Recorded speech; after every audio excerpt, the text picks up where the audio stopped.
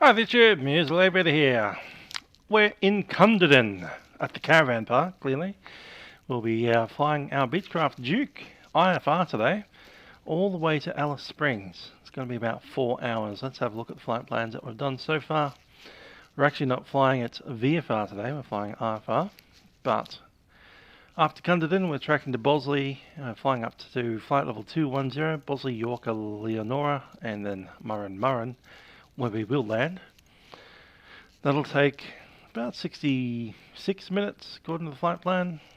And then the second leg, the massive, huge one, which will take 142 minutes according to that.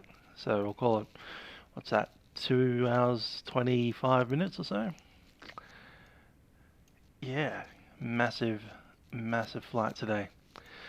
So at least 3 hours 25 minutes of flying, probably 3 hours 30 minutes before we get on down there. There's the toilet for toilet inspector to inspect. Nice row of caravans there. Some old bombed out Holden Berliner with a scored up bonnet. And there's our plane right there, right over the fence. So, big flight.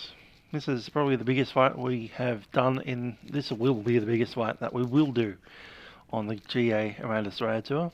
We've picked the right aeroplane for it. We can do 140 odd knots in that aeroplane. Yeah, where's toilet? He hasn't shown up yet.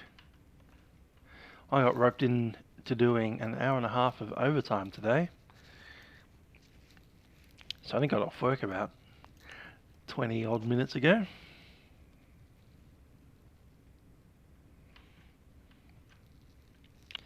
Random skip bin. Lovely view from the caravan park if you like gliders.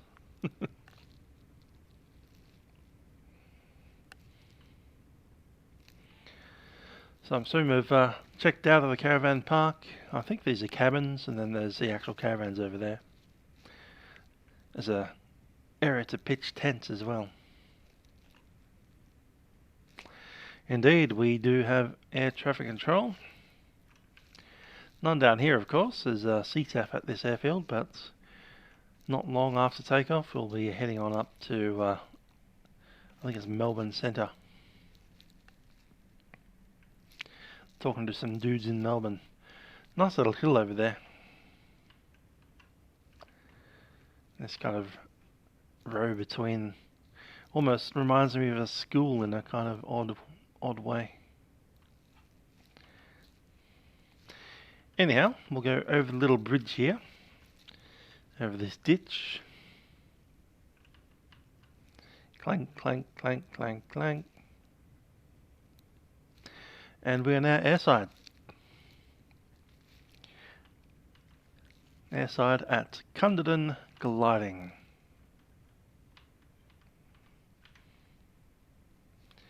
Gliding Club of Western Australia. Let's have a look at our charts. So, drop into the checklist. I did use this little forecast before.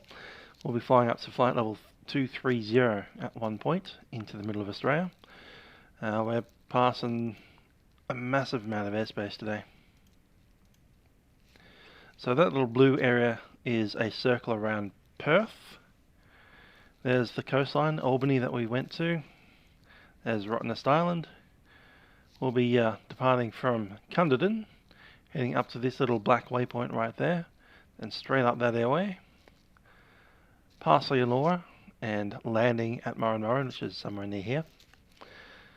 Departing Murrin Murrin, we continue along that airway, the Yankee 69, through and over the top of Alice Springs, over the top of Ayers Rock, and up into Alice Springs.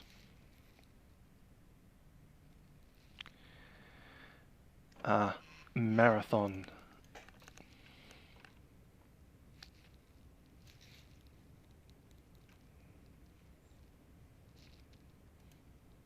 Let's grab my Twitch.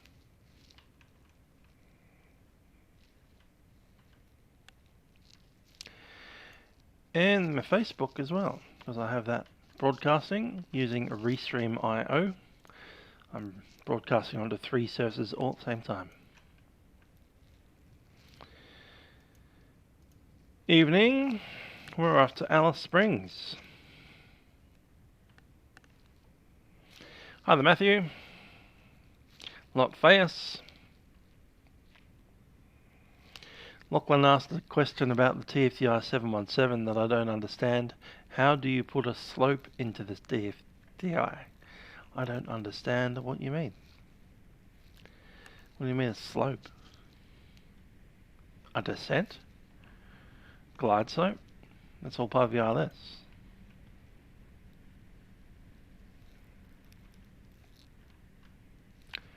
Anyhow, here we are at the back of Kilo Papa Bravo. Let's jump on.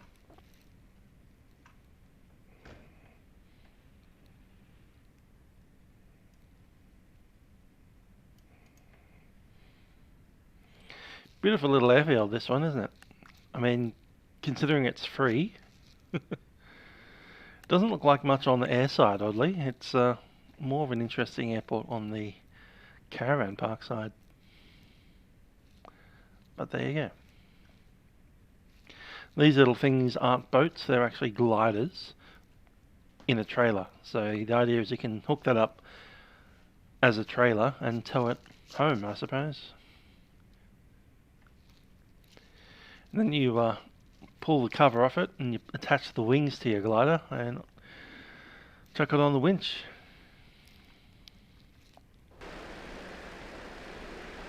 Anyhow, inside, batteries in.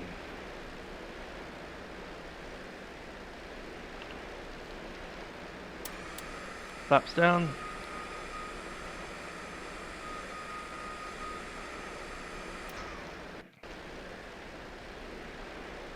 Batteries off.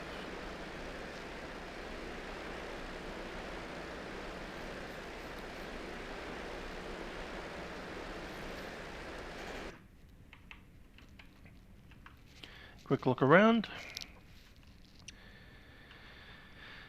There we go, the flaps are looking happy. Aileron's good. We have full tank of fuel at the moment, and we will refill again to full tanks once we get to Murrin Murrin.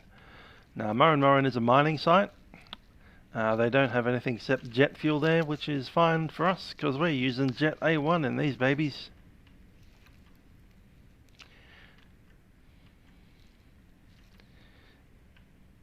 As I said, we're using a piston-engined repaint on a turbine-engined aircraft.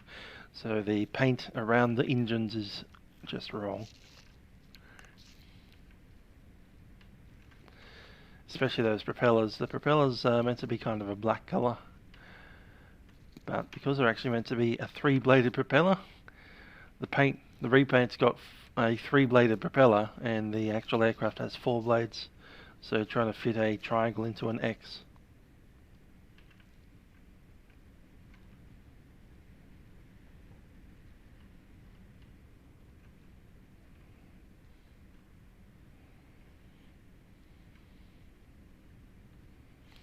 Cool, let's jump back in. There's the big stair. Put one foot on there and then jump on in. Off we go. Let's close the door.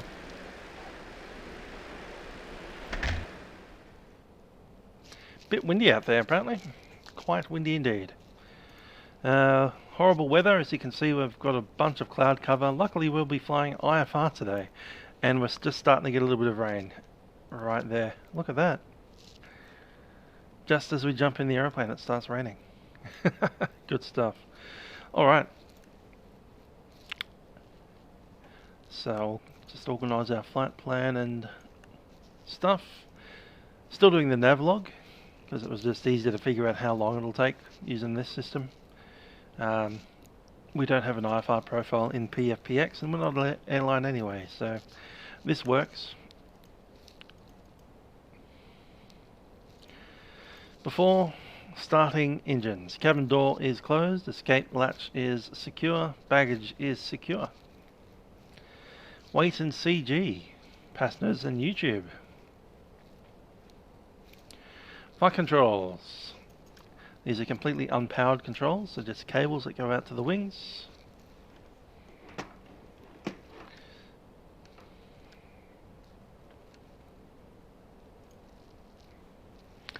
Seat belts and harnesses are secure.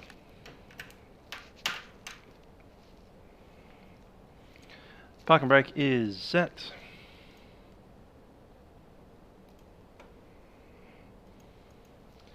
Circuit breakers are all in.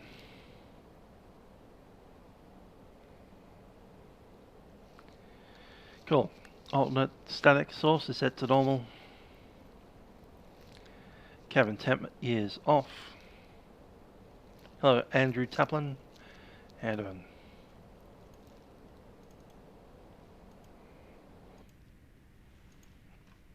Don't know what view I went in for that. Let's avoid that in the future. Landing gear handle is down. Condition levers are not yet cut off. There we go.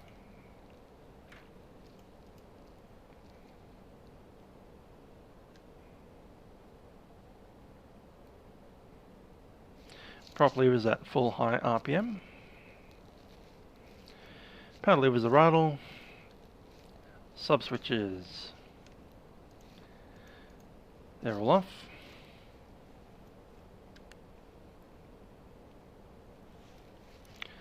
Okay, battery and annunciators.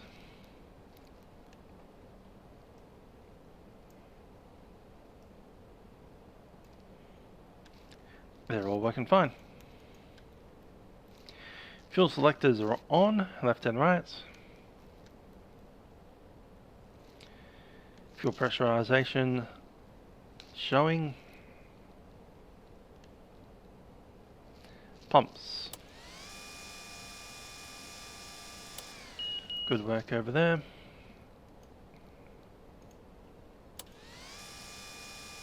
And over there.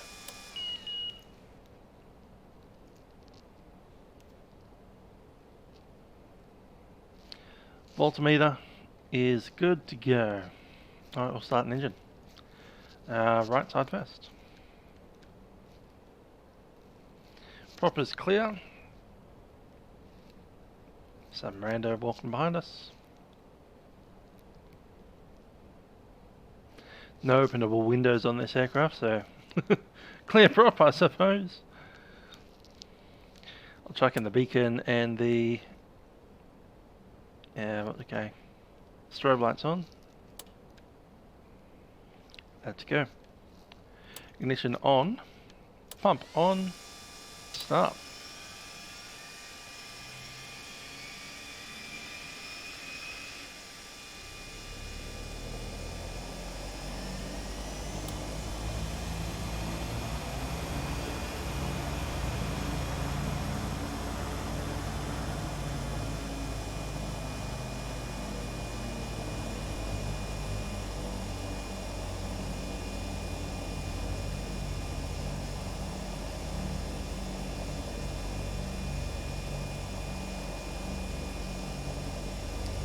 And red low idle. Starting up. Switching over to the gen and ignition sets auto. Pump is off. Start up the left side. Ignition is on. Pump is on. Start up.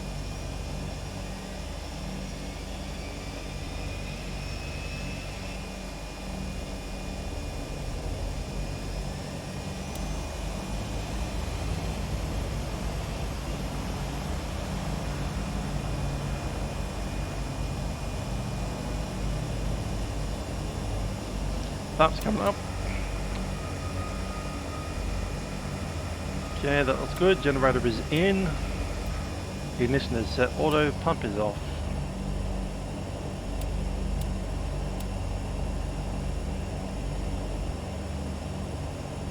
Strobes off. Taxi's on.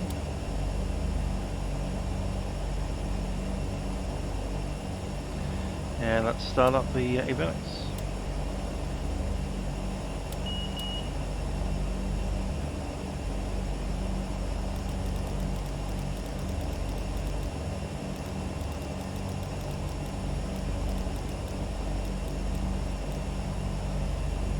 Cool.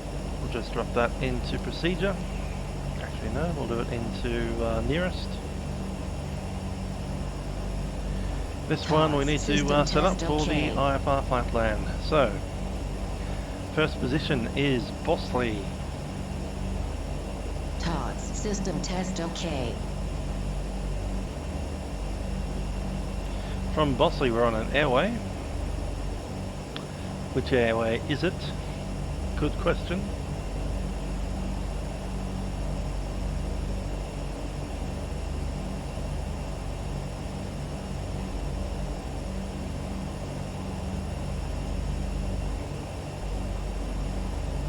It is Yankee, is that 59 or 69? That one. All the way up to Leonora. Load that in and it'll be YMMI, Murrin Murrin. That's good to do. Alrighty, where is 123.95?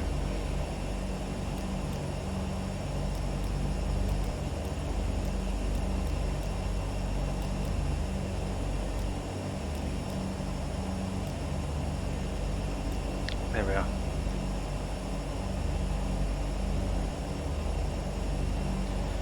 Melbourne Centre and all stations. Cunderdin, Kilo Papa Bravo, taxis IFR. Murrin Murrin. Kilo Papa Bravo, Melbourne Centre, g'day. There's no reported IFR traffic for 3451. Talk code 3451, Kilo Papa Bravo. 3451. And Kilo Papa Bravo, your airways clearance is about. Kilo Papa Bravo, ready copy. Kilo Papa Bravo, you're cleared to the Murrin Murrin via Bosley planned route, flight level 210. Good Murrin Murrin by Aussie planned route, flight level 210, Kilo Papa Bravo.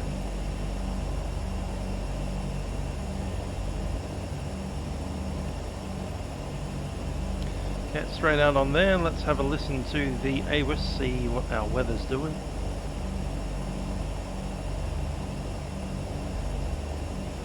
Where's Alice? That's a long way off. Sit down at the back.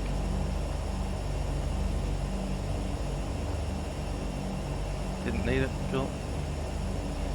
So, Cunderdin.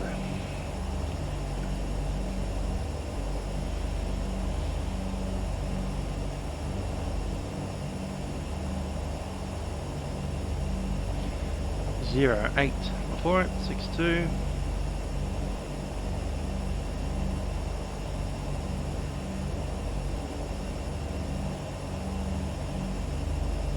Automated Weather Information Service, Cunderdin Airport, time 0740 Zulu, wind 250 degrees magnetic at 17 knots, maximum 28 knots, minimum 13 knots. Visibility 17 kilometers. Present weather. Showers of rain. Clouds scattered 2,500 feet. Broken 3,400 feet. Broken 4,900 feet. Temperature 10. Dew point 9. QNH 1008 hectopascals. 10 minutes. 1.0 millimeters. 1.0 millimeters of rain. QNH 1008.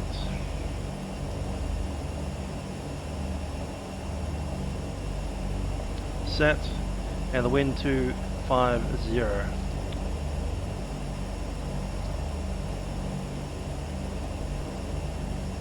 So runway 23. Sounds good to me.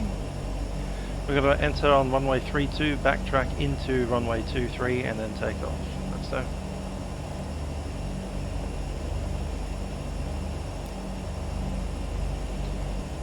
And listen to 122.8 as well.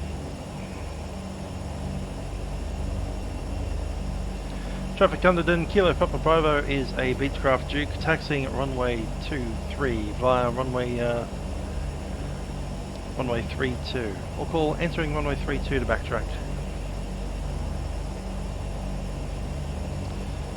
Brakes. And let's roll out. Check on wingtip clearance. Both sides.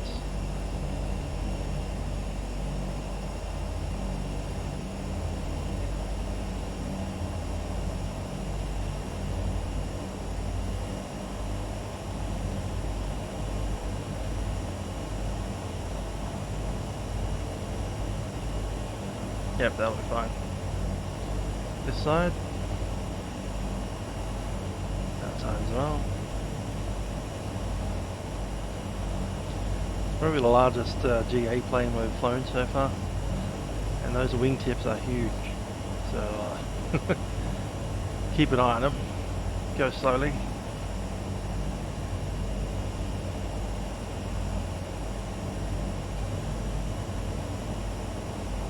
Don't touch the tree. Don't touch the shed.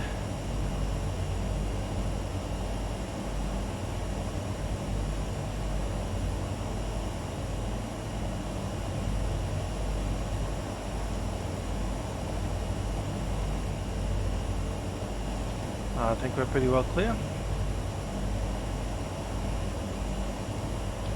We pick up the pace a bit.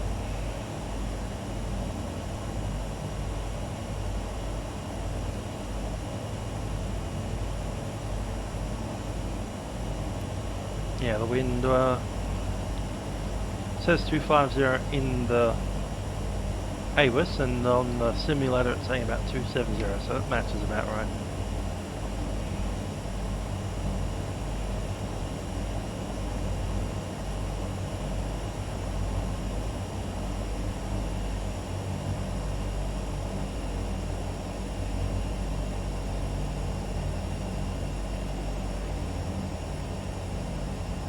Okay, the transponder's in standby, we'll turn that on now.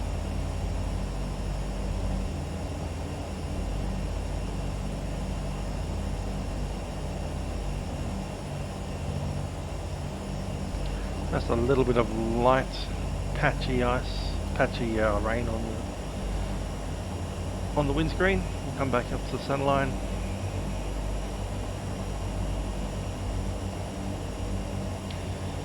What aircraft did someone say that was?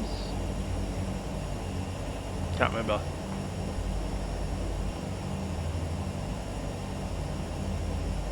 Looks good though.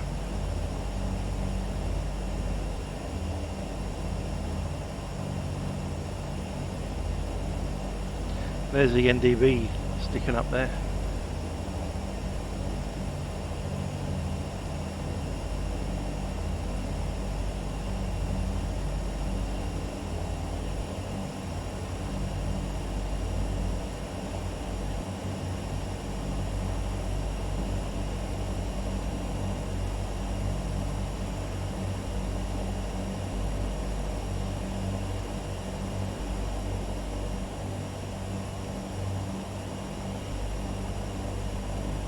Nice little crop duster.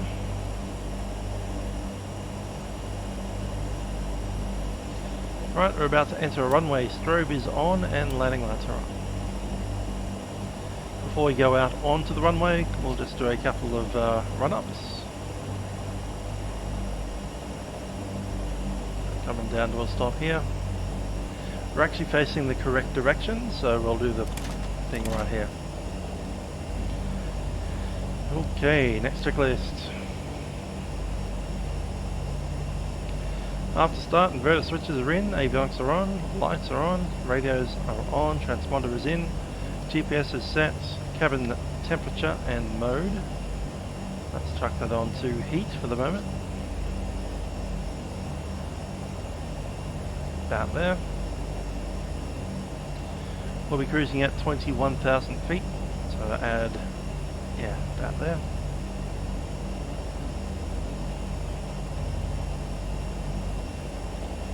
Now to the other check. On and clear, on and clear. Brakes are checked and the gyros showing about 20, what was that? 20.26, 206. Yeah, it's about the same there. For takeoff, brakes are set, fuel pumps. Yep, working. Both working. Backup number 2, also working. Turn that with the lights.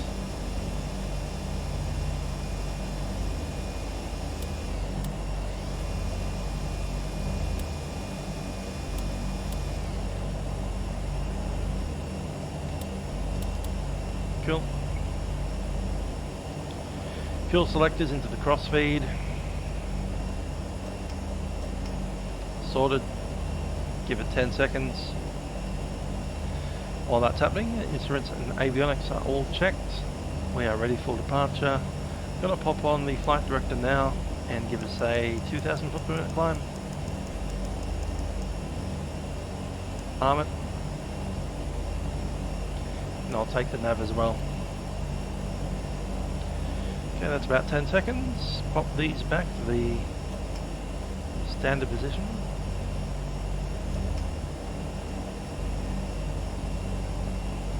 Autopilot.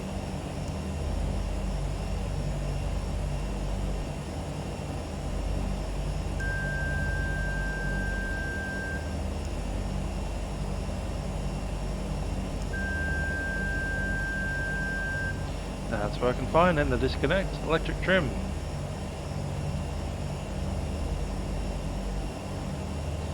Clearly working, and trim is now set to takeoff.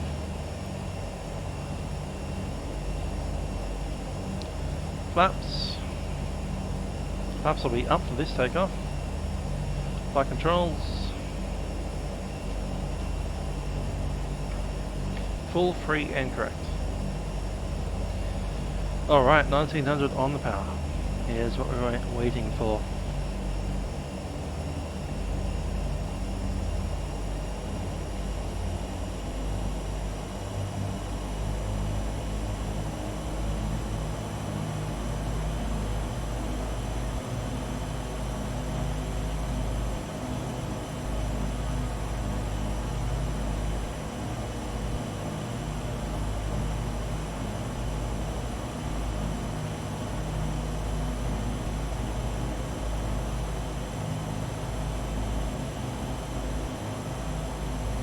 Looking good. Okay then, ITT temperature is showing 614, 613.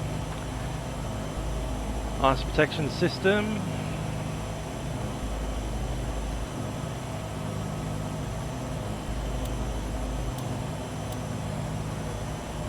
Yep, that pulls some prop RPM. Without touch anything else. Good stuff. Right side only. Left side only.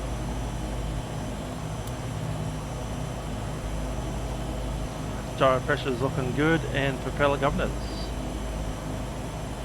Both together.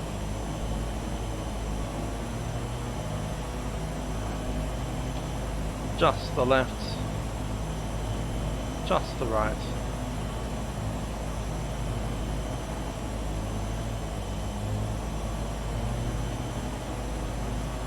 And propeller down to idle.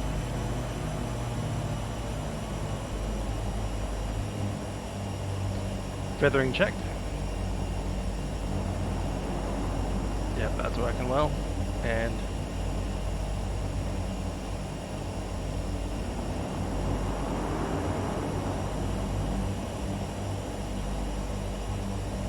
happy with that. Fuel, we have 128.5 in both tanks.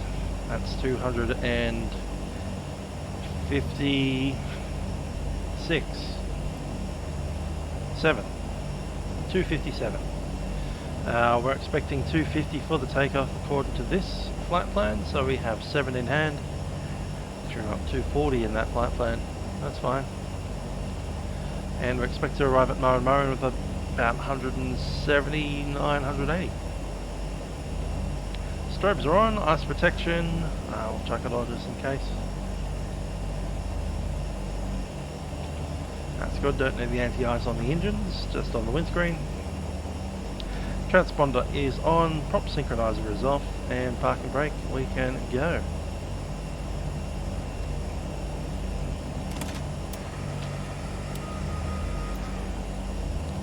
Traffic Cunderdin, Kilo Papa Bravo entering runway 32. We'll be backtracking halfway through and then continuing a backtrack onto runway 25.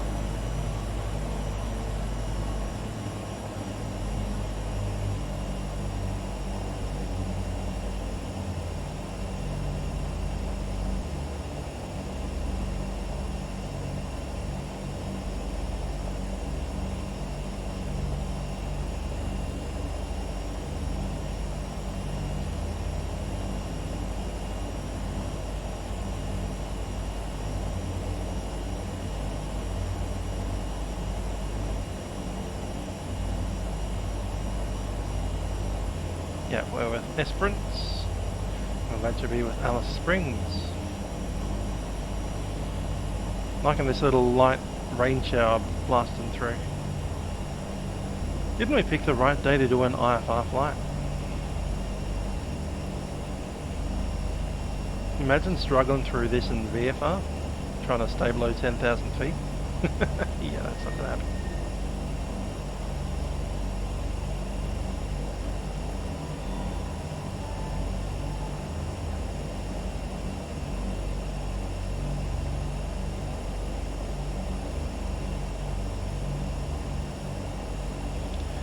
Traffic Cunderdin, Kilo Papa Bravo, now backtracking on runway 24.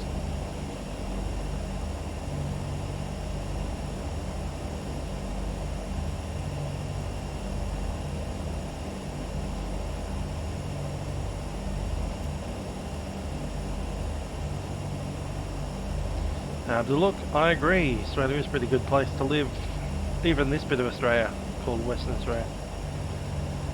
It's like a little bit of the eastern states, but stuck in the very far southwest. I was listening to a documentary the other day saying in the eastern states of Australia we have the Great Dividing Range, and most of the eastern states are kind of nestled between the big mountain range and the coastline. You get all this beautiful temperate forest kind of area, and for a very long time in the early history of Australia, they simply weren't able to make their way over the mountains. They were trying to go through the river valleys, and all the river valleys come to a dead end stop and there's a massive cliff. So for the first 50 years of white settlement in Australia, nobody was going into the interior. Except in Western Australia, where there is no such thing as the Great Dividing Range, and all you have is flat plains as far as the eye can see going off into the desert. It's just flat, flat, flat, flat, flat, getting drier and drier and drier as you go.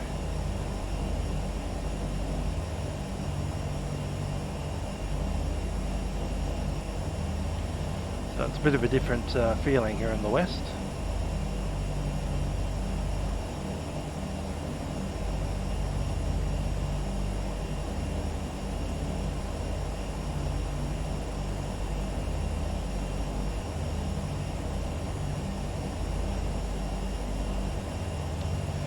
See the wet starting to really soak into the runway here.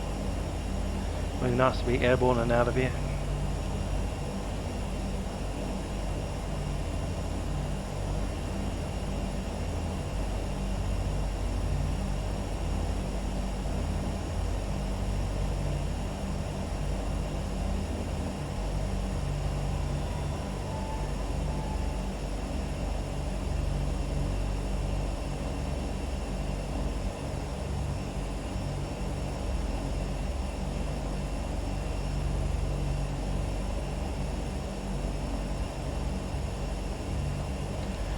Traffic, Cunderdin, Kilo Papa Bravo, lining up runway 23. Departure left hand downwind.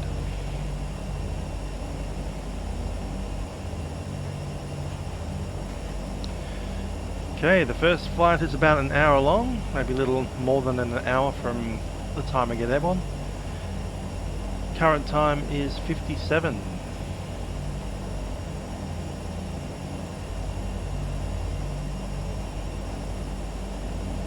Brakes are in, Mixture fully rich, props fully forward. Last checklist.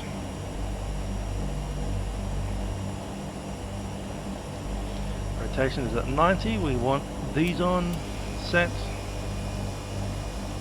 Flaps up for this takeoff. And I'm happy to move. Already made the broadcast.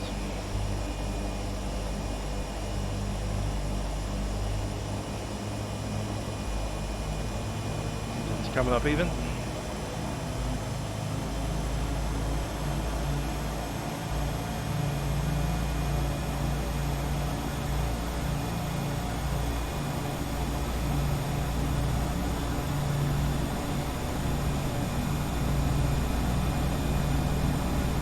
Up we go. Gear up.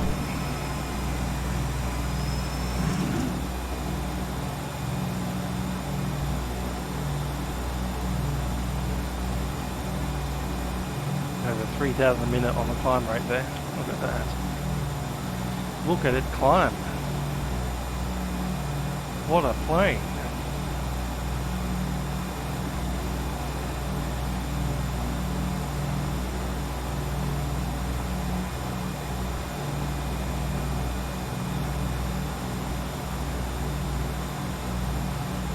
Back off on the power, about 10,000 on the torque, or 1,000 on each torque. Traffic Cunderdin, Kilo Papa Bravo turning crosswind runway 23. There goes the township. Flatten out.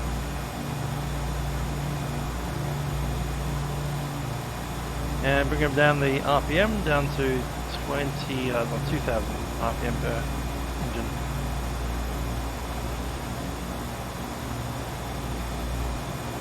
Pass on town site, not quite there yet, almost.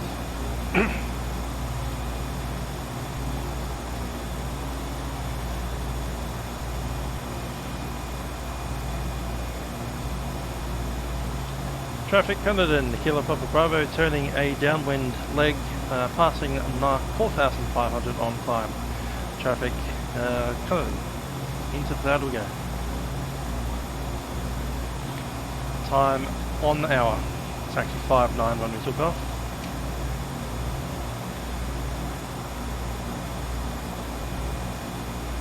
Okay, I'm going to go to autopilot, we'll go into nav. 21,000 feet, we're going to push that up to about 2,000-ish feet per minute. Even out those engines. And switch back over to Melbourne Centre. We need to get clearance into the Class E at 12,000 feet. Melbourne Centre, Kilo Papa Bravo departed Cunderdin, time 5:09. Climbing through 6,500 on climb flight level 210, and estimating bog out at time 09. Kilo Papa Bravo Melbourne Centre identified. Kilo Papa Bravo. Nav mode in.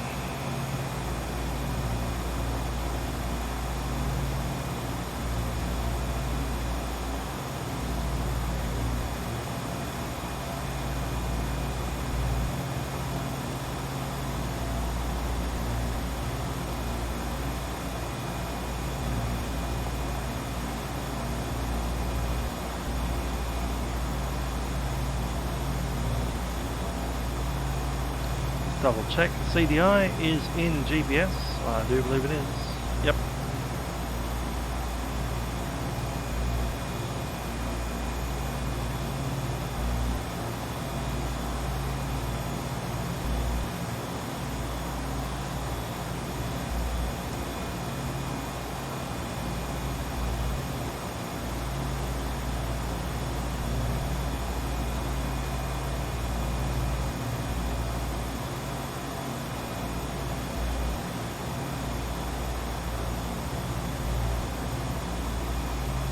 Still looking at 2,000 RPM.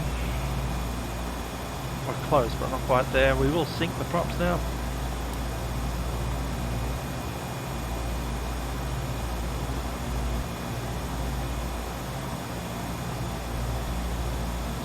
coming up on 10,000 feet. First thing I need to look at is that pressurization pressurizing? It is indeed pressurizing. We've got a cabin altitude of just over 500, 600, 700 feet. Altimeter set 1013. Landing lights come off. I'll leave nav strobe and beacon on.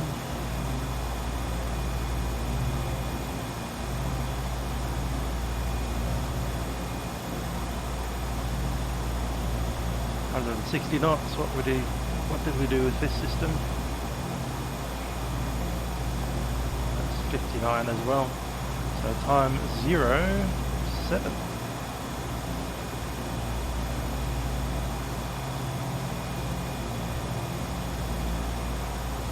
Nah, 7 on that one.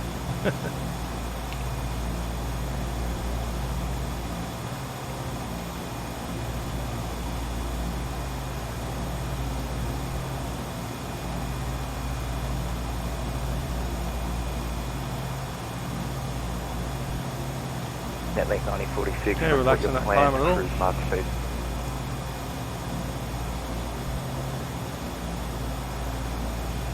Stand by. And we're going to go back up to 11,000 on the top, or 1100 on the top. Melbourne Centre, g'day, Lima Bravo Zulu, flight level 130.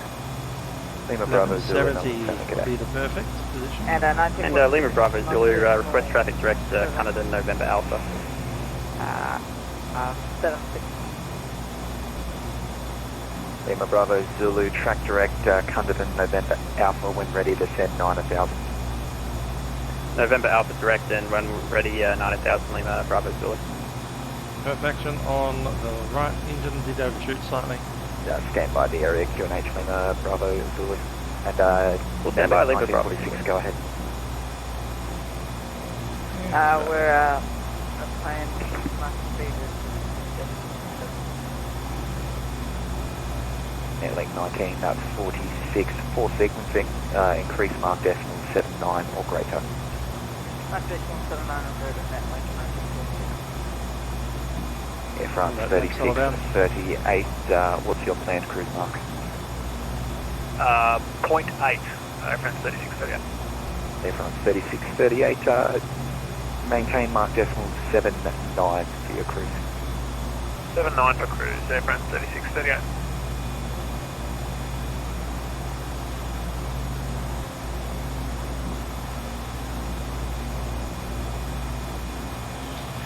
$16,000, still breathing well.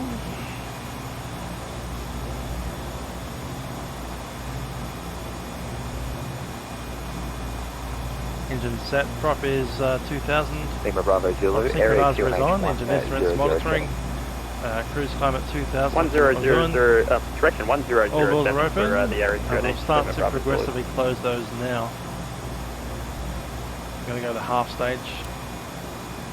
All doors half closed.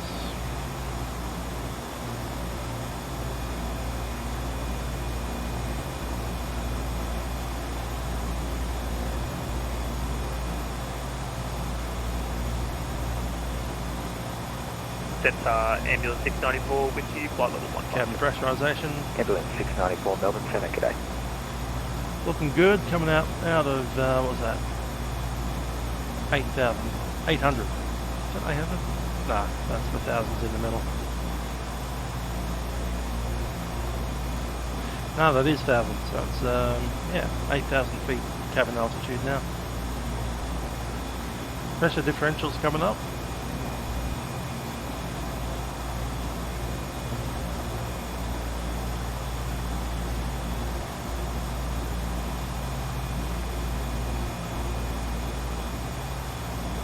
I've actually added an extra knot, extra minute. It's only 1 minute early, but don't need to contact. Nearly there, 3 miles out.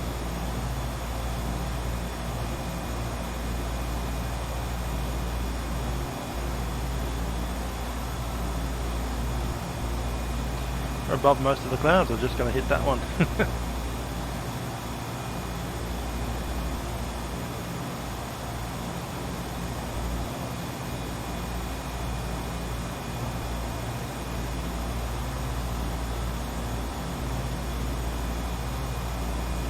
We'll just miss it, I do believe.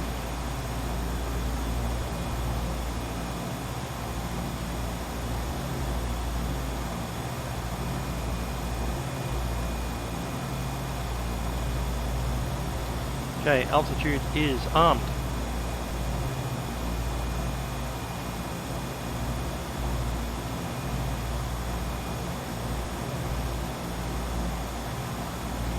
Top of climb right at the moment that we intercept the airway. Couldn't have made it better. Is it possible to request direct to November Alpha for Cunderdin? Ambulance 694, you can track direct Cunderdin November Alpha when ready to send at 9000, area QNH 1007. Somebody's control up there. Direct November Alpha for Cunderdin, nav down to 9000 when ready, QNH 1007.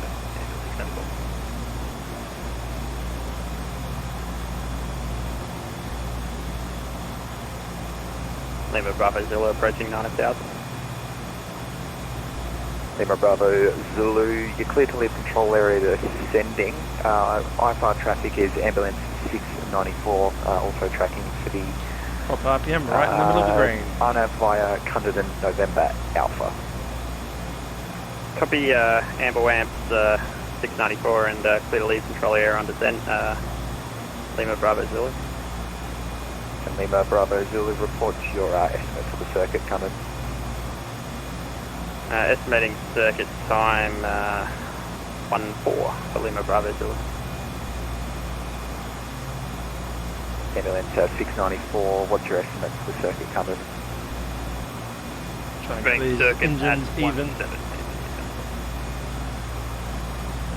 Tiny movements. Lima Bravo Zulu, did you copy ambulance 694 estimating circuit 17? Hey, sir.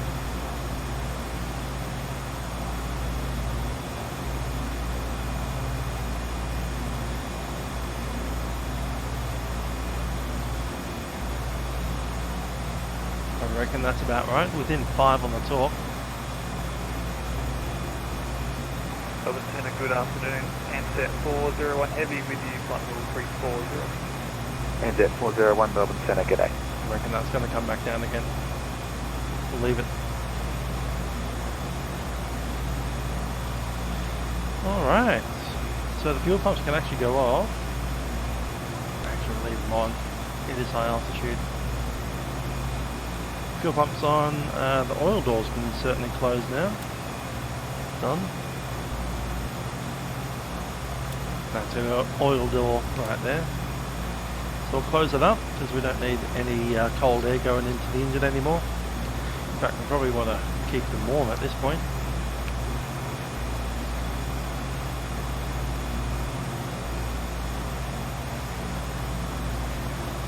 Internal turbine temperature is the main consideration at the moment. 703. Want to keep it inside the green range, but obviously we're trying to go as fast as we pretty much can. We've already hit red line, so we're going to stay there. Ambulance 694, you're clear to leave controlled area. Descending IFR traffic is Lima Bravo Zulu, it's an IFR Cessna 441 tracking via Cunderdin November Alpha, estimating the circuit is minute 14.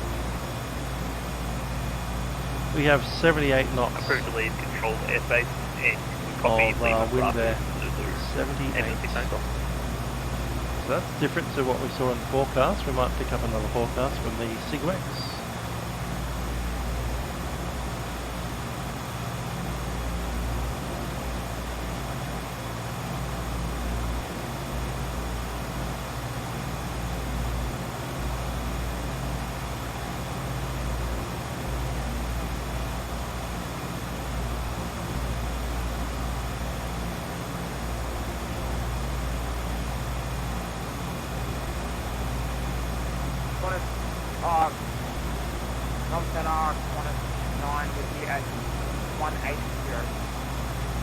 Qantas 9 Melbourne Centre, g'day, climb by the tip, flight level 310. Take up the west.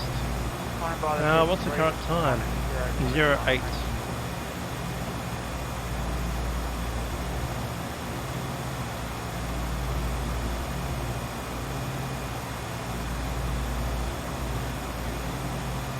Netlink 1949 and airfront 3638 in turn, contact Melbourne Central 127.0. G'day. That's 210. Somewhere between those two. We'll take the top one. Maybe not. 24, 23. Split the difference. 235. And give it exactly what we have here, 78. And airfront 3638, 127.0. Netlink 1946, did you copy 127.0? And at Leonora, somewhere around here. I'm up Around Netlink 1946, he just got disconnected from the voice server through transmitting. 8. No worries. 2 in there together, go ahead the other station. Lima Bravo Zulu arrived, Cunderdin, circuit area, cancel 42. Starwatch. Lima Bravo Zulu, Cunderdin, Starwatch terminated. Yes. So, 22 minutes plus 7, 8, 9, 10, 11, 12, 13, 14, 34.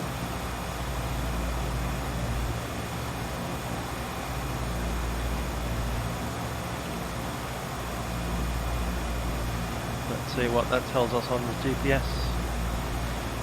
We're going quicker. 318 knots.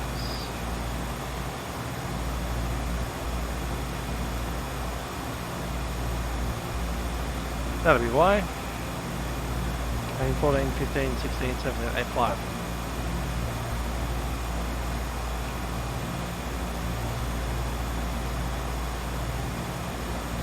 And the reason is we're doing 240 knots of that. What's the temperature outside right now? Where did I put that thing? There it is.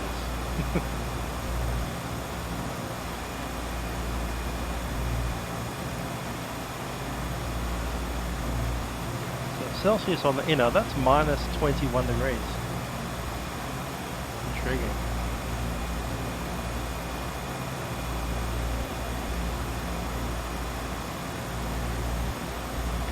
So there's minus 10, minus 20,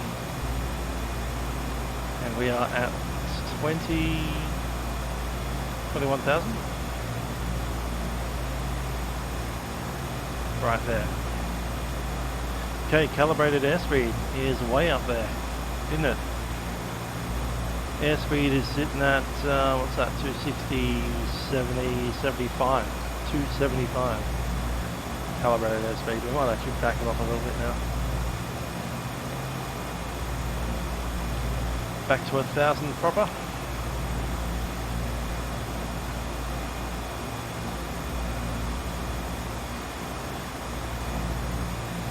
Hopefully they meet in the middle, they'll pass each other.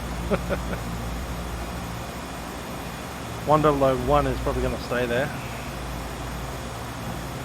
As usually it's the left engine that's giving us issues. Stabilising.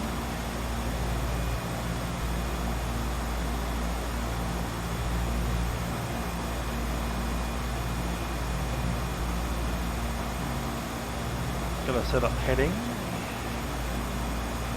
So the heading is straight ahead, our course is slightly off to the right there because of that crosswind, 77 knots of it.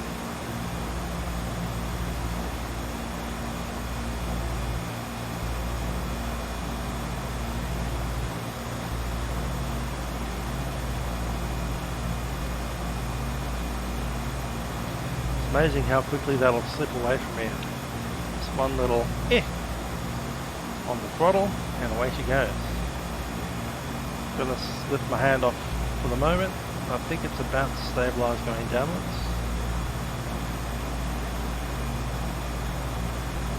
Maybe not.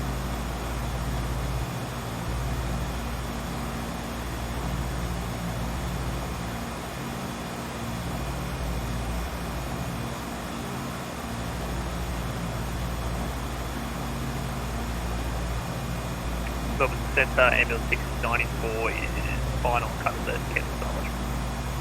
Ambulance 694, Southwest cancel, time 18. I'm using NG to try to set 95.6.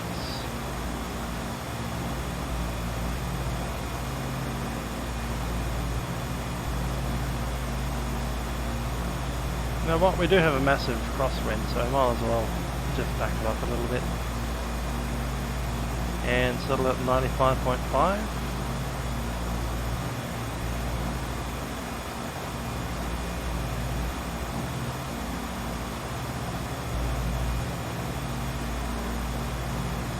Yeah, that's right. Close enough. Close enough it goes. So over here we have Meriden is our closest airfield, and Southern Cross almost directly to our south there.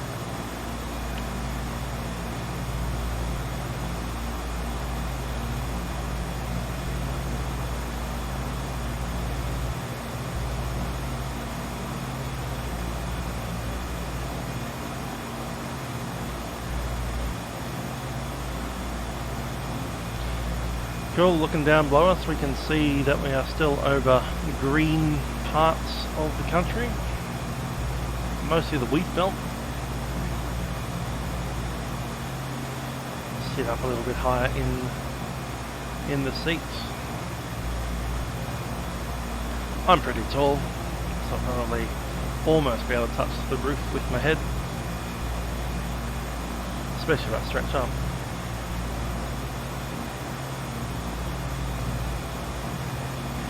More of these salt lakes. Basically all the rainwater falls into rivers. Those rivers run downhill. Downhill isn't the ocean because the ocean is too far away and slightly uphill. And so they kind of pool into these lakes here. And there's nowhere for the water to go. So it just stays there until it gets evaporated up into the sky. And evaporate it does. And water always carries salt when it's flowing along the ground, and all that salt gets left behind as the rest of the water evaporates into the clouds. Those clouds, of course, cause the rain that we saw before takeoff, and it falls back down onto the ground, picking up more salt as it flows back into the lake. Where it sits again until the sun makes it all evaporate, turn into a cloud again, get transported somewhere else and falls again. Comes back down here with even more salt. And so the cycle perpetuates around and around and around. The water ending up in these salty lakes, getting evaporated up into the clouds, getting pushed out somewhere, falling somewhere else, and then coming back to these lakes, evaporating again.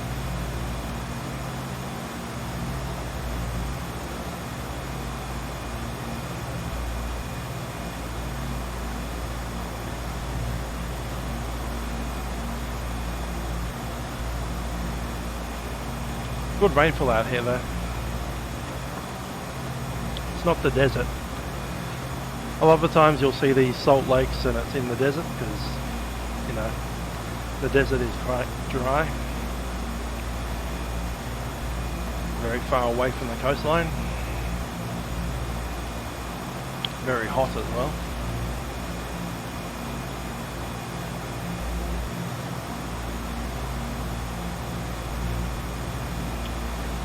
Don't you worry, we'll be flying over some of that. Unit 2955, contact Melbourne Centre 127.0, good day.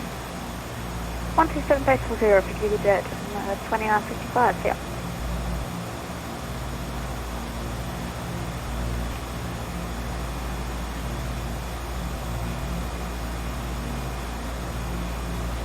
$77, there we go. That forecast is 8391, the same for you, contact Melbourne Centre on 127.0, picking up good day. more wind as we go further north. 127.0, contact 8391, good day.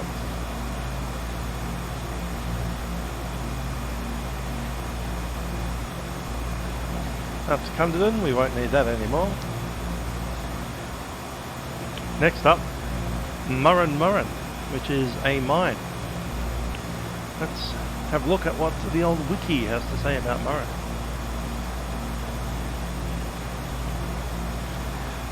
I've heard from other people that Murrin Murrin is a little bit of a annoying mine site to work at.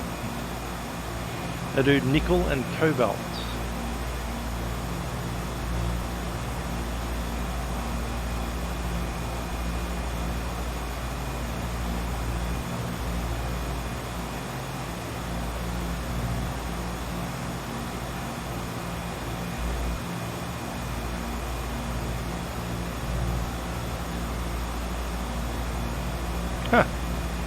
So there you go. Significant problems and delays are encountered in the design, construction and commissioning of the ore processing plant at Murrin Murrin. And the designers, FLAi Danielle, had to pay a joint venture $155 million in out-of-court settlement.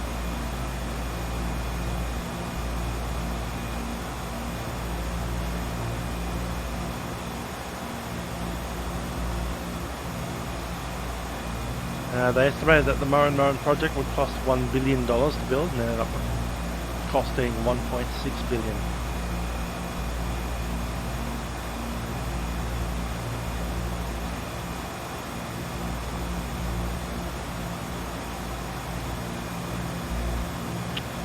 How long till landing? Good question. Let's have a look. Let's do the rest of this math.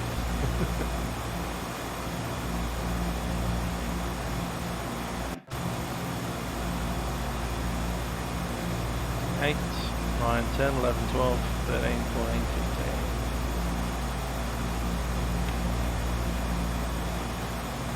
Five minutes past the next hour, so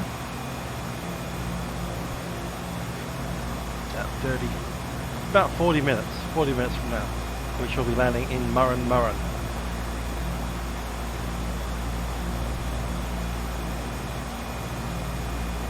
Here's Murrin,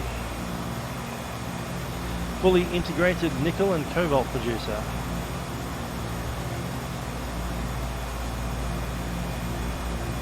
Open pit mine.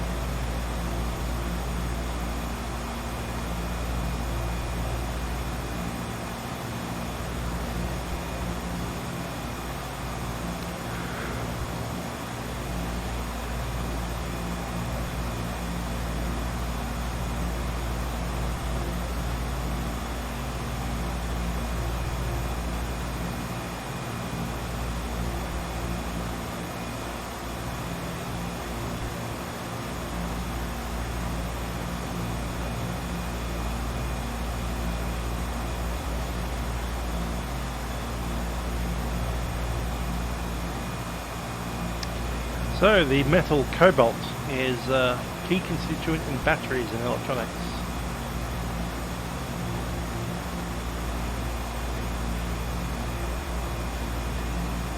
Also as a super alloy in aircraft engines. Intriguing.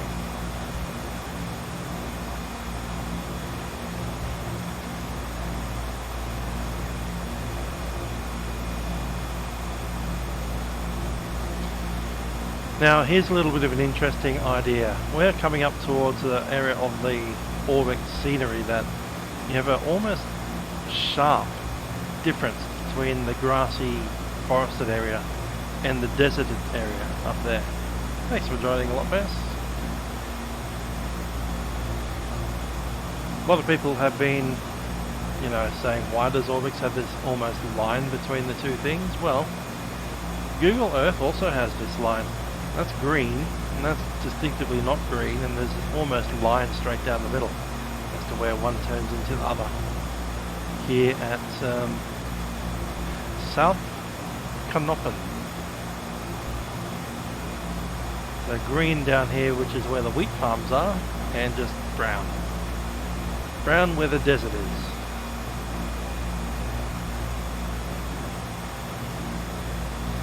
Brown and red. Orange almost colour, like a redhead ginger.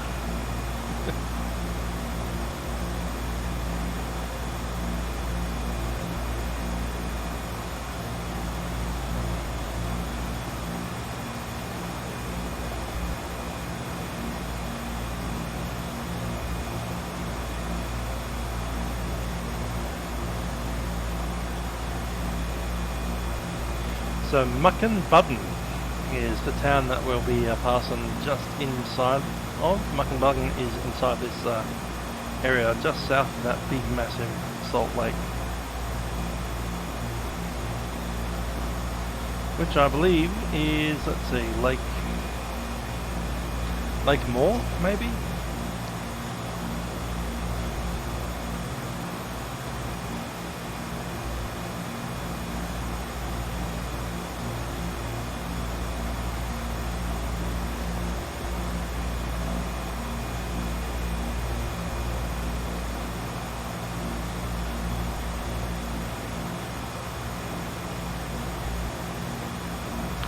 Yep, can't wait for the new flight sim, and I'm all ready to do another event around Australia going the other direction.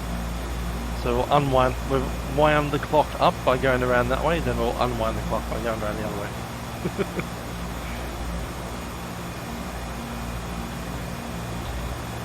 So I left Melbourne in, I think it was July or July last year, 2019.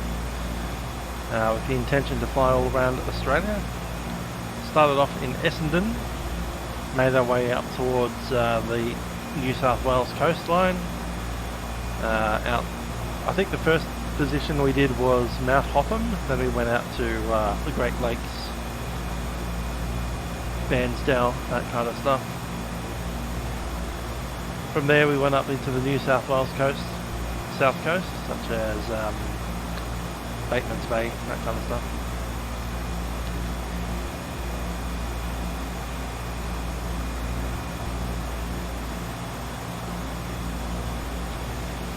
After that we headed down to the New South Wales snowfields in Cooma.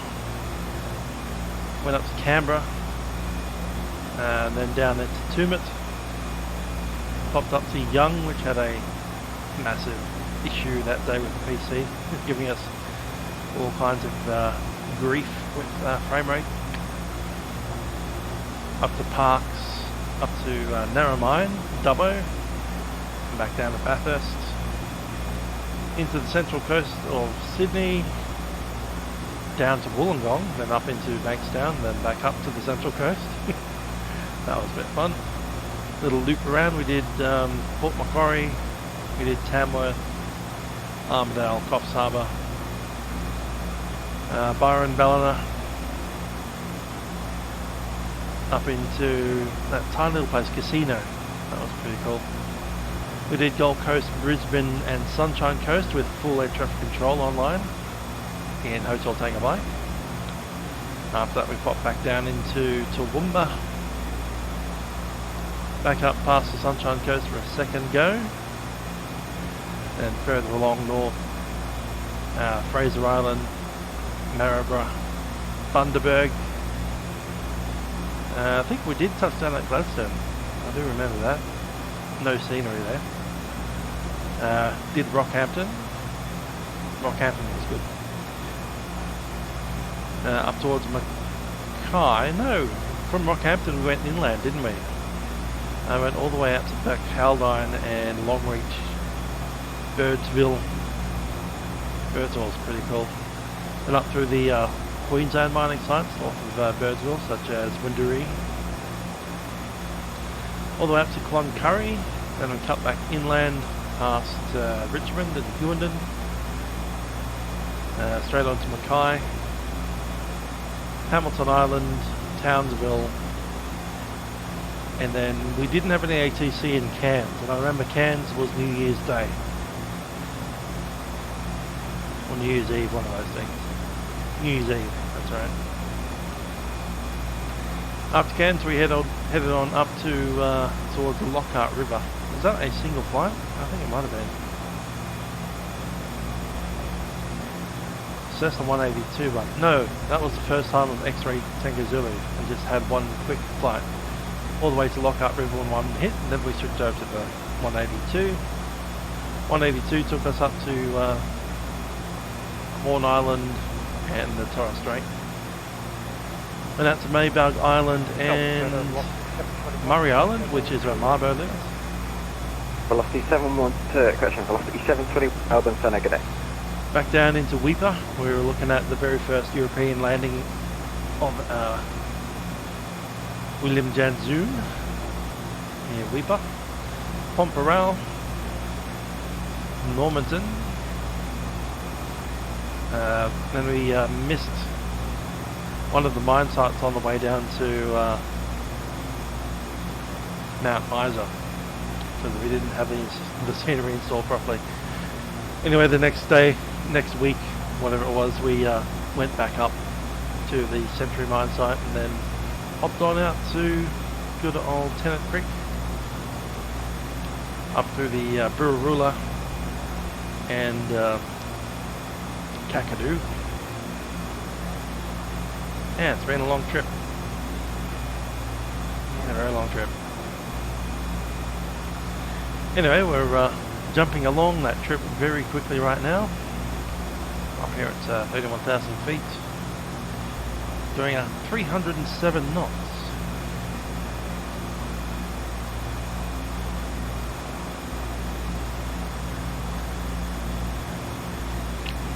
Speaking of which, Murrin Murrin.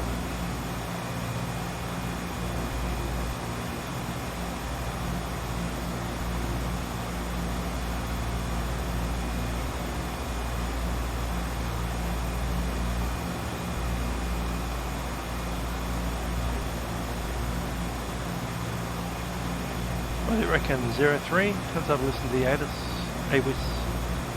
Do they have one? Don't think they've got one. Darn it. Leonora might have one. So listen to theirs.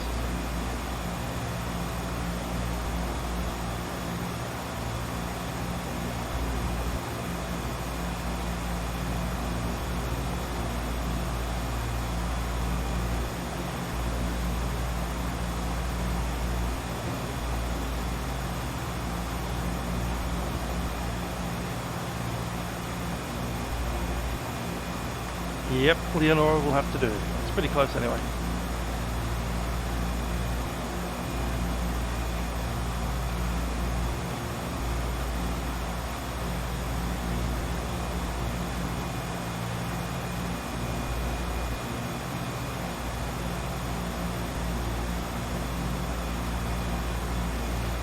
So 6216.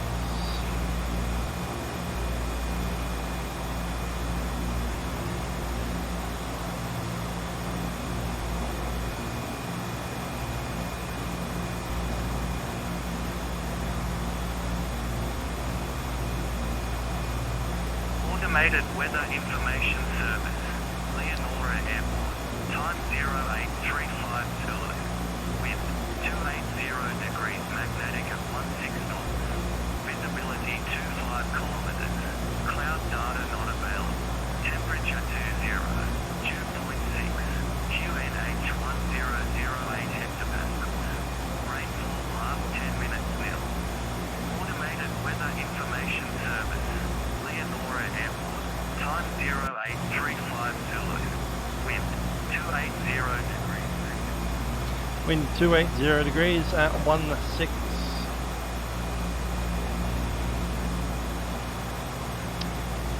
Which will give us a landing on runway 01.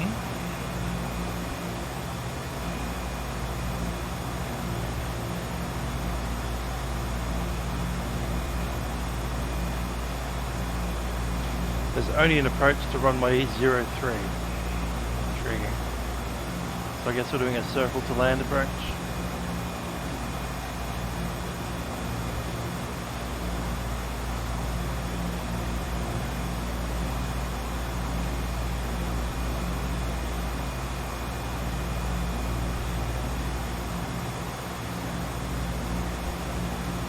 Coming in from Leonora, we'll just join India Sierra Bravo on the way down. Let's stick it in.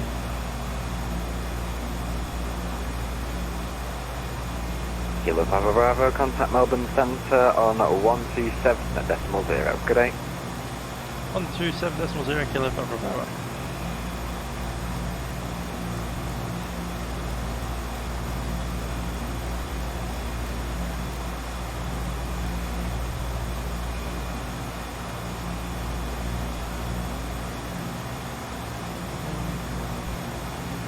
Melbourne Centre, Kilo Papa Bravo, flight level 210. Kilo Papa Bravo, Melbourne Centre, academic. Just want to even out my engines again. We'll take the right side a little bit further forward.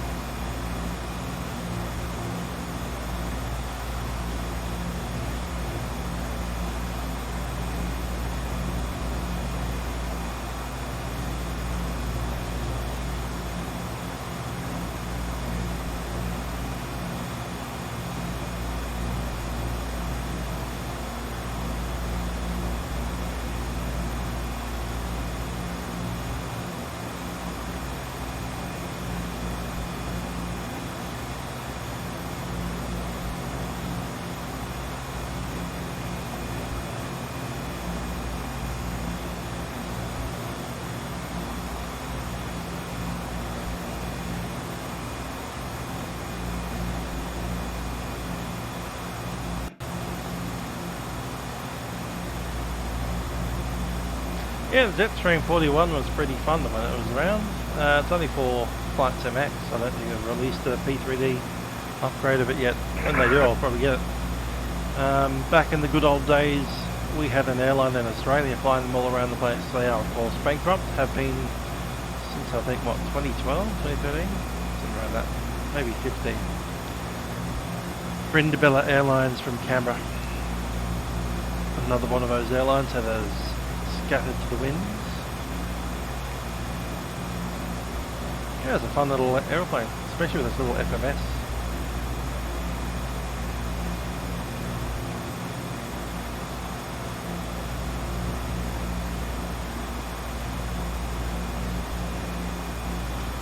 Was Bravo? Yes it was. Loading the approach in.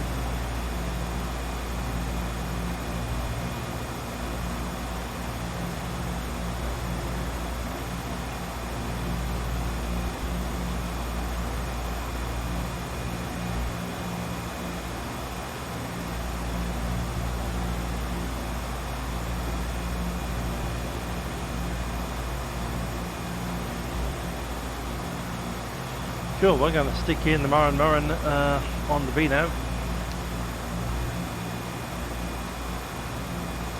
There we are, 3,100 at Murrin. Now we'll do 1,500 on the descent.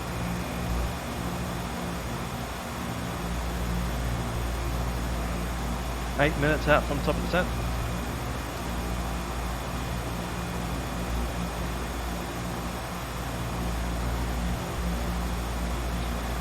There's a big chunky, is that a mining site? Can't really tell. It's like half mining site and mostly Salt Lake. I imagine it's a Salt Lake. Where Salt Lake is that?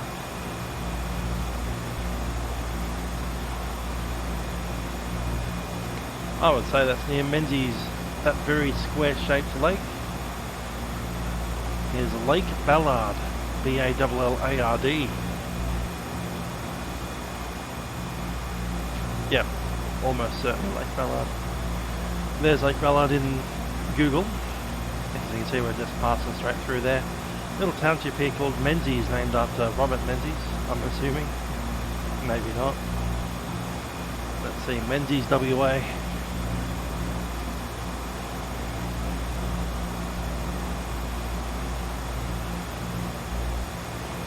Menzies, Western Australia. In the goldfields.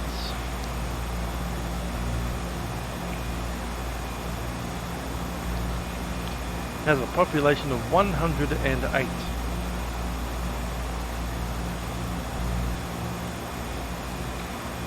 Interesting. Gold was discovered in the area in 1894 by Robert Menzies, not the guy that we are thinking of when we say Robert Menzies, because Australians might know Robert Menzies, that was a Prime Minister of Australia during the Second World War. But This Robert Menzies was a Canadian-born prospector of gold in 1894.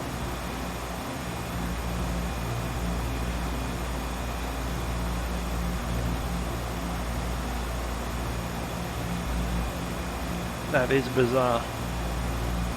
Moving 1946, cutting Melbourne Centre 131 decimal 8, okay.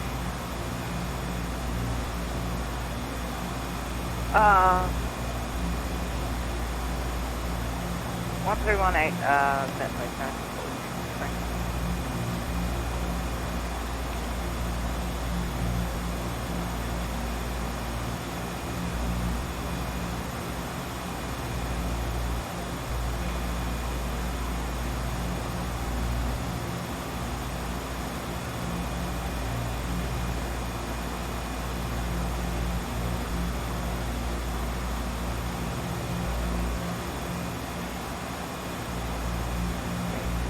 Airfront 3638, contact Melbourne Centre 131 decimal 8. Good afternoon. Melbourne Centre 131 decimal 8. Good night. Airfront 3638.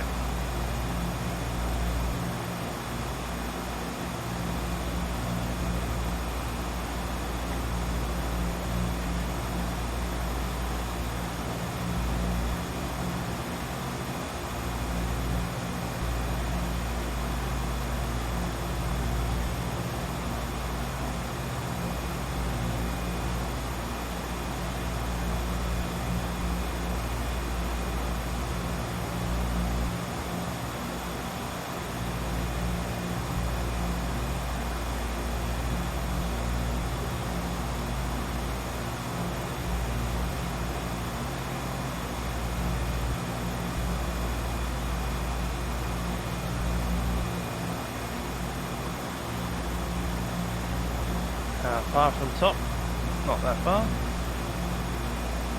So for top and tail, we've got the oil pressure and everything's in the green.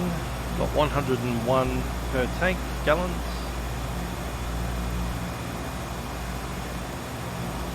What to expect to have at Leonora.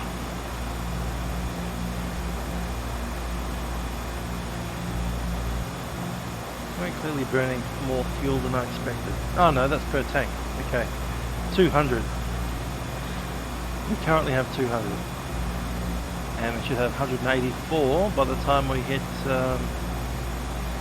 Leonora, which I think will be. We had what was it, 10, more than 10 in hand.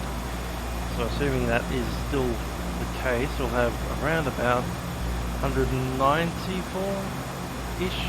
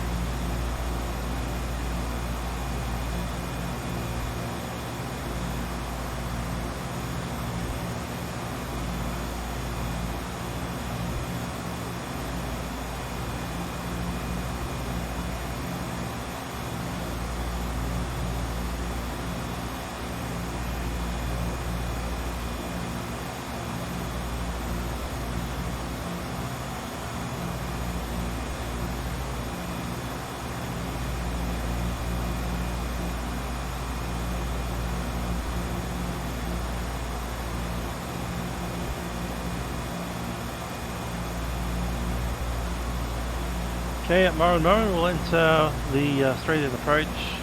Once we get within 4 miles of the field, we'll break off to the right slightly and then make a left-hand downwind runway 03.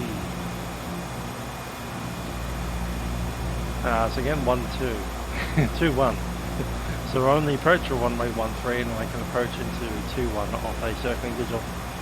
The mine site is about 3 miles to the south of the aerodrome, straight down there. Pappy.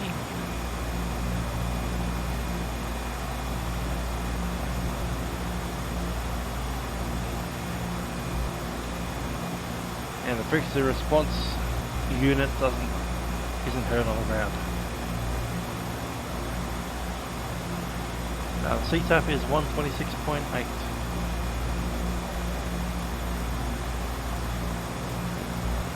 QF619, contact Melbourne Esperance Centre on 123.950.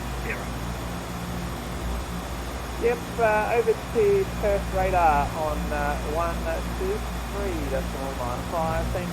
That's QF conscious, Quebec Foxtrot Alpha 619.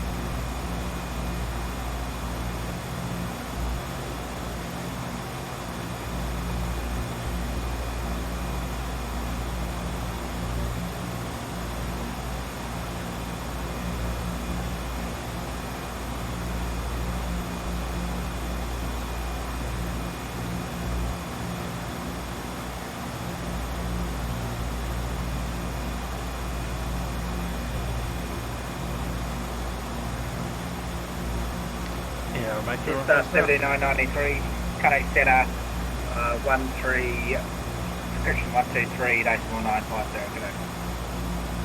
Contact Brisbane Radio on frequency 123.95, just 7993, g'day.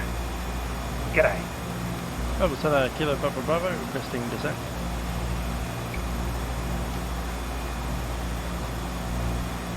Kilo Bravo, wind ready, descend flight level 150. And ready down flight level 150, Kilo Papa Bravo. Kilo Papa Bravo, you can descend flight level 130. 130, Kilo Papa Bravo.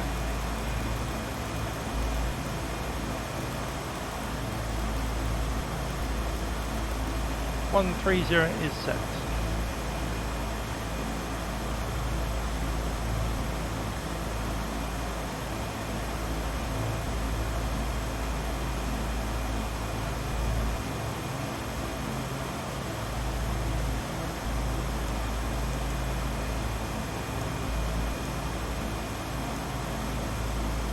Cool, 1500 on the descent into the decrease. What is the altitude down at the bottom? 1500.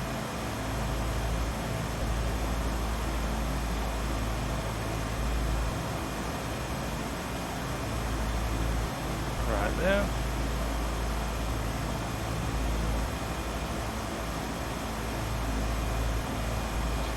And descent checks.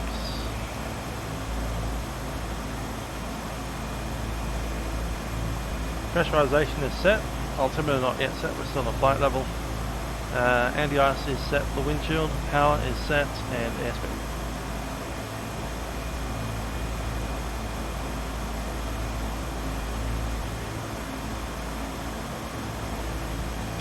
No, I probably won't try, well, who knows. Connect 8391, connect center 131.8, g'day.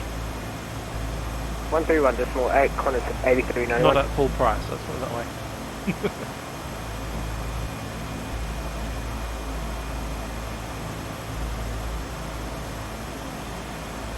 If someone puts on a competition and I happen to win a Captain Sim product, it'll probably be the 767 that I pick.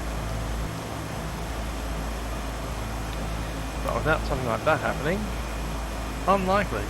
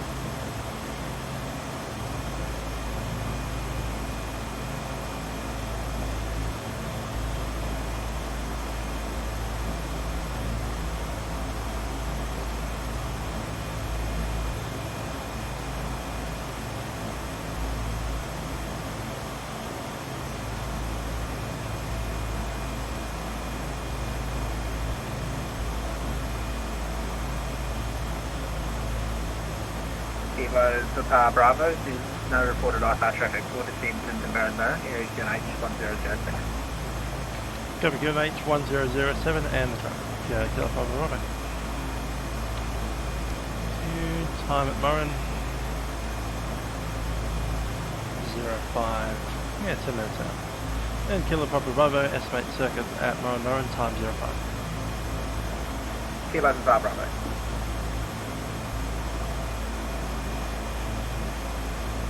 QJet 2955, cutting dinner on 131 days flight, g'day. 131 days flight for QJet 2955, yep.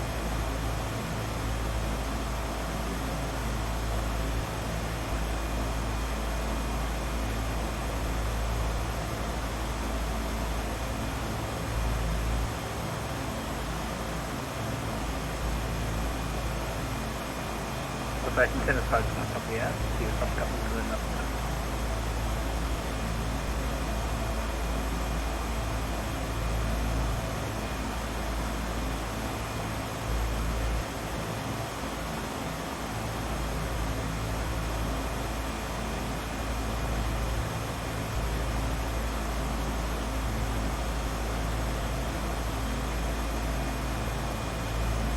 Oh, the Rossi, yeah, applying some IFR stuff.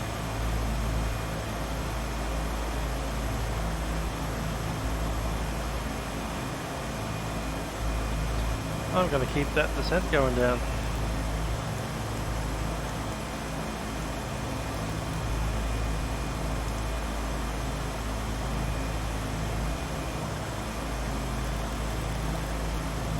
Kilo Papa Bravo, you just clear control airspace now, control to 780. Frequency change approved, Kilo Papa Bravo.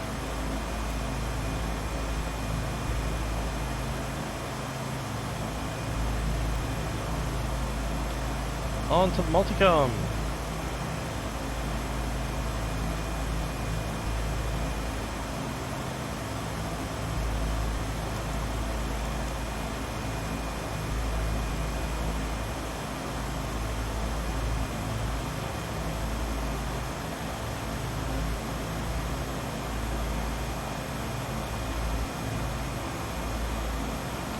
Traffic, Murrin Murrin. Kilo Papa Bravo is overhead Leonora, 30 miles to the northwest of the field.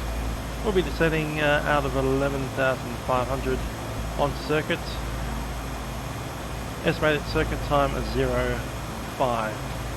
We'll be joining from the ILAB approach, runway 03, and then making a left-hand circuit, so we'll circle to land runway 21. Traffic, Murrin.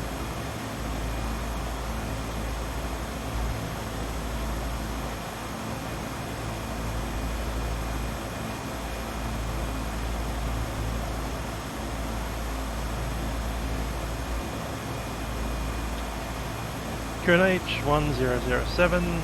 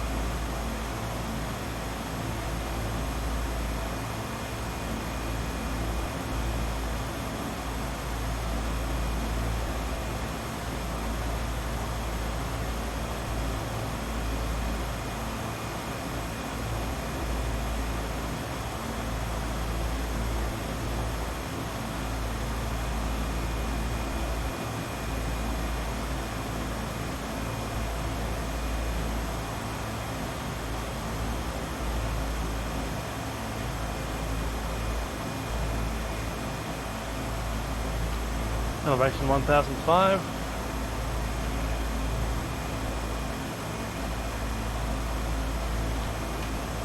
So your fast cycle will be 1500.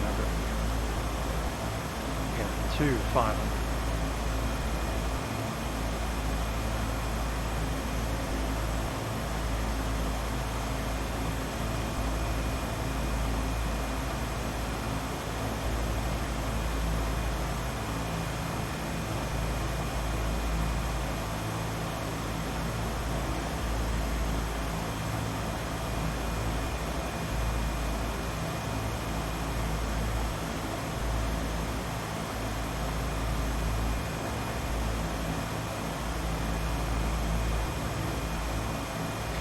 Okay, fire straight at it.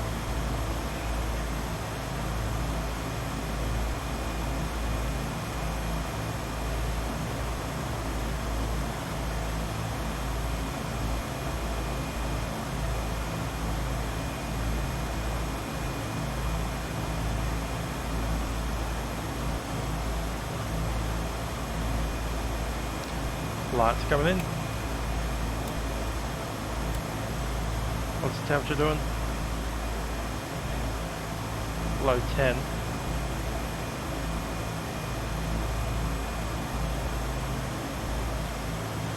Okay, we'll start the cycles.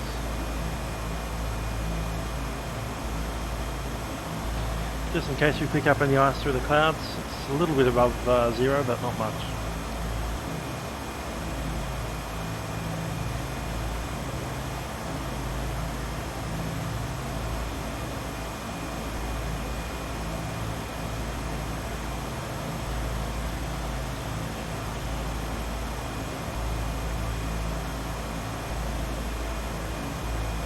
Traffic Murrin Murrin, Kilo Papa Bravo has entered the runway 03 RNAV approach. We'll be flying the RNAV approach runway 03 3 miles and breaking off to a circling visual approach runway 21 Traffic Murrin.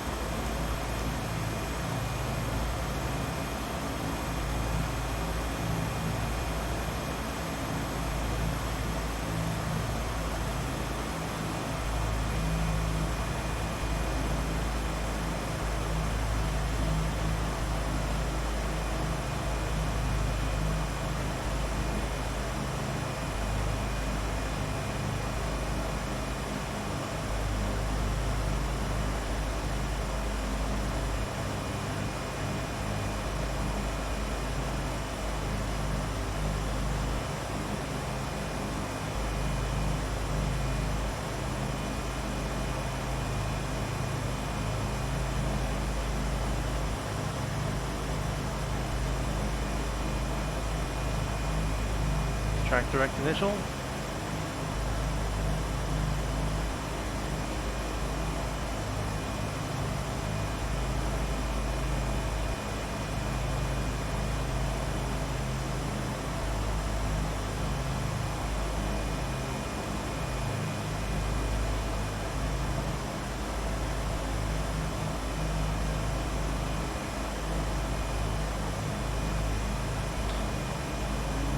Props coming up.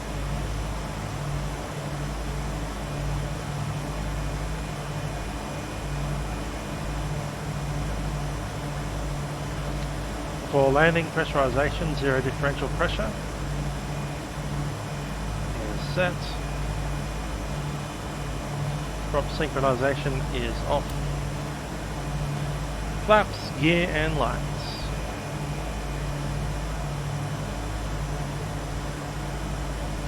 Approach mode is set.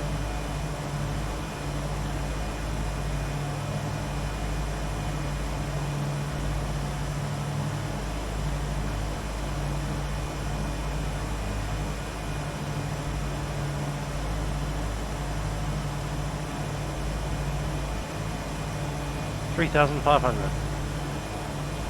Traffic Murrin Murrin, Kilo Papa Bravo is at the initial points of approach runway 03 at 3,500. We'll be flying the RNAV approach runway 03 to break off at 3 miles to join a circling approach runway 21 or left hand circuit. Traffic Murrin Murrin. And Murrin Murrin traffic circuit time 05.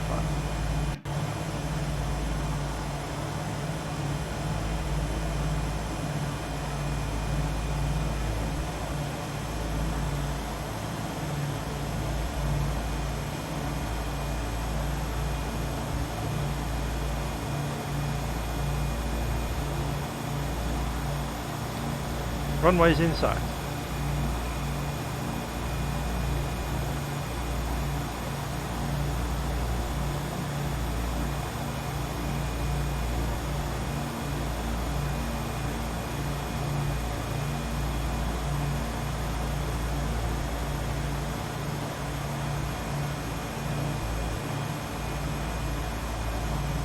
Blasting pits just over there.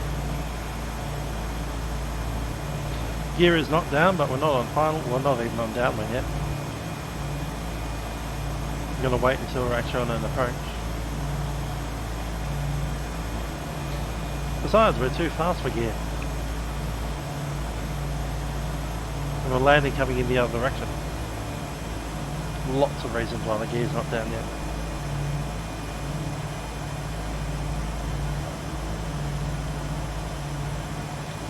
There's the glide path. Gear coming down.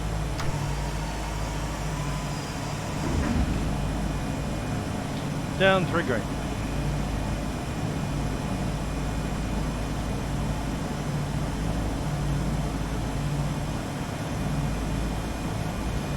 And flaps. Approach flap setting 7.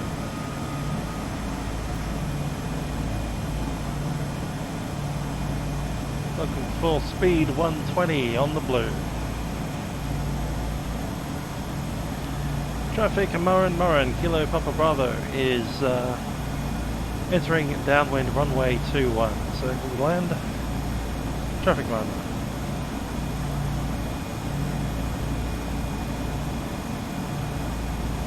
My aircraft.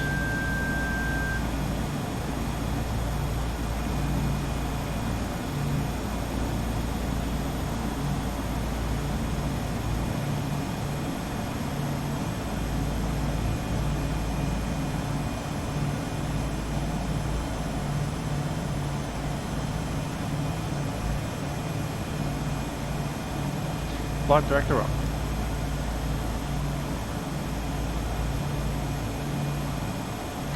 $2,500 once we're on the downwind.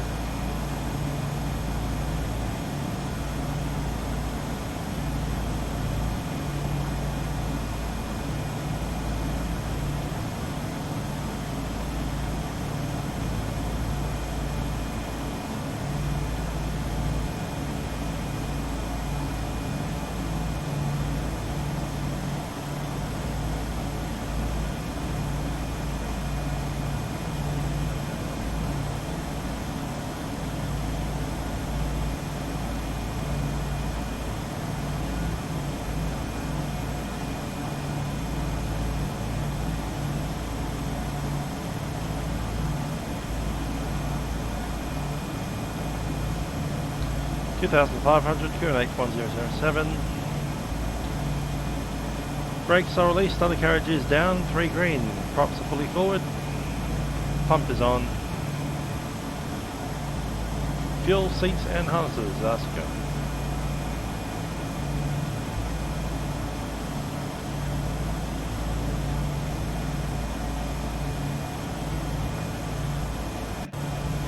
Yeah, I've got a bit of a crosswind there.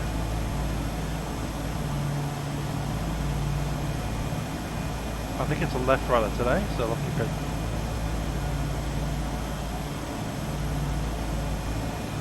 GPS is suspended. Speed 100 or more.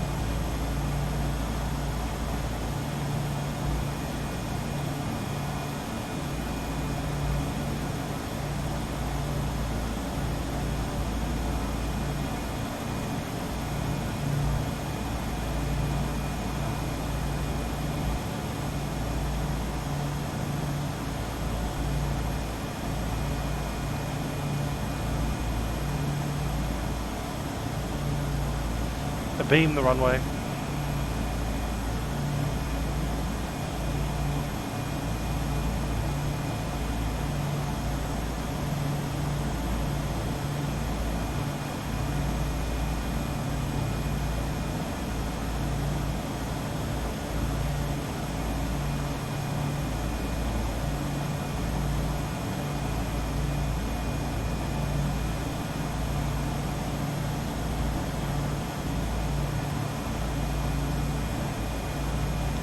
Traffic, Murrin Murrin, Kilo Papa Bravo, turning base, runway 21.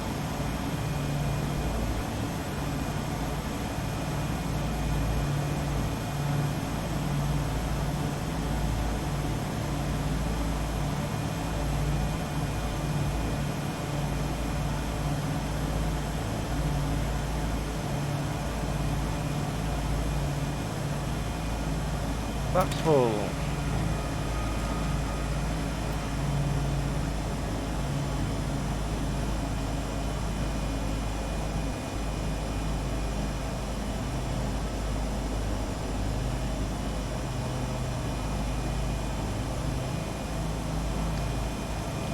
Traffic, Murrin Murrin, Kilo Papa Bravo, turning at final runway 21.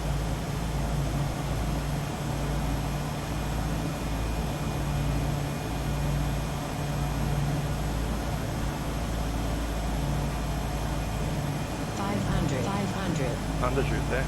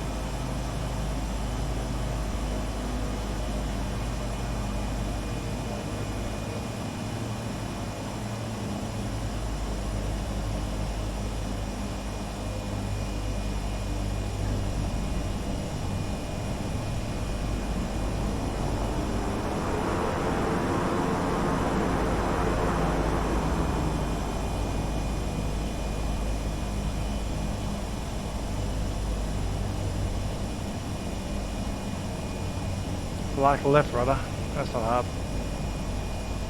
That one works properly.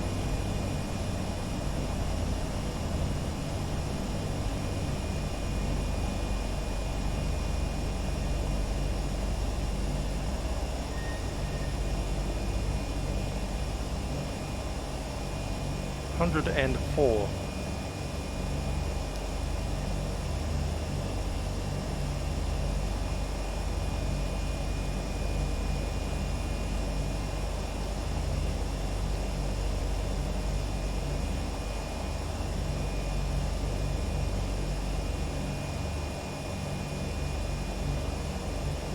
Yeah, quite a bit of crosswind on that one.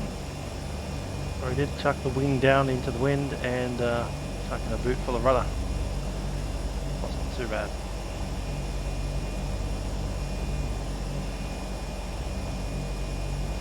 Traffic, Murrin Murrin, Kilo Papa Bravo, vacated, runway 21.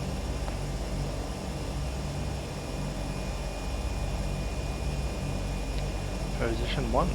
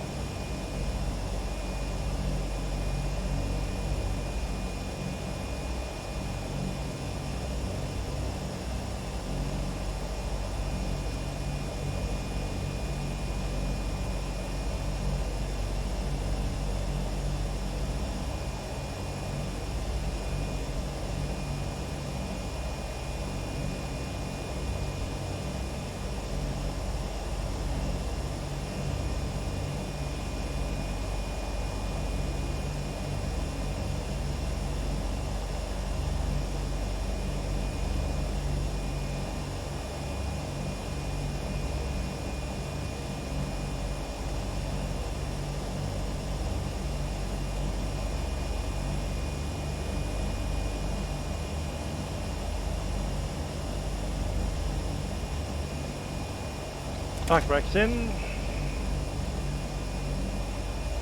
Flaps up.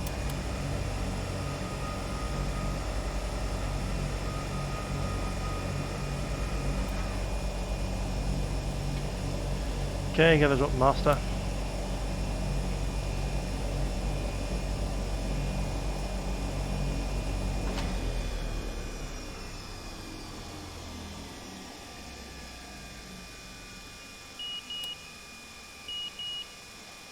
back up again.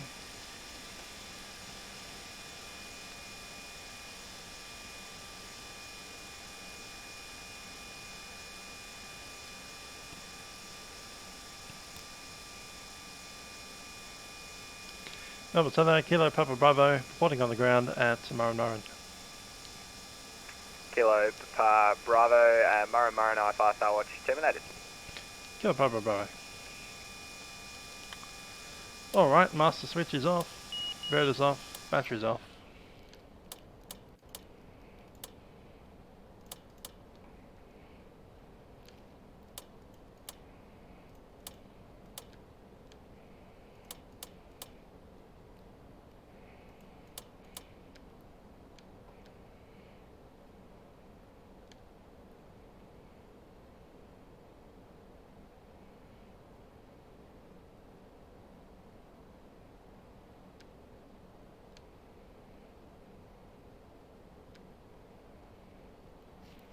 Let's pop out the back. This is the last toilet for the next 2.5 hours. And we want to refile the flight plan. I'll do that now. So we're coming out of Murrin Murrin, YMMI, going to YBAS.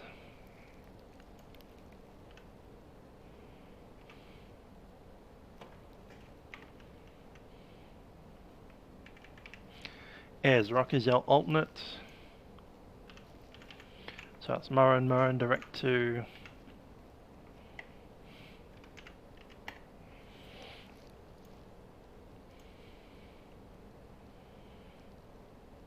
there it is. SKIPA, Skipper. Yankee 69. Up to Rooks.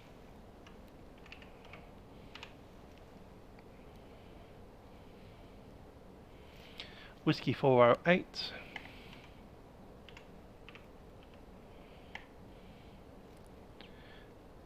AYE. J64.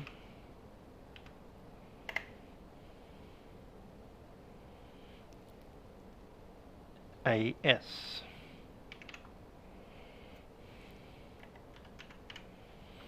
Just like that. And it's flight level 230.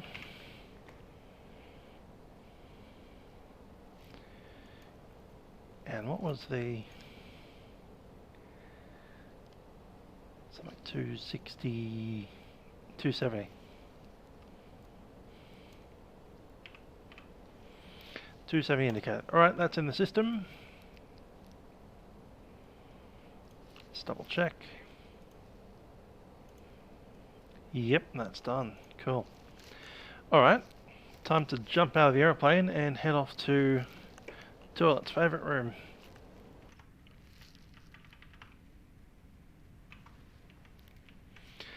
This is the last time you will get to visit the toilet in the state of Western Australia on this trip.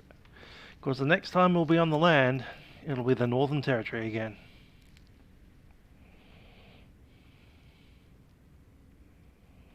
How do we get out of here? Ah, there's the big gate.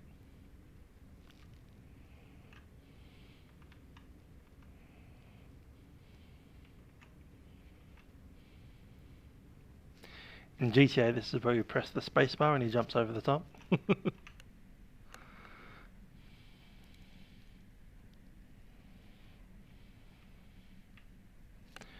That flag's flapping around pretty hard.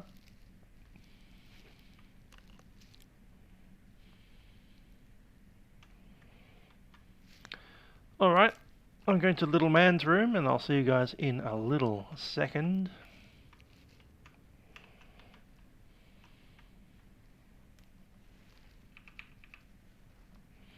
Don't smoke.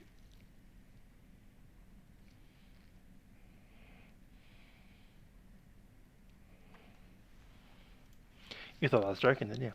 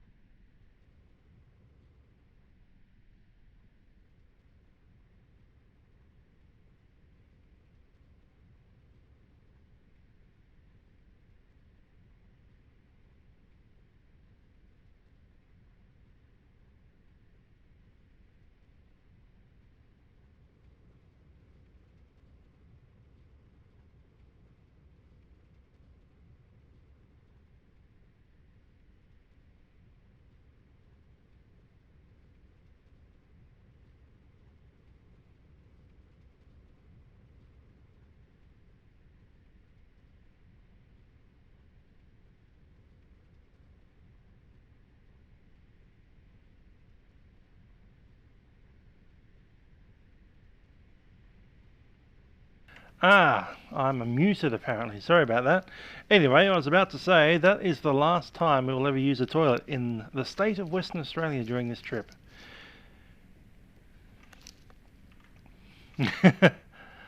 Salute the flag. Goodbye, Western Australia. It's been good. We're back to the Northern Territory. Next stop. Let's jump in. Close that door.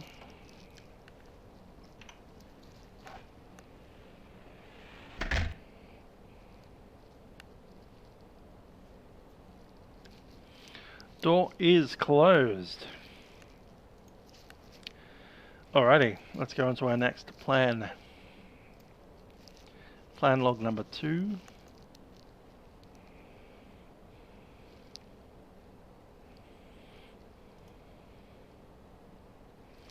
So Murrin Murrin to a beam LTN, which I believe is, it's not Leonora, it's another one.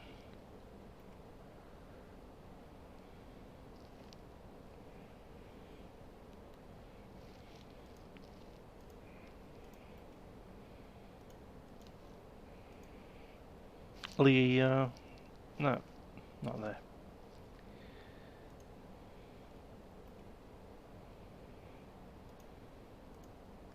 Got the name of it. Anyway. Skipper is the first real waypoint. 49 minutes to get there. We need to make sure that we have fuel on board. We need full tanks for this one.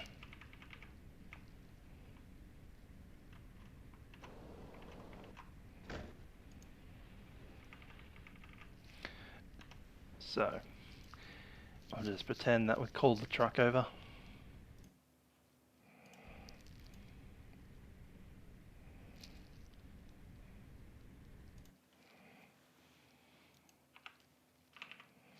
So the good thing about this aircraft, it uses Jet A1 fuel, so you can just pump it up with jet fuel.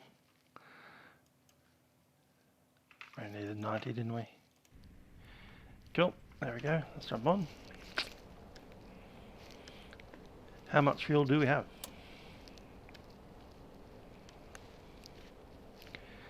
220, 35,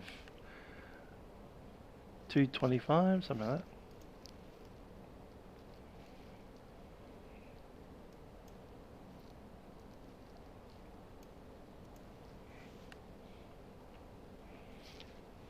Need more.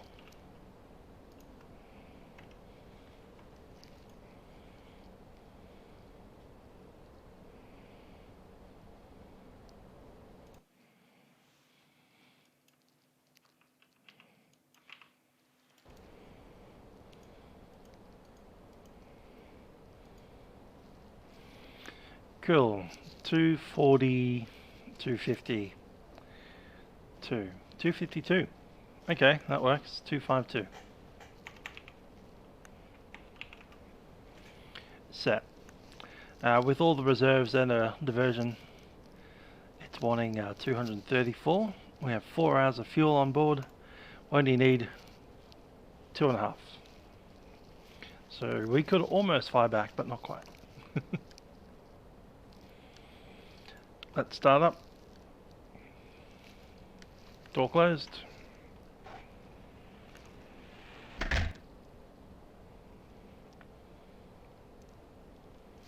Beacon is on. Literally nobody around. Clear prop. Oil doors can be open.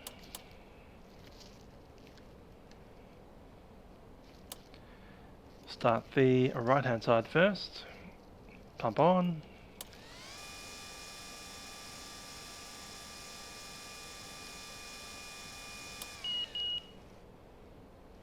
And starter.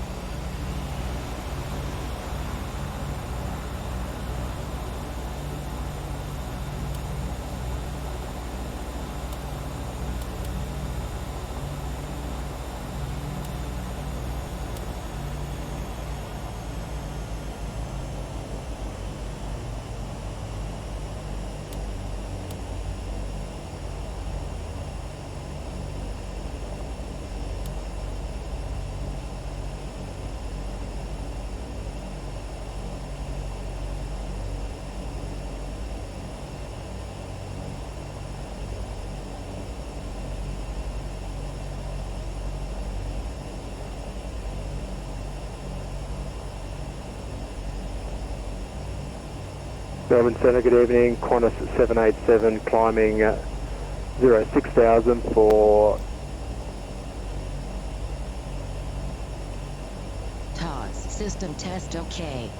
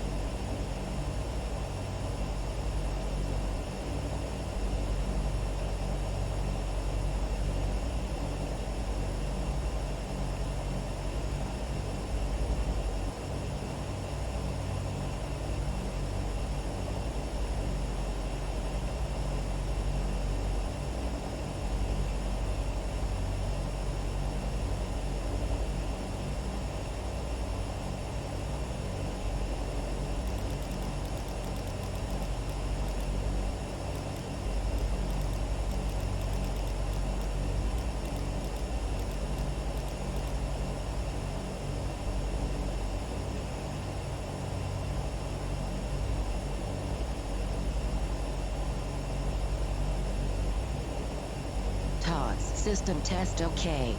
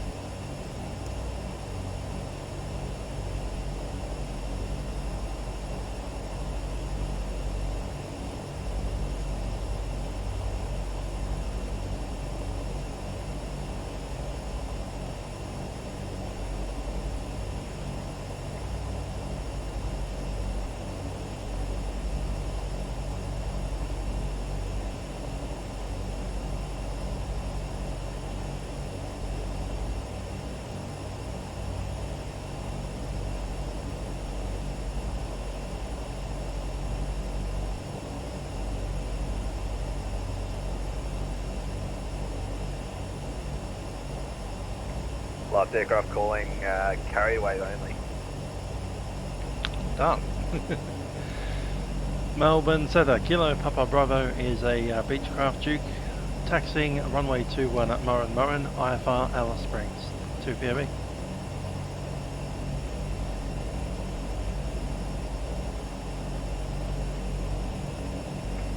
Kilo Papa Bravo, sorry, the old flight plan for you didn't finish itself properly there. I'm just going to find your new one here. Bear with me, stand by.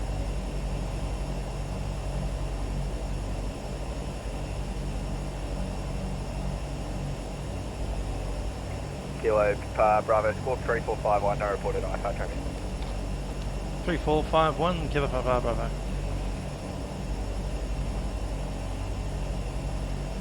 3451 set. Traffic, Murrin Murrin, Kilo Papa Bravo is on gate number 1, taxiing out runway 21, backtrack.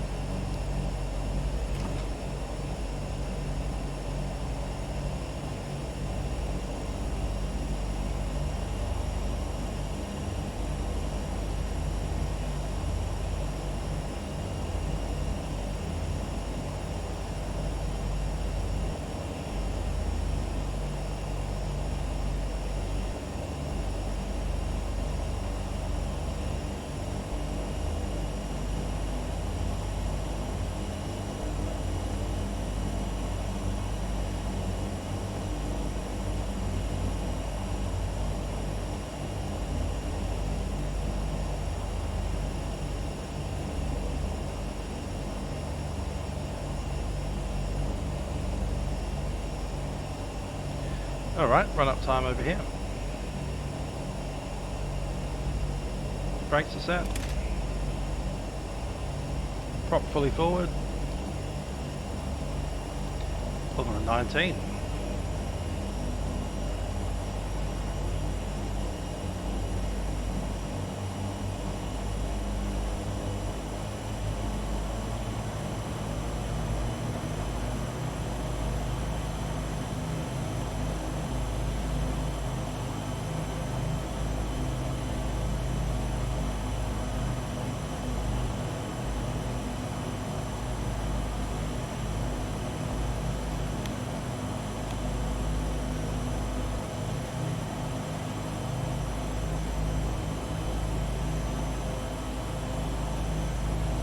Yeah, that's about right.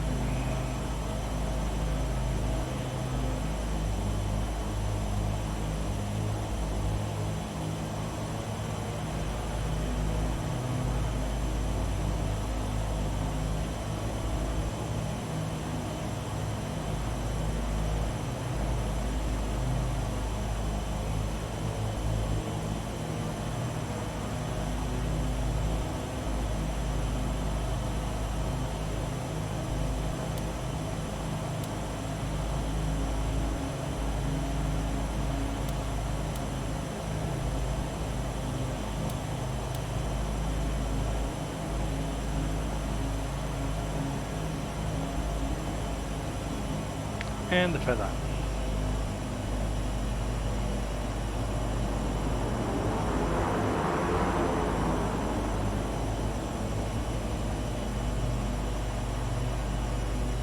Happy with that, good stuff. Alright, cabin is set, checklist.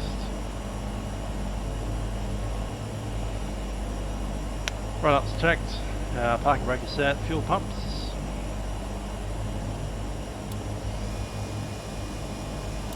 Looking good over there.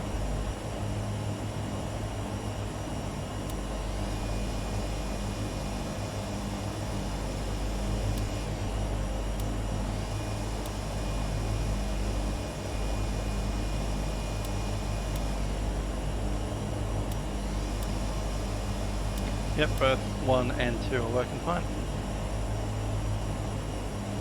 Fuel selector crossfeed.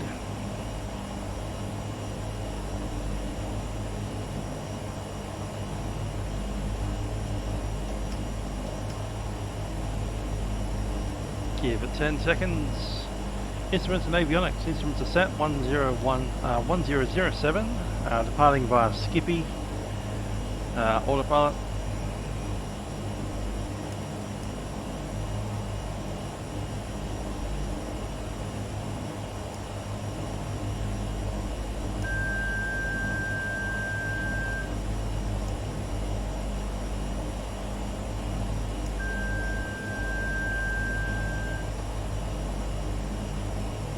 Trim set.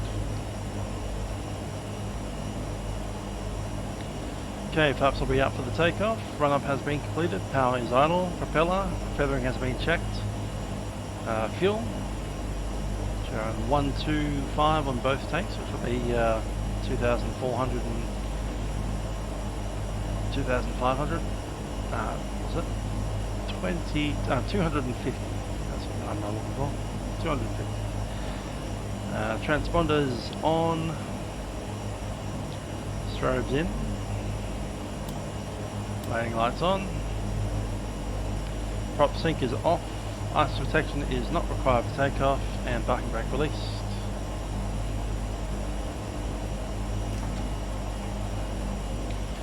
Traffic Murrin Murrin, Kilo Papa Bravo, entering runway 21, backtrack.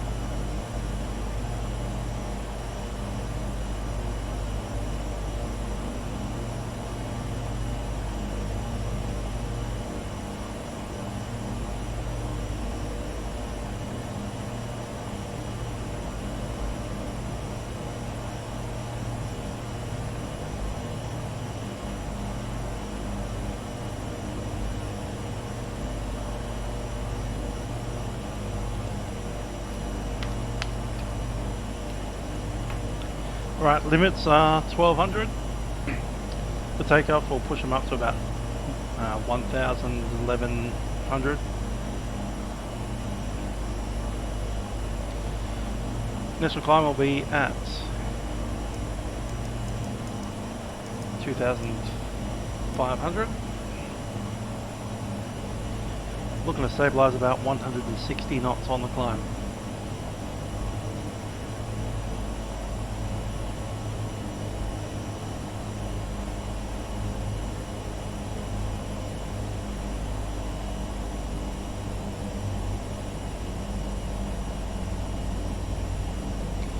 A lot of wind coming in from, well, it will be the left.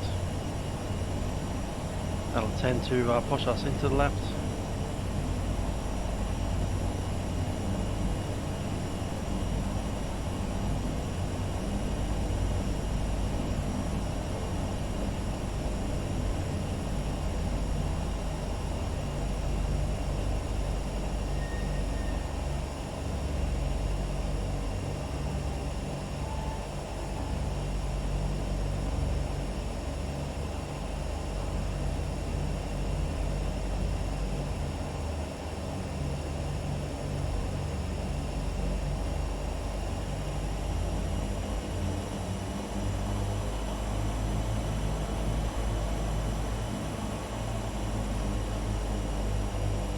Traffic, Murrin Murrin, Kilo Papa Bravo, lining up runway 21, departure, a left-hand downwind.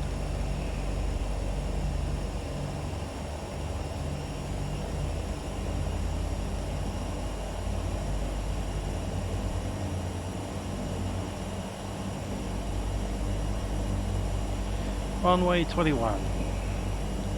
Lights are set, flap is up.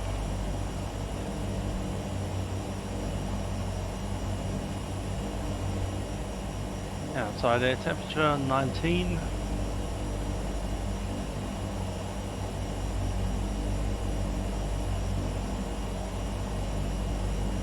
Cool, let's go.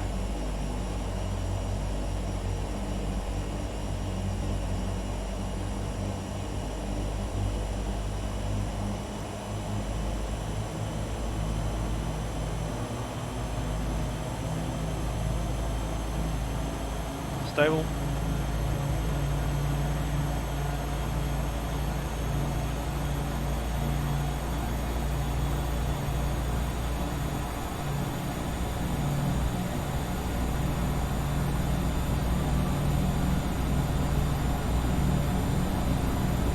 $100.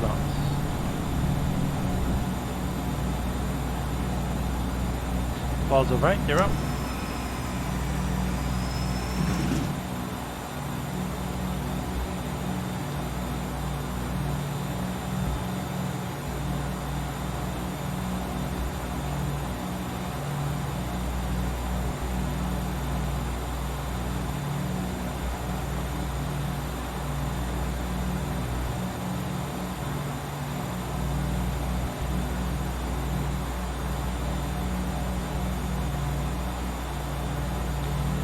Time 43.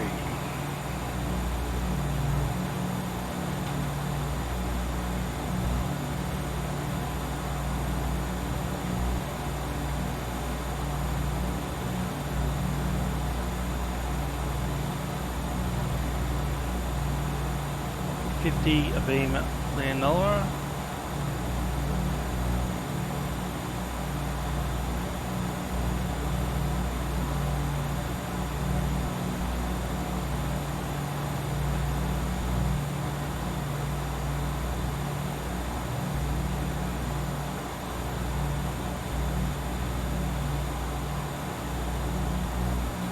And into the suds we go.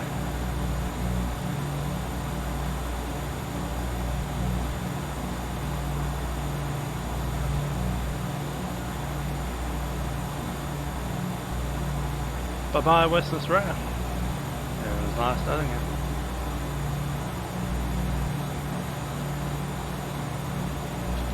Traffic, Murrin Murrin, Kilo Papa Bravo is departing the field on the extended downwind, climbing through 6,000.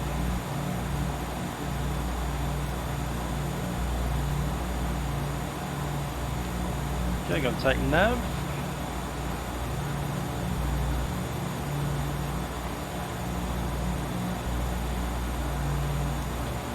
Autopilot in command.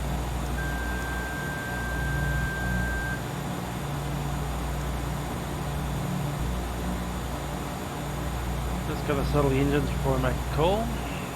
2000 RPM.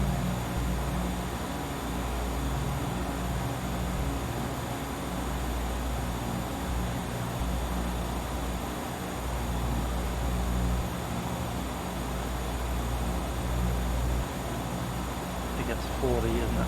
50, 40, 39.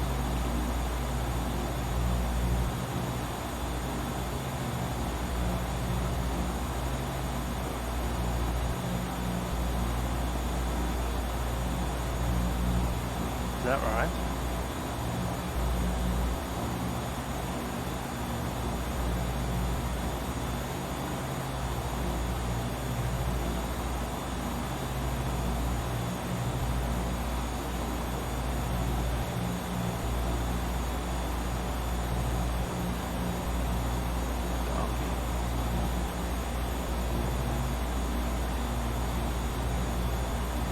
Call it with 11.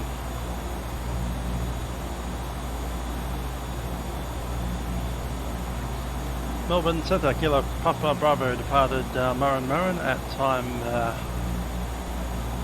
39er, estimating skipper at time 1, so again, time 08.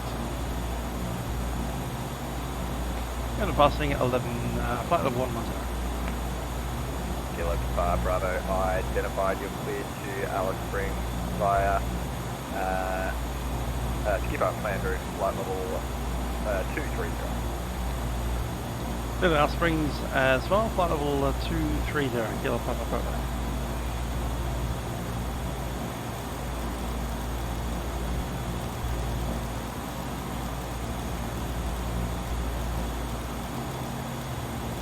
Level 230 is set.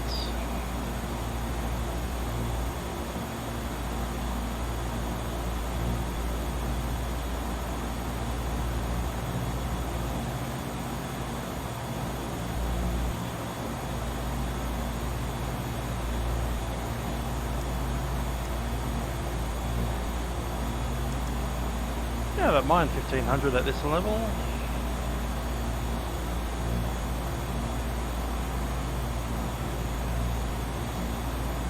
What we will do is sink the props.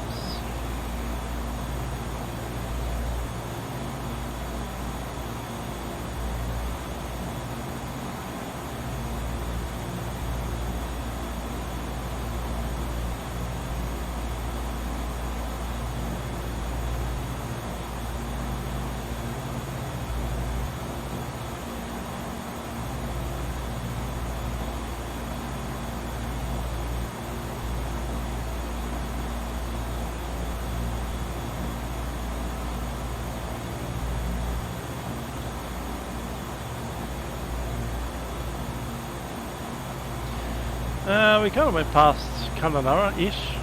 We did Wyndham instead of cover. Because there's no scenery at Cunderdin, so we just went to Wyndham instead. Close enough.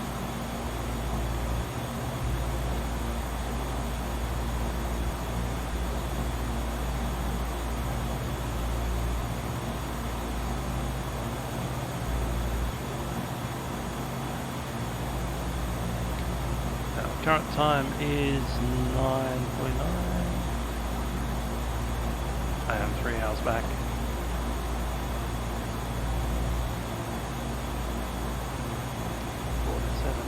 .47, that's looking better. 3.9 it is.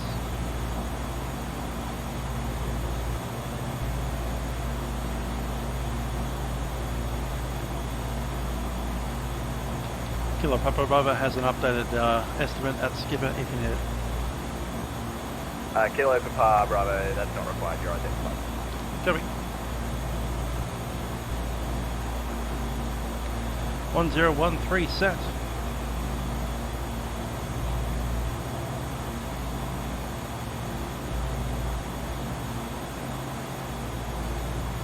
some more power on.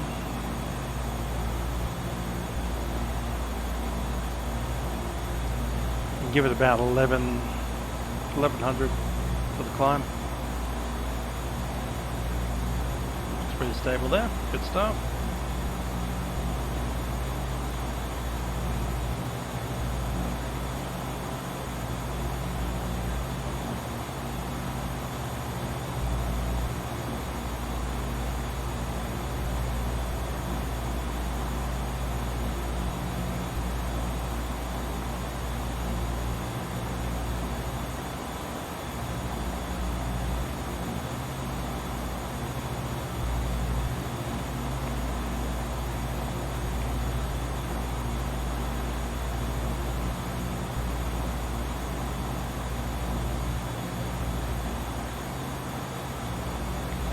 Cool. That's roughly the plan. 142 minutes of flying. Gonna burn about 150-ish gallons of fuel.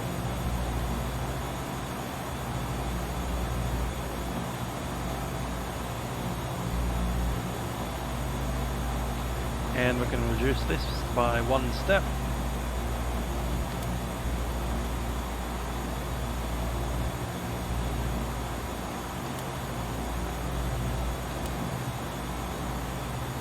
Oil door closing.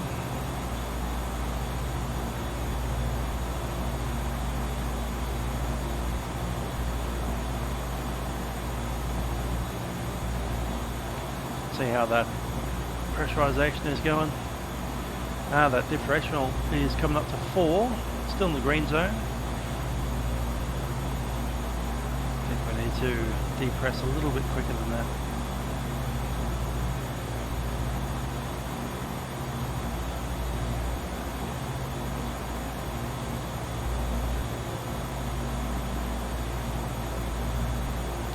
Okay, auto heat set. What's the outside temperature? It's like minus something or other, huge. Minus 18, 15, 16, 17. Minus 17 right now.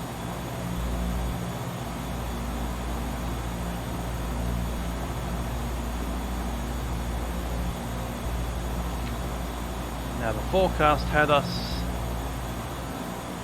where is that? Temperature minus 23 and then 19. So it's warming up the closer we get to Alice Springs.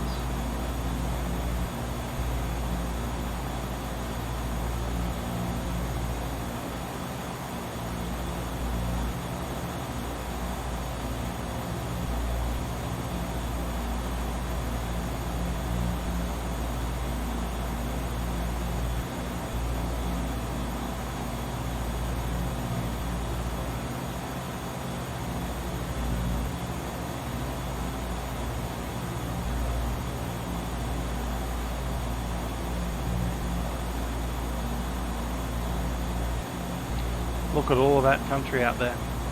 Massive.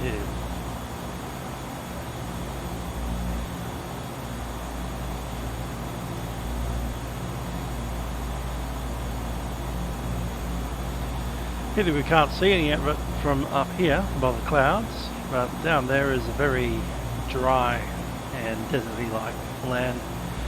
We're going to be flying over the Yeo Lake Nature Reserve, YEO. The Cosmo Newbury mine would be just off to our left in about a couple of minutes.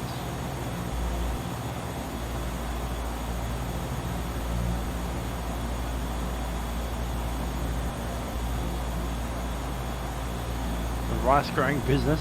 I don't think you get rice out here very well. I'm sure someone would try, but yeah.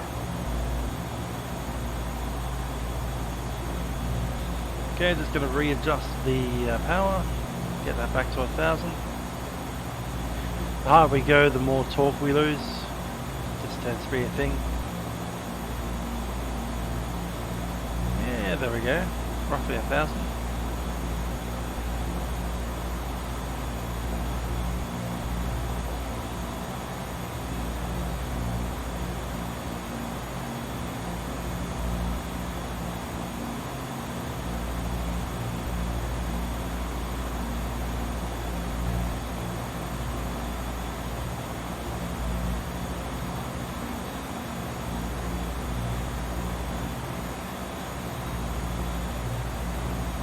not going to touch that. It's within 2. 2 units of torque. 1 unit of torque. That's the best I've seen it. That's too good for luck.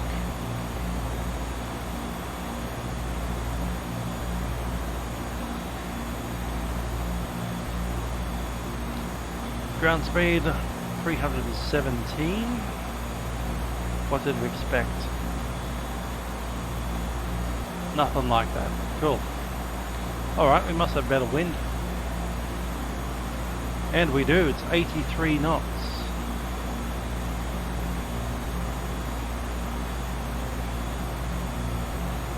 What's that restricted area below us? Could be one of the mines.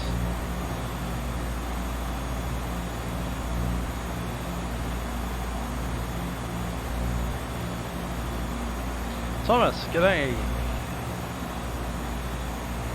Could be that.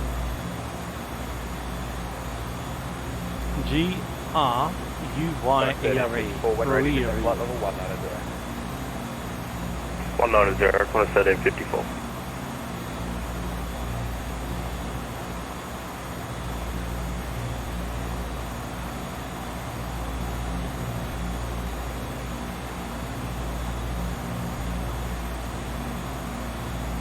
That'll be the Romeo 315.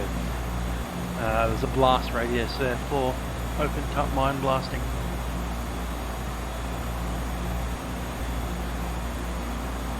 That's right, we're at 23,000 feet.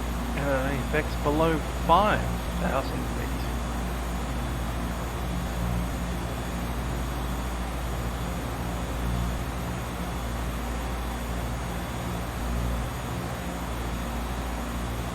Oh, we're so close to a perfect match, but it's not quite there anymore. Hi there, Owen, how you doing?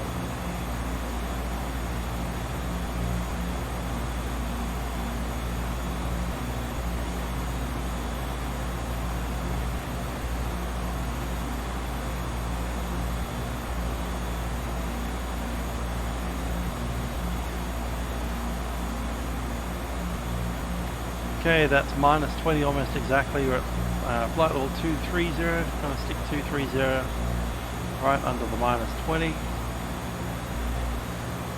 That'll give us a true airspeed of 280.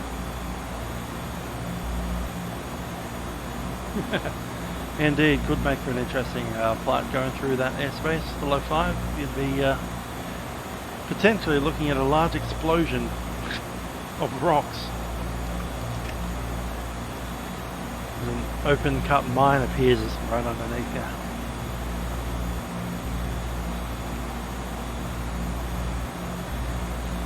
Alright, skipper, time 36.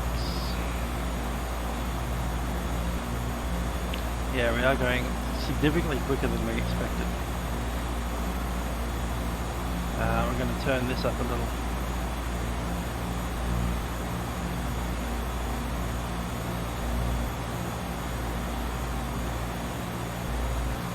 So I reckon that's 275, 6, 7, 2, yeah, 277. We'll try that in a minute.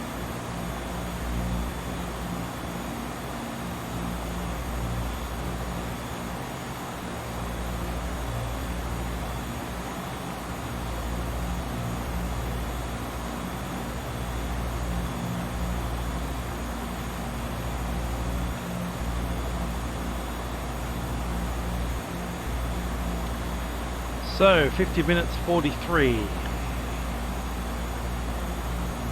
And it was 50 minutes too. That was right on the money. 43 minutes. Well, instead 33, I think. That thinks 36. So how do we get the answer 36 out of there?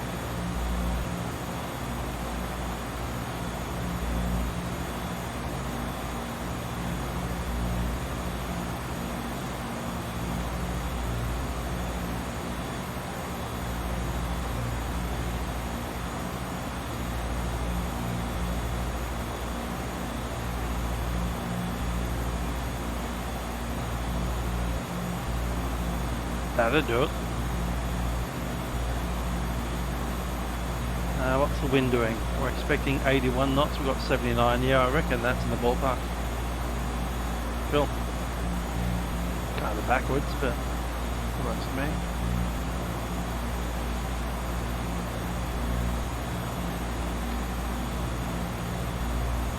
Just over calibrated the calibrated airspeed, that's all. Let's revisit that. That's 23, that's 20. Yeah.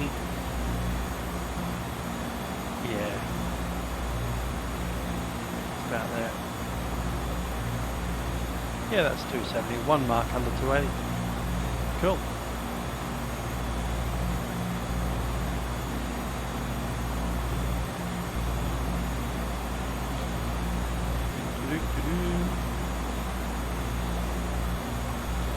Let's monitor fuel at Skipper. Should be around about 200-ish.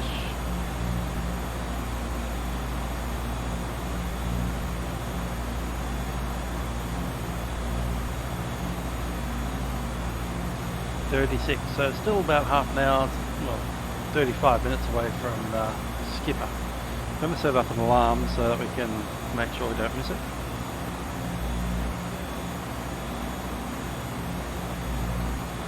Set alarm at 8:36. Cool. 34 minutes from now.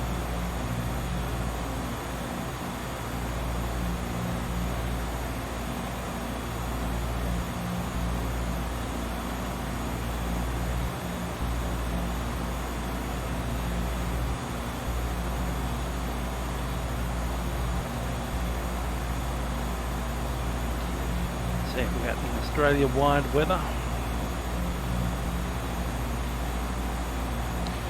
Well then, Western Australia storm, 50,000 homes without power, state battered by wild weather. Ex-tropical cyclone Manga, 100 km/h winds, which we're been sitting in the top of, but in Perth, even worse.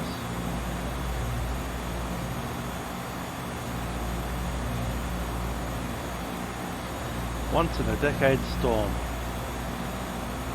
As I said, it was a good day to be flying IFR. As we wouldn't have made it VFR. Qantas 590, report back number.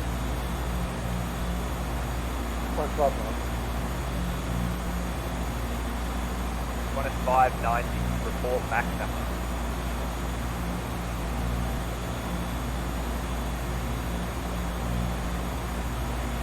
Qantas 590 max, decimal 78. Qantas 787, report back number. Report back number. Qantas 78 is Mac number is decimal 835. Qantas 787, reduce back decimal 7. Qantas 78 decimal 76 lower for Qantas 78.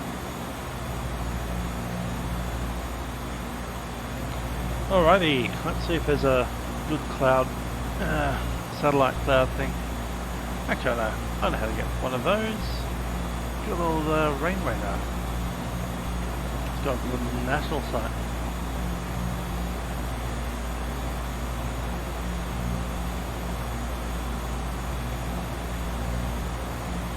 Qantas 590, contact center 123.95.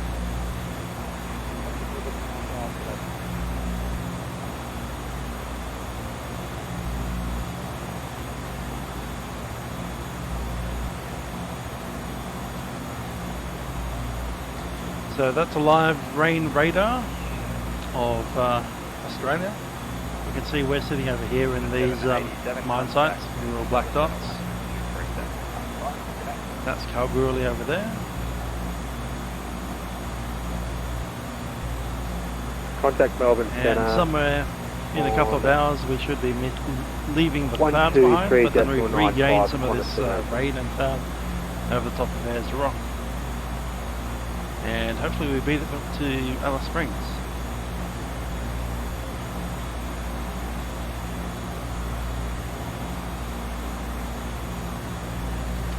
So if we look at what we have on our instrumentation right now, the GPS is displaying track up, so it's showing the direction that we're flying, straight up, whereas this is showing heading up. So the heading is roughly, I'll put the heading marker now, and as you can see the track is offset somewhat because of the crosswind. Now we're getting a crosswind from the left, so that's pushing us off to the left slightly.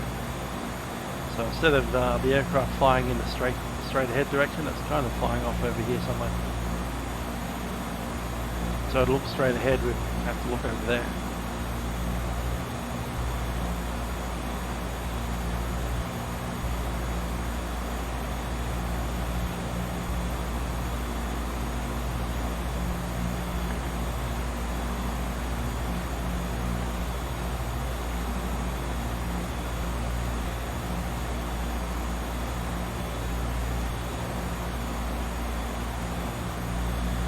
So 129 minutes of flight.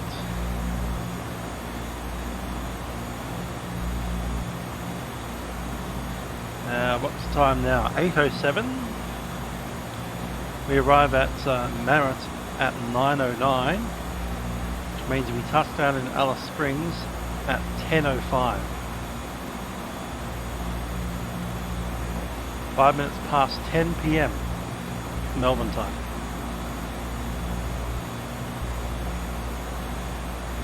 We started this mess at 5, so it's going to be a 5-hour long video essentially.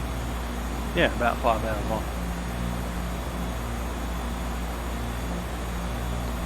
GA long haul.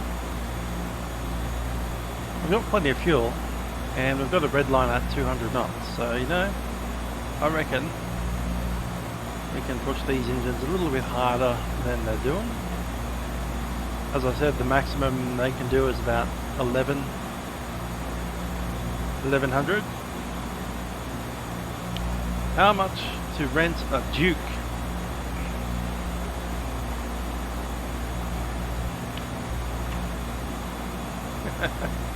BE60. I saw a BE60 Duke down at Tyab Air Show. Should have asked them. Got to. Well, I didn't know who them was, I just saw it in the hangar. Private charter. I think this is in America. Can't find an Australian one.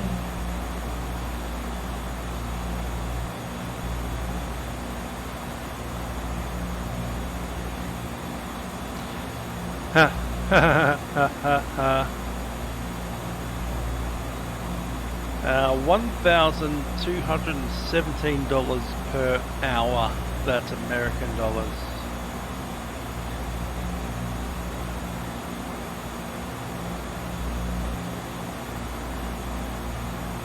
Wait a second, that's not the right aircraft, is it? Which aircraft is that? No, that is BE60 Duke, private air charter. 1217 per hour.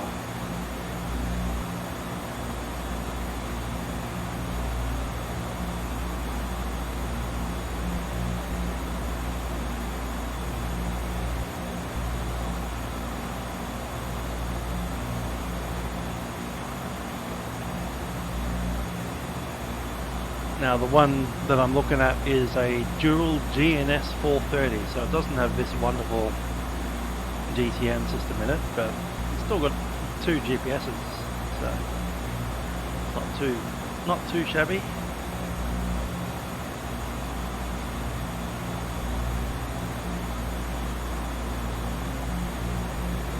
Yeah, it does depend on the wind. However, 4 hours 10 minutes of endurance. Yeah, about that. 4 hours 10 minutes. I'm not sure that includes reserves. Bravo, contact 131 and Jason. 131 decimal Kilo Papa Bravo.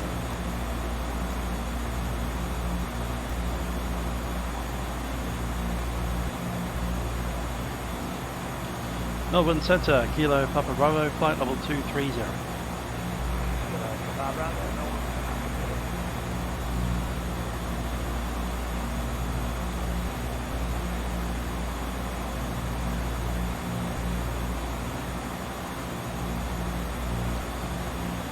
So yeah, 4 hours, I guess realistically you're looking at 3 hours 20 minutes at best.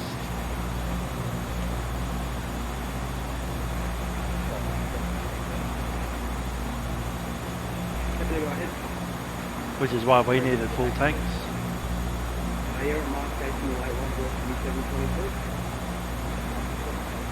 Actually didn't take full tanks, we took 8 less than full tanks.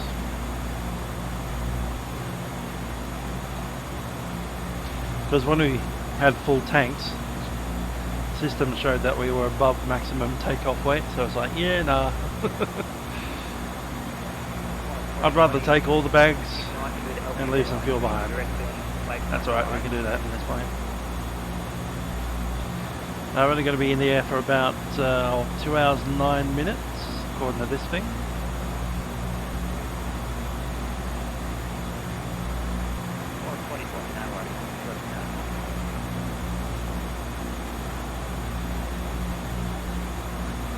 And we might even shorten that by burning even more fuel. And going a little bit quicker. We don't have much before the red line now, we're about 5 knots out. So let's sit it at 1040.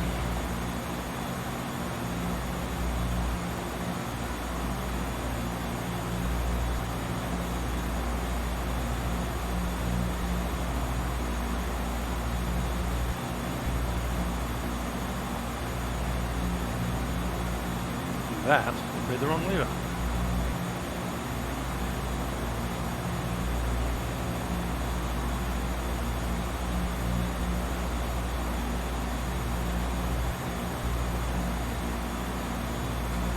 Tiniest little tap. It's like I'm just trying to move the throttle lever, maybe like 3 or 4 atoms at a time.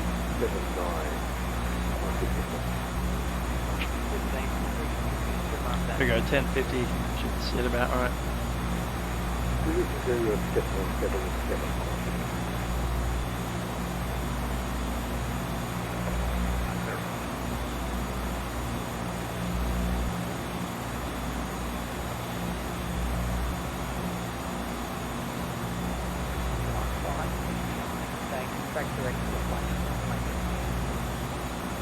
I think this is an entirely new old aircraft to buy. That's a Beechcraft Duke in America, November 840 Juliet Bravo.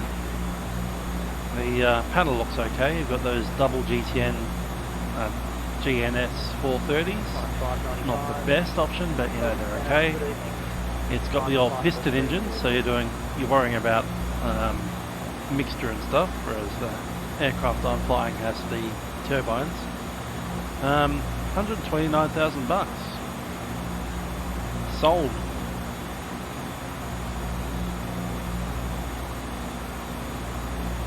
So for a price about half as much as my house is worth, you could buy a plane.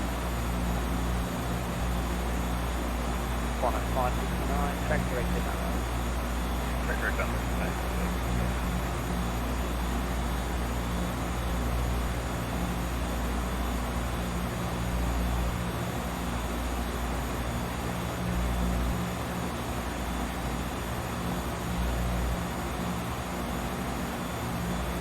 $595, negative, the last is not for you.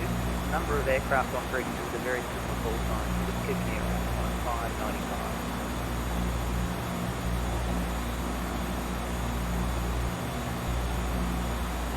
Yeah, that's one with 3-bladed propellers. So that one will be a little bit slower than this aircraft, but the positive thing of that particular aircraft with the piston engines is it doesn't use as much fuel. So it's cheaper to buy and also doesn't guzzle the fuel as much. That's also a little slower. Can't go as high.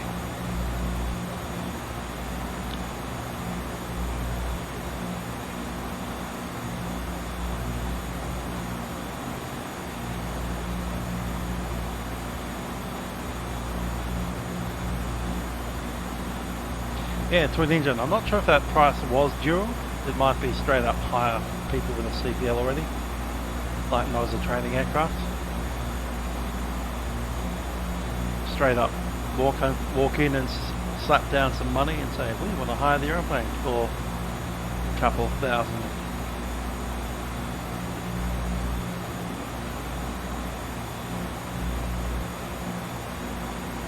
A lot of these aircraft get paid per air switch time as well, so you don't pay while you're taxiing around. Of course you pay for the fuel, but you're not paying per hour while you're taxiing.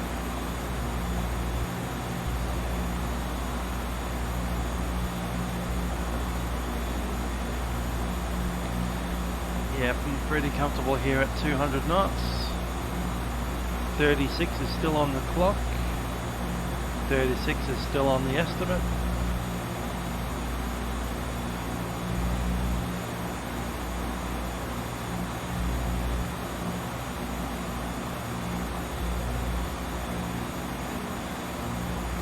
Open up and down these instruments, we have a torque of 1050 and a bit.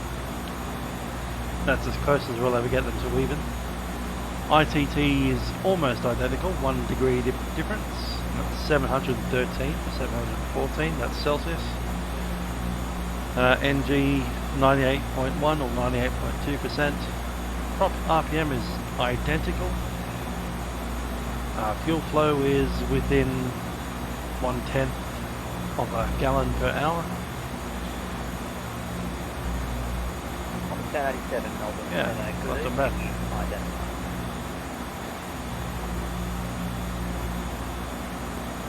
Yeah, that's right. Turbines, lighter aircraft. That's completely correct.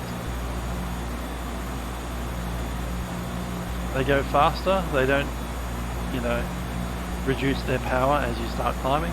So it'll give you that full maximum torque all the way up to 25,000 feet. Yeah, the Auckland runway is being, I guess, upgraded, resurfaced, something like that. Temporarily shortened. Probably the right time to do it. Right in the middle of COVID. To be honest, they should have done it 4 weeks ago, but you do what you can when you can.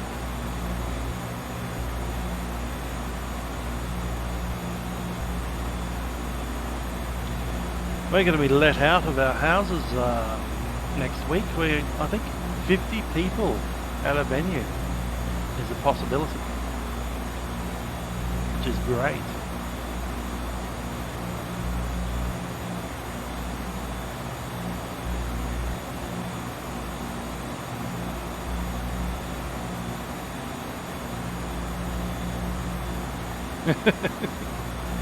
Lots of things that we should have, could have, would have done in lockdown, but we kind of, didn't. Oh well.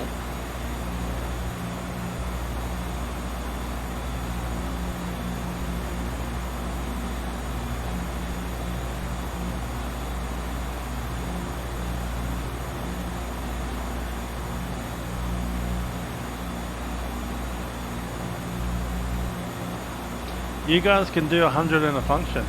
We're like lagging a week behind you. We're still at 50. Can't wait to have 100. To be honest, I can't wait to go to a full concert with like thousands of people. I reckon Melbourne Symphony Orchestra should try and get that Symphony of 1,000 event back on.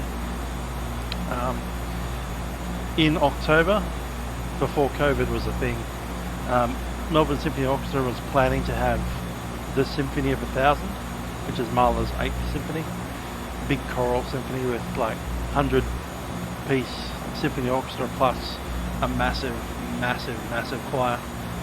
It's like a combined choir of women's choirs, men's choirs, boys choirs, girls choirs. The idea is the name of the actual symphony is called Symphony of 1,000, which suggests maybe you should put 1,000 people on the stage. And that's exactly what Melbourne Symphony was planning to do. They were going to hire out the Margaret Court Arena and have 1,000 people performing. That has, of course, since been cancelled. And I'm thinking, you know, just as a as a middle-fingered salute to the coronavirus, we should put that event on and have Symphony of 1,000 and just belt out an 1,000-piece choir in a massive arena.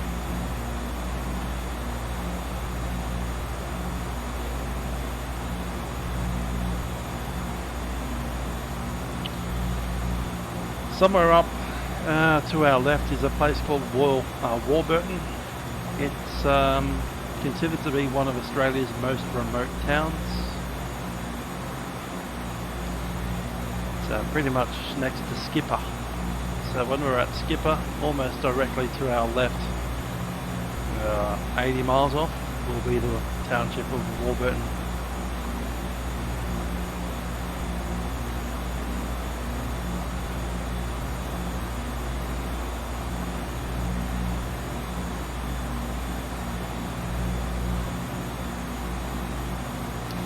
Yeah, come down and watch some cricket. I find cricket relatively boring. I'd rather go and watch some AFL, but anyway. Connor, 889, contact setup on 13, correction 123, that's 123, 123, 123. It'd be lovely to see some of the land down there, but that's not to be.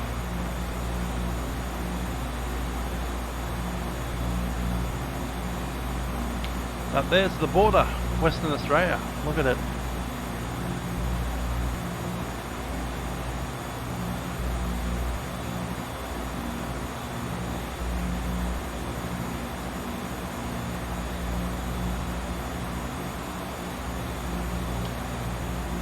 Down below us would probably be a bunch of very yellow, brown, red coloured desert. There it is.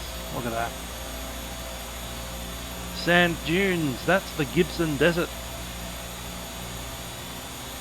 Named after a certain Mr. Gibson who went missing in that desert during the early days of Western Australia. They were exploring, looking for a route to get cattle northbound, and the expedition kind of got lost, so they split up. Mr. Gibson went one way, Mr. Forrest went the other way. Mr. Forrest got to civilization, and Mr. Gibson was never heard of or seen of again.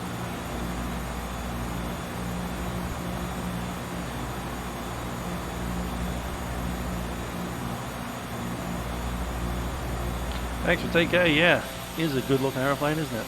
I've seen this aeroplane at Essendon, Kilo Papa Bravo. Got a photo of it somewhere on my, I think my Facebook.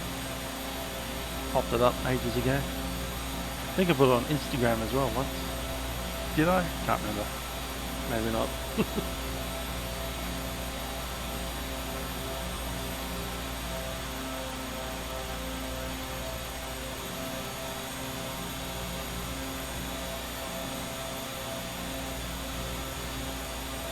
Checking the Instagram to see if I put it up there. Don't think I did.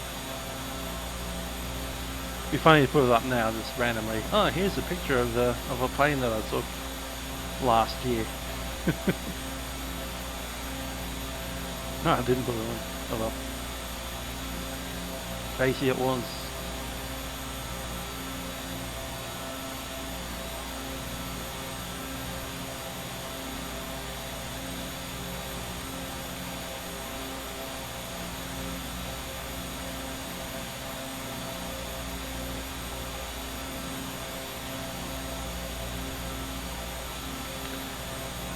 You could say that Owen is early, or that he's on time, or that we are flying an excessively long 4-5-hour flight in the Beechcraft Baron at 23,000 feet. I love how we added like 5 knots to the airspeed and barely got a single minute out of the estimate. On 597 contact centre on 123. Anyway, we're doing 320 knots. Which is about right for that.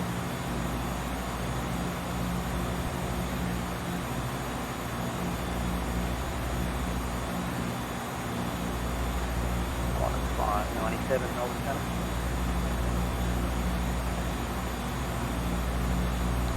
Yeah, we actually are doing Skipper. 321 was our estimated knots, so we're 1 knot slower than expected. How about that?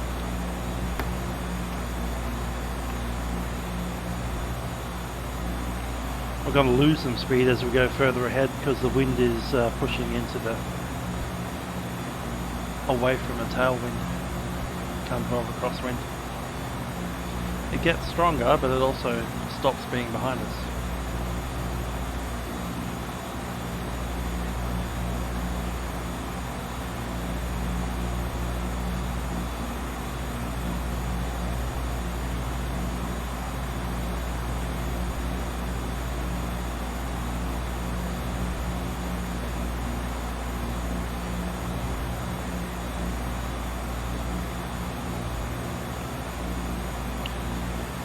Good to see the engines have settled down a bit. Not really much point in touching them now. There's only 0.3% torque between them.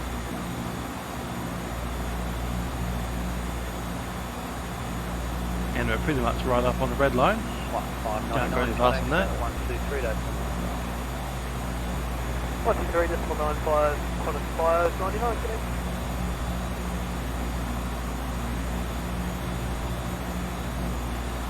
So yeah, little township of Warburton coming up. What's Warburton known for? Who was that?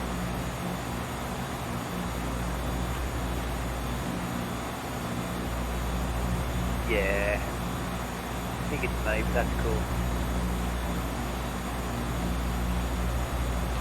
So, Warburton Ranges is an indigenous Australian community to the south of the Gibson Desert on the Great Central Road. And it's the corner of the Great Central Road and the Gun Barrel Highway. Gun Barrel Highway was named the Gun Barrel Highway because it was straight as a gun barrel. Yeah, the boundary is not meant responding, but I guess that went away. Some people joke that it's named the Gun Barrel Highway because it's got rifling grooves all the way down the road.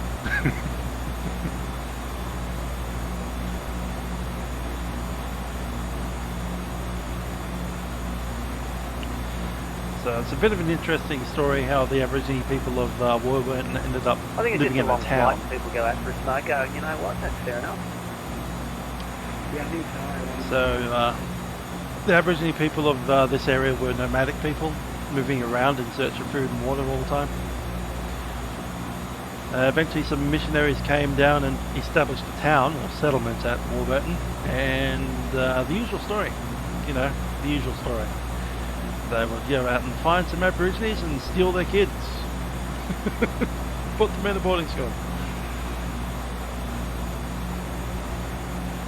They were intentionally trying to break down traditional culture.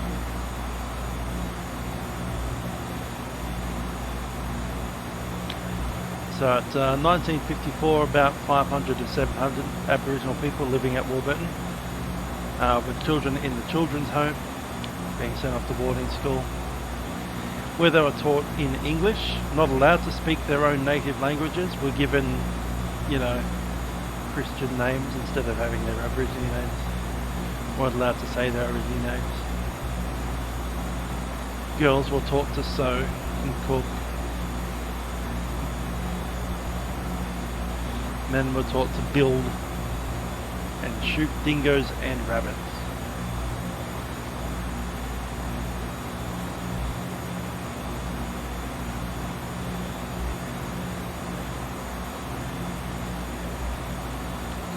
That's where I learned about the township.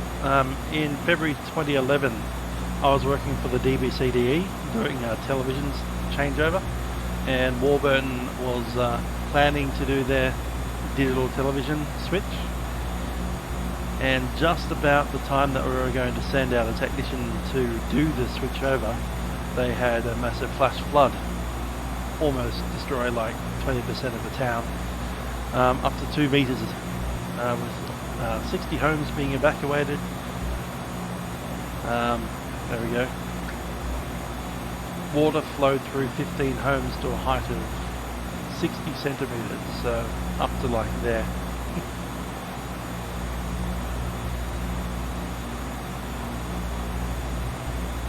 So yeah, we were like organising to go out to that town in 2011 to do the digital TV, and then it was like, nope, that's going to be delayed for a few years. Come back in 2012. Good luck.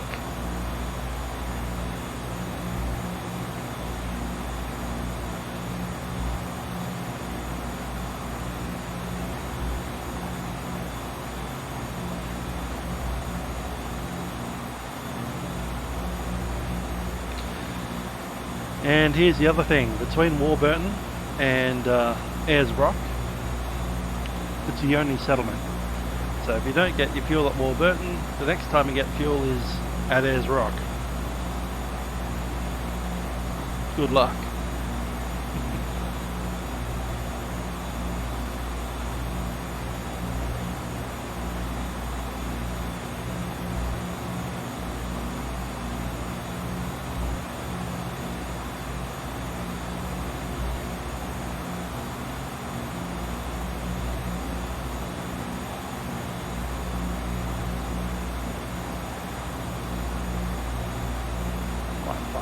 Contact me, 131 dash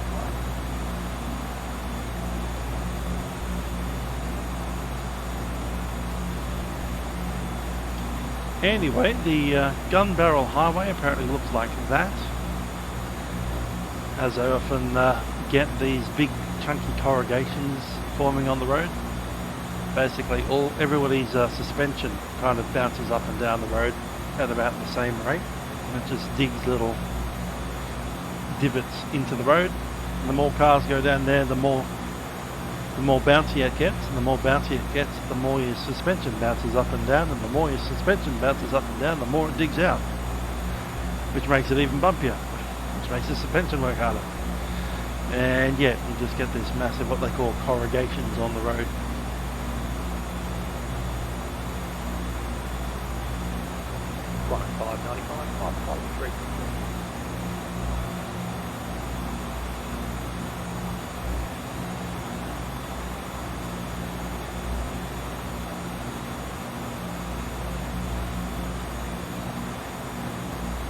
That's true, yep. Wind starts it, starts digging bits of holes in the road, and then the suspension just, yeah. The suspension is what makes it even. If it was just the wind, you get just random potholes everywhere. But because of the cars travelling on it, bouncing up and down at about the same rate, everybody's creating their own bouncing.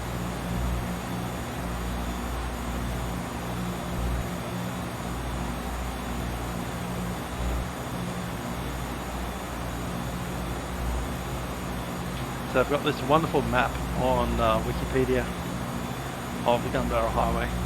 I'll open it up. Wiluna, which is sometimes considered part of the Gun Barrel Highway, probably not, but Carnegie, Playpan Nature Reserve. Here's this supposedly straight road. Not. Evard Junction, Mount Beadle, Land Beadle's Tree. Notable landmark right there. Up tree. Jackie Junction with Warburton down there. The Giles Weather Station. Good stuff. Winjella, Calac. We're definitely in Jatjara land over here. Upper Jatjara. Campi, Yapari, Amata, Mulga, Park, and Victory Downs, and then there's the Stuart Highway. Stuart Highway goes between Adelaide and Darwin.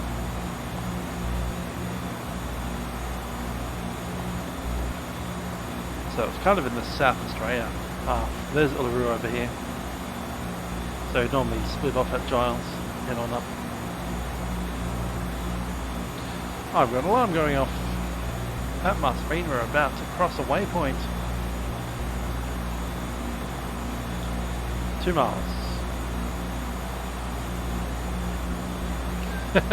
Thomas pointed it out exactly.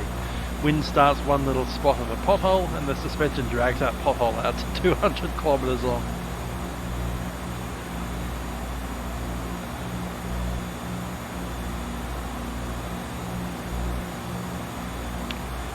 And we've crossed.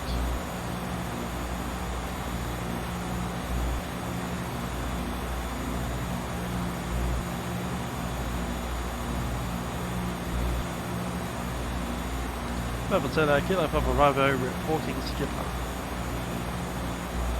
Kilo Papa Bravo identified.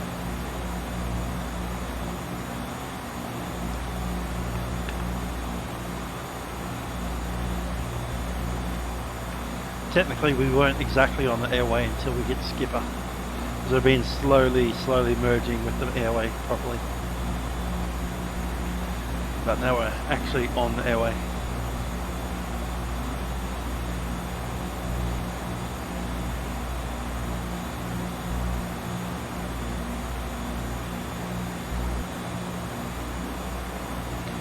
There's a wonderful little picture of the Gun Barrel Highway, the sign. We have Carnegie in 353 kilometres and the Stuart Highway in 1,687 kilometres with Alice Springs at 1,886. Enormous distances over dirt roads at very slow speed. 1615, contact center 143, that's the time line. Yep.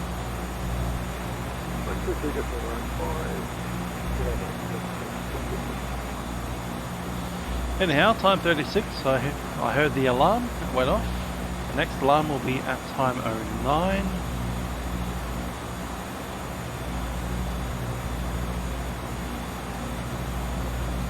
Set alarm at 9:09. Okay, 9:09 PM. Setting your alarm.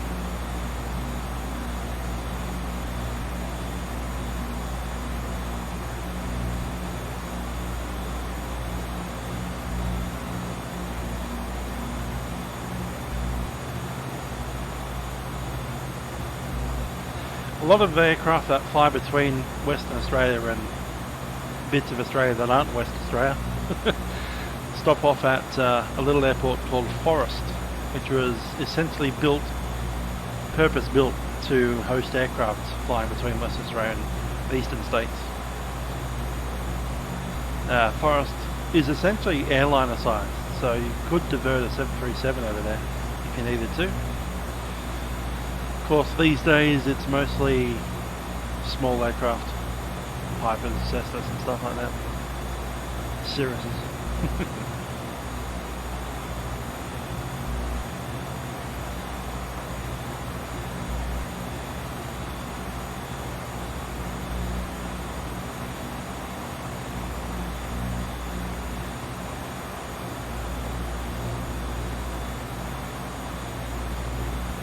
Hi, the Aussie aircraft, how you doing?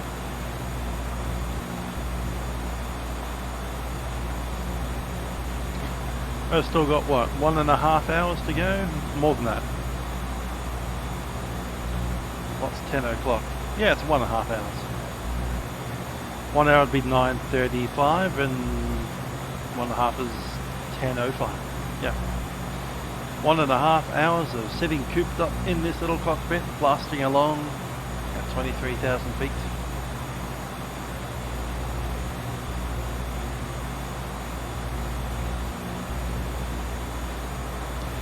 So, who's going back to school tomorrow? I believe that's a Victorian thing. I think some of the schools in New South Wales have been already this week. Ah, you got your own PC today. Good stuff.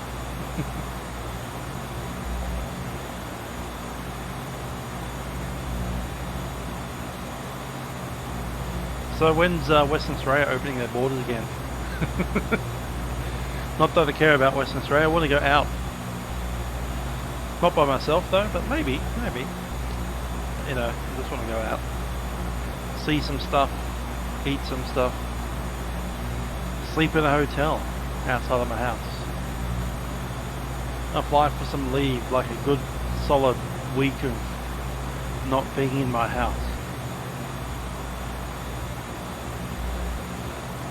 It won't be as epic as the big massive weekend that I planned 3 weeks ago, but you know. That was going to be epic. Unfortunately, it is no longer epic.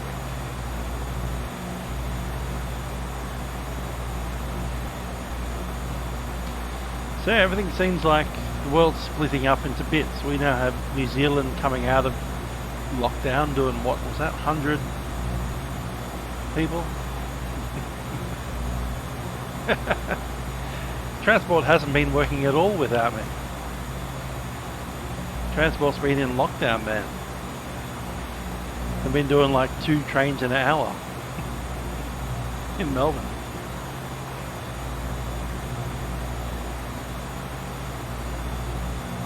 Now they're saying that because everybody's going to be going back to work next month, probably, there's going to be massive traffic jams everywhere because everyone's going to be trying to get into the city.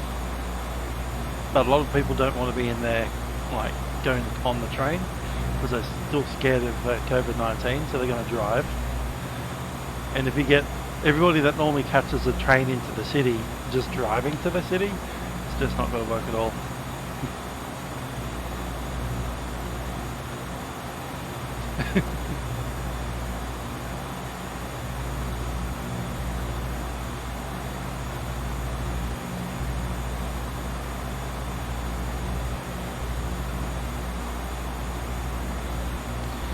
I haven't been into my city. In fact, I haven't been almost south of the position, about 5 kilometres south of me. So I've been within about maybe a 10 kilometre radius of my house for the last, what was it, March, April, May, 3 months, possibly more than 3 months now. 13th of March, sorry. March, May. So on 13th of March I was in the city because I went to work on that Friday, but after that, no. Yeah, 13th of March, 25th of May, haven't been outside of a 5-mile radius until last Saturday, where I went for a rather large drive up to Shepparton, auctioned off some used equipment. Hand-me-downs.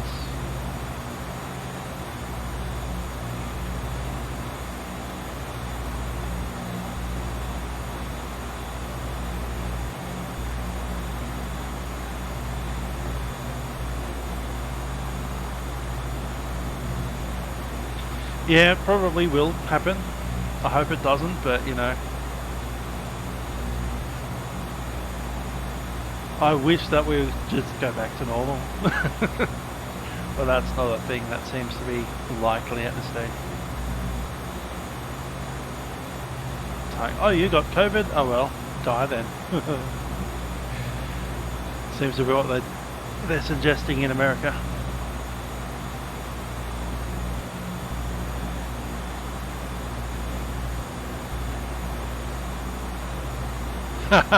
Punt Road. Punt Road is one massive traffic disaster.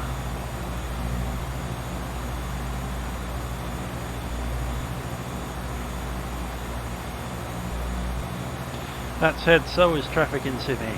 One massive traffic disaster. That's because none of the roads make any sense. They all join at each other at weird angles.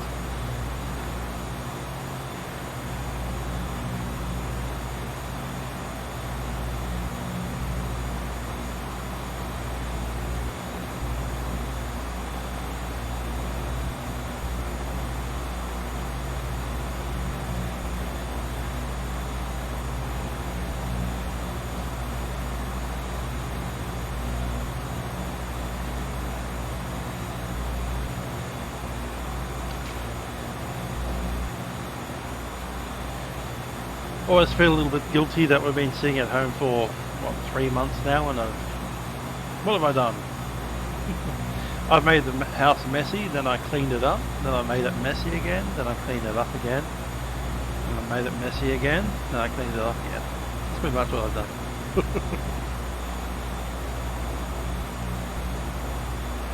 At the moment it's more messy than not messy. It's about halfway between messy and not messy.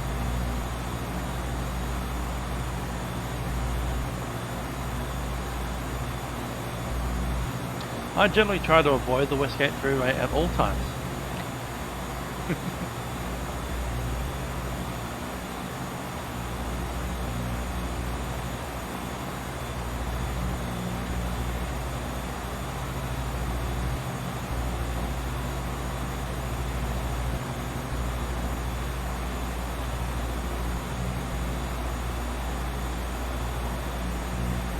There's a big line on the map. Whatever could that be? That would be the border. The tri-point border. So, the ETA is currently being displayed inside South Australia. The number Y69 is being displayed inside Northern Territory. And our aircraft is currently overhead Western Australia. Tri-point border.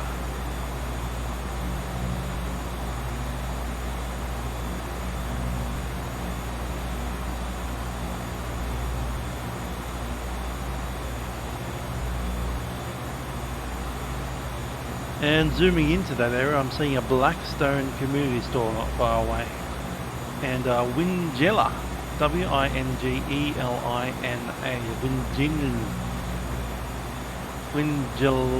Wingelina. Alright, cool.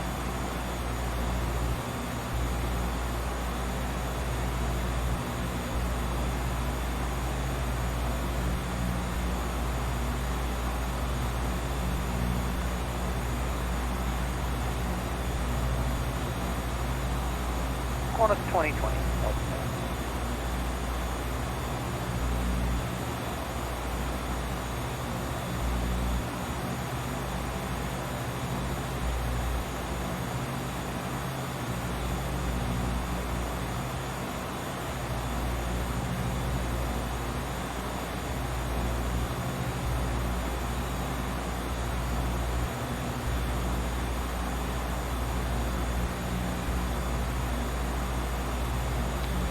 So the Wingelina community, another Aborigine town, 1,700 kilometres northeast of Perth, on the border between Western Australia, South Australia and the Northern Territory on the Tri-Point, surrounded by large granite hills, Mulga and Mallee country. I kind of understand Mallee. What is Mulga country? Ah, that's what it is. Named after the kind of tree that grows there.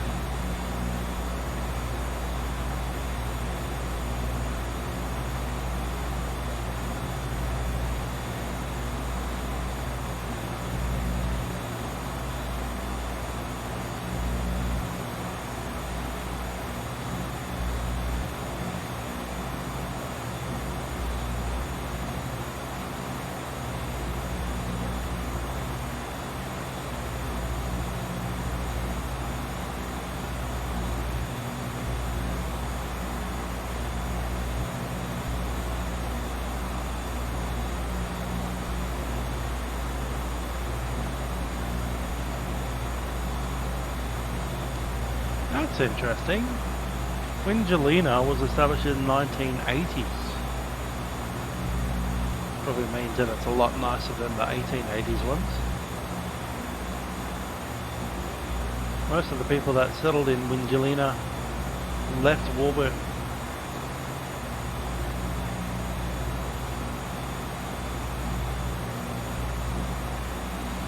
Of course, other people left South Australia because of the rocket testing at Woomera. Basically, Woomera, they were testing rockets and possibly nukes as well. Depends who you ask. They would fire rockets off from Woomera heading out into the desert, especially the Gibson Desert, and it essentially explode somewhere around the area that we're slightly north of right now, in kind of that border area here.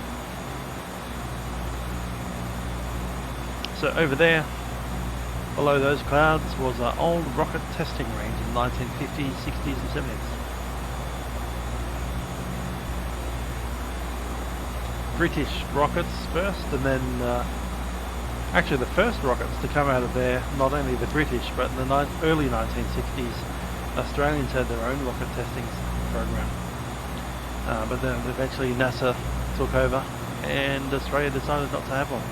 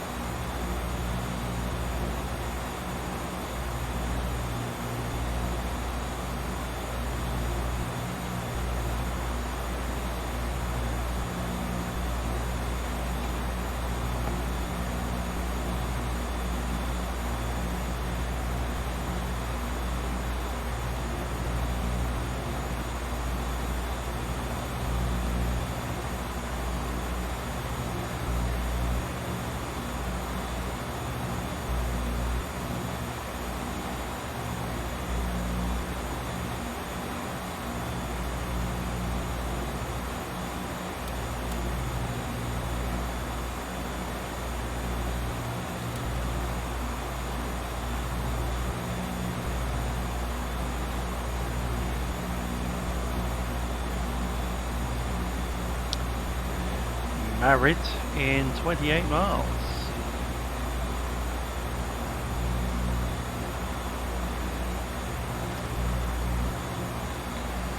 We've picked up some speed, we're doing 333 knots. What's the wind doing? 61.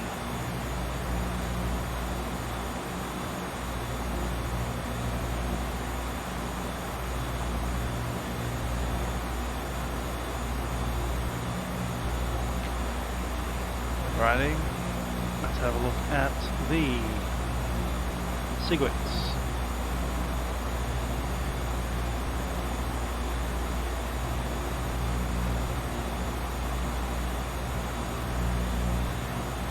Delta Romeo, Whiskey Melbourne South.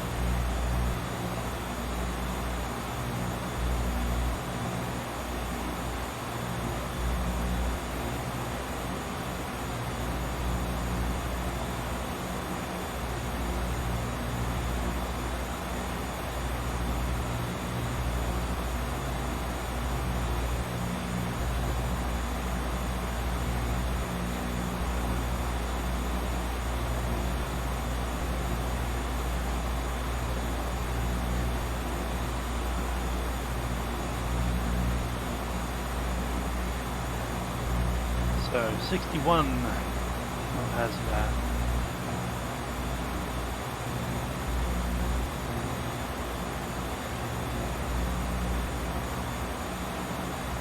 airspace does.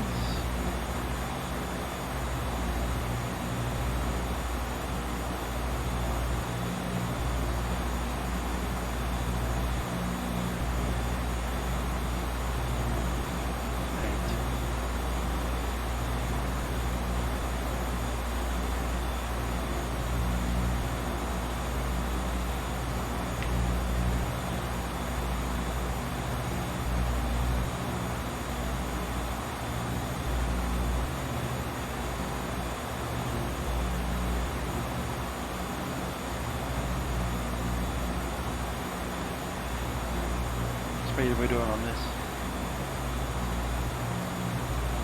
280. Oh, it's 2020. The temperature's changed a bit. 18.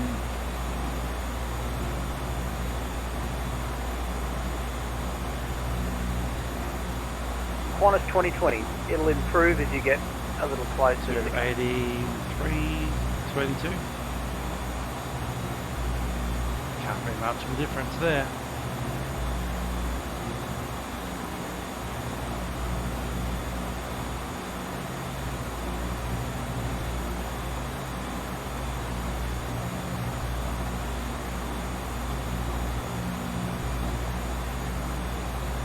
Don't know about the approach to Alice yet. We'll think about that when we're in the correct state.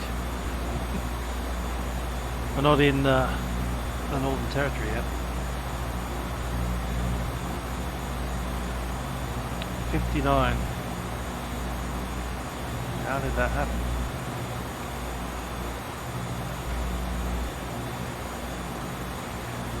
I'm missing something like 8 minutes.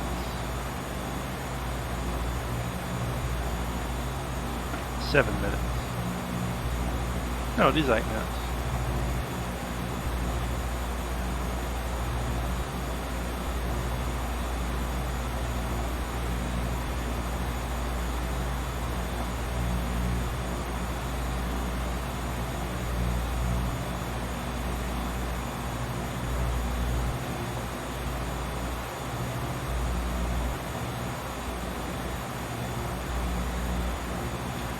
I'm going to do whichever approach they give me. If that's an NDB, then we'll fire the NDB. We won't request it. They'll probably give us an RNAV or something.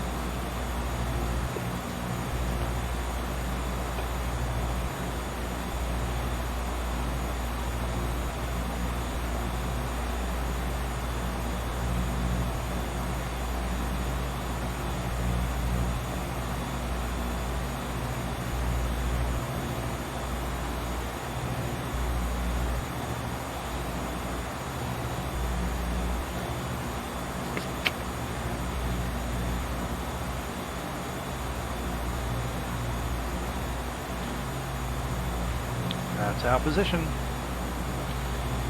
Fuel 80 both tanks, 80.5.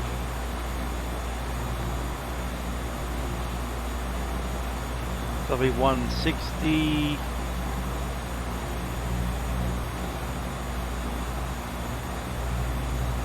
$161.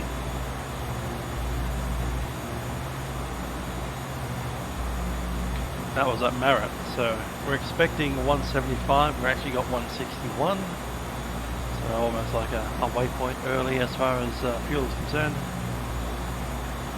The math on that doesn't make sense yet, but then again we're doing what, 330 knots. How do we get that? Where's the wind coming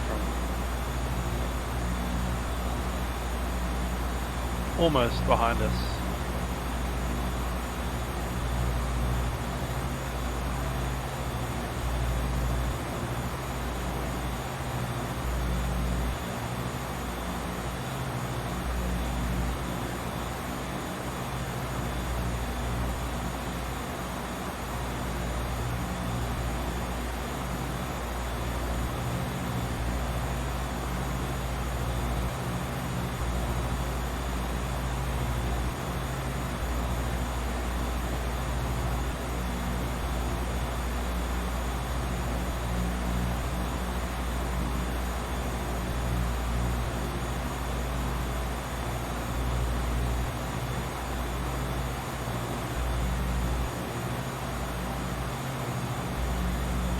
FLAiM out there somewhere, isn't it?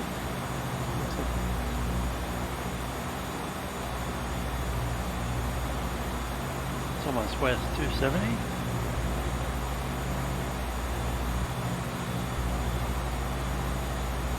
Call it 280. It's pretty close, 283. What's the difference?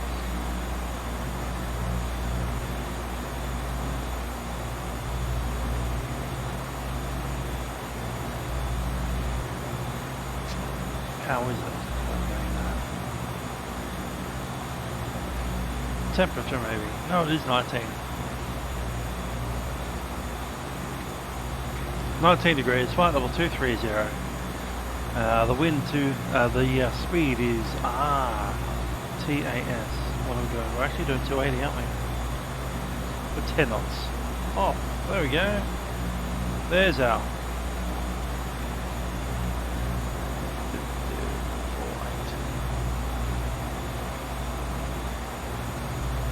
under reporting our speed by 10 knots on our plan.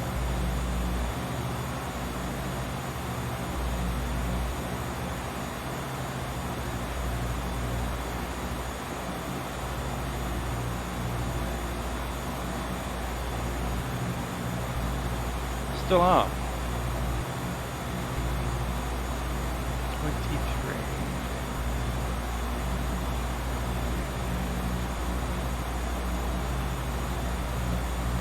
I gained a minute.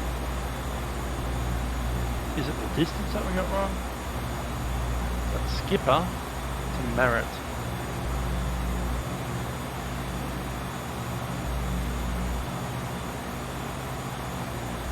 There's Skipper.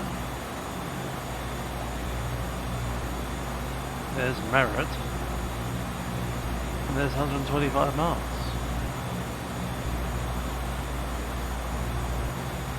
That is a mystery.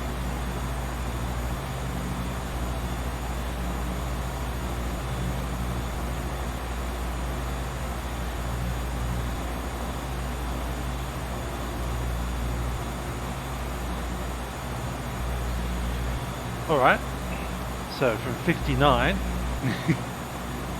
plus 14 will be 13. How's that go? That's more like it.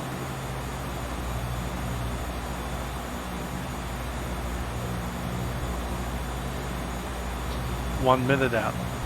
I can handle 1 minute out. Starting to see some of this cloud breaking up now. That's good to see. We'll be able to see the border. That big bright line of doesn't exist, separating states that you're not allowed to travel between at the moment.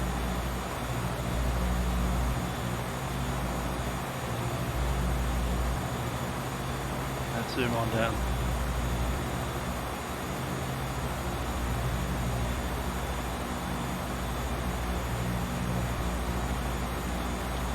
Coming up at it really quick.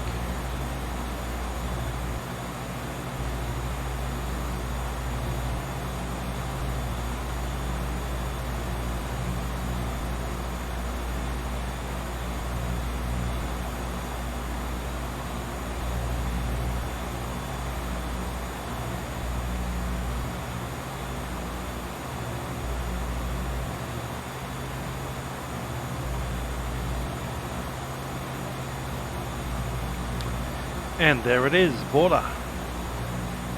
Somewhere around inside the field of view right now is two states. Western Australia to your left and Northern Territory to your right. And we're now in Northern Territory. Goodbye Western Australia.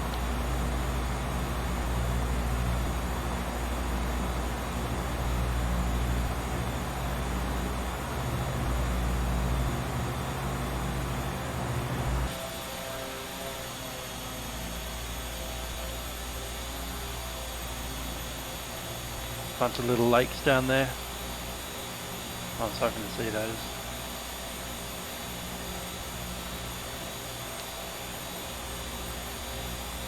Can I see the road? There's a road that runs around these lakes somewhere. Could be that.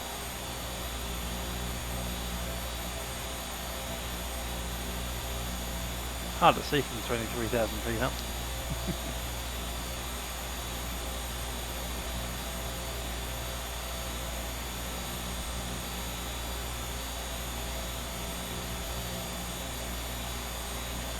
Just for interest's sake, there it is on Google Earth or Google Maps. That's that waypoint. There's those lakes.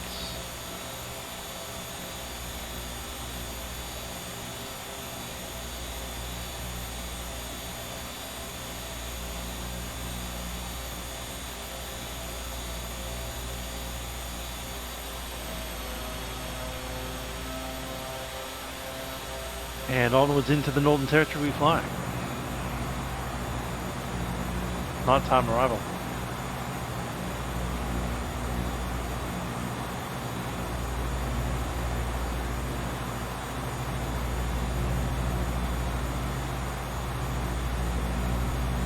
And South Australia off the left wing there under that cloud, off the right wing, sorry.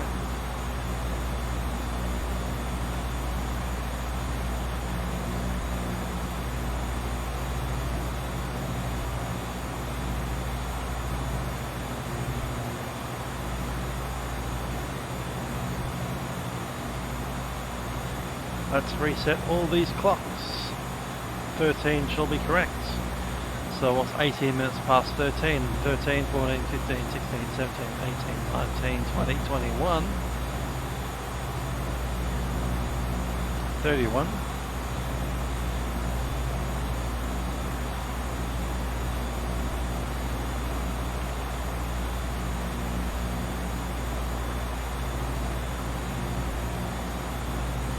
$51.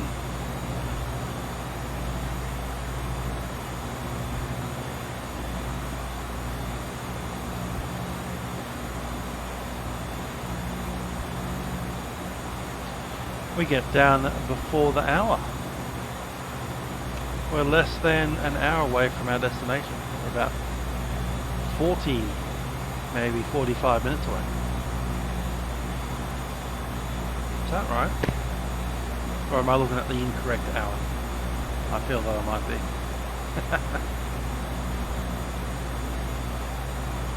No, 51. We'll be within the vicinity of Alice Springs. About 10 to 10.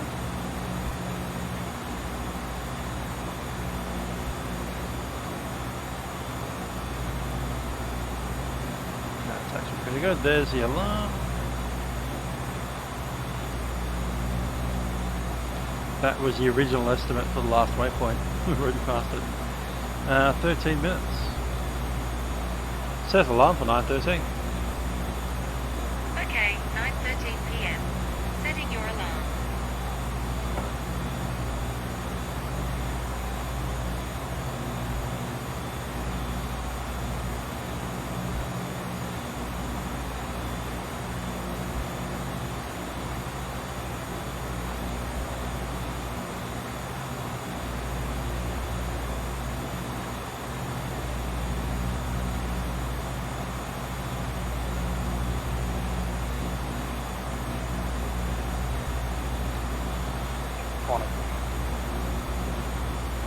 Not much happening on frequency out here.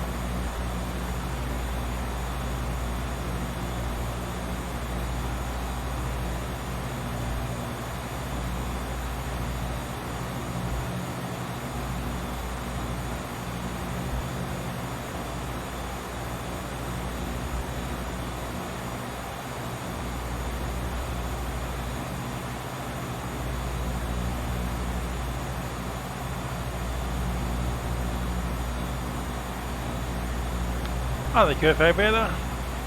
How are you doing?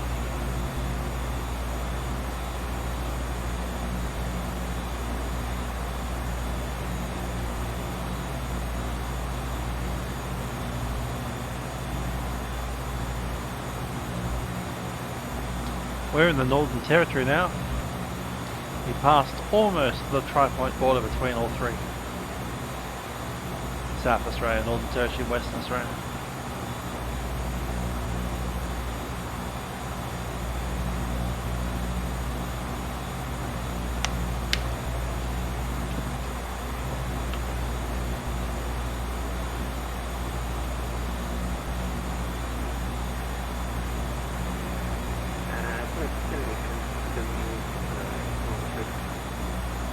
Qantas 1087, we certainly are. And I've got a start clearance for you when you're ready. I won't remember that. Come on. I read what I see.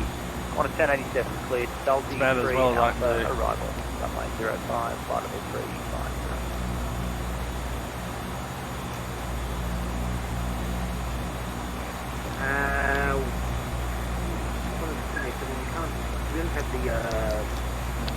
This sure is a long flight. 5 hours. When I was planning the entire route, this was the one that gave me a bit of grief because I was trying to think of if I could break it up, maybe find a forest, maybe find a Warburton, but there's no scenery out there. So trying to avoid the default scenery. 5 hour flight, here we are. Sorry, Salty 3 Zilla, you're quite right. That's a cheers for me. I'm just going to take my penalty now. To confirm, 3D blue Margo transition, maintain flight level 3 kilometers.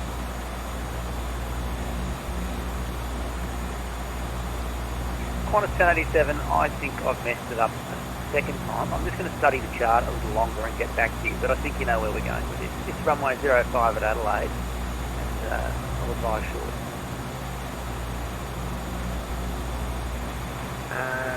1087, yeah, so my understanding is the Alpha is... Okay, we're coming off the Jet Airway now. We're flying straight at Ayers Rock. Qantas 1087, that's correct. My alarm just went off. Called me, and it is the Salty 3 Zulu arrival. Next waypoint 25 according to that. Flight level 350. Let's see what it is according to this. I'll keep the 73 blue Margo transition. 31.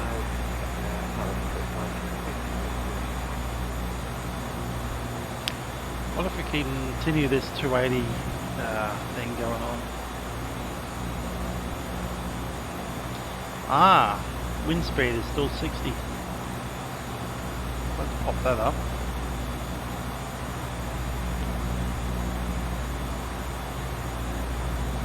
There's Rock 13 for 13.7.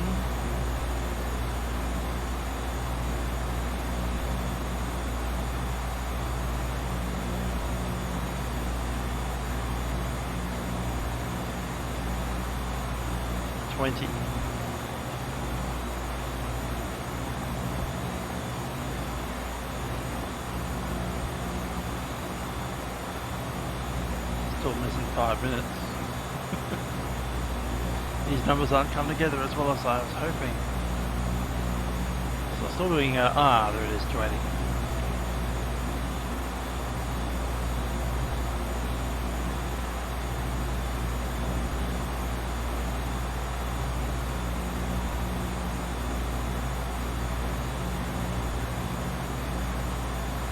It was 13, wasn't it?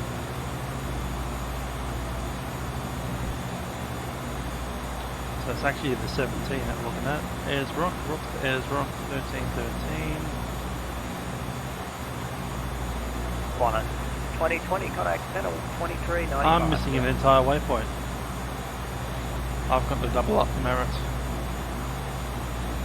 Oh, that sucks.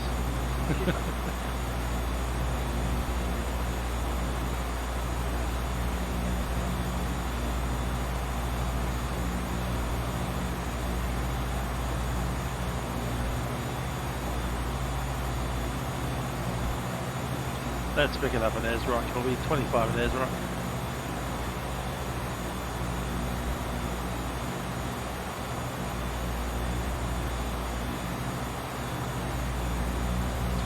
The rest of it's right, but we forgot to stick in an entire waypoint somehow.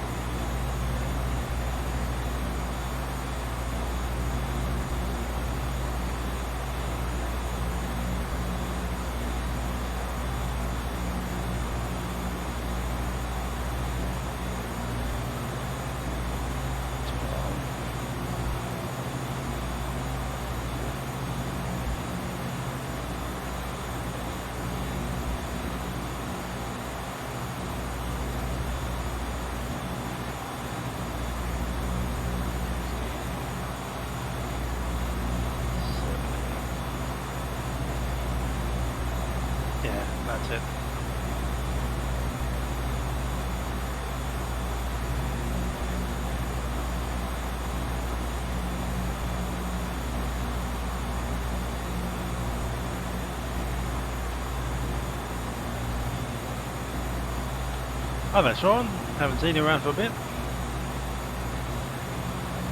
Just realised that I forgot to double up Marrett to Rooks. Didn't even calculate that leg at all. Dang.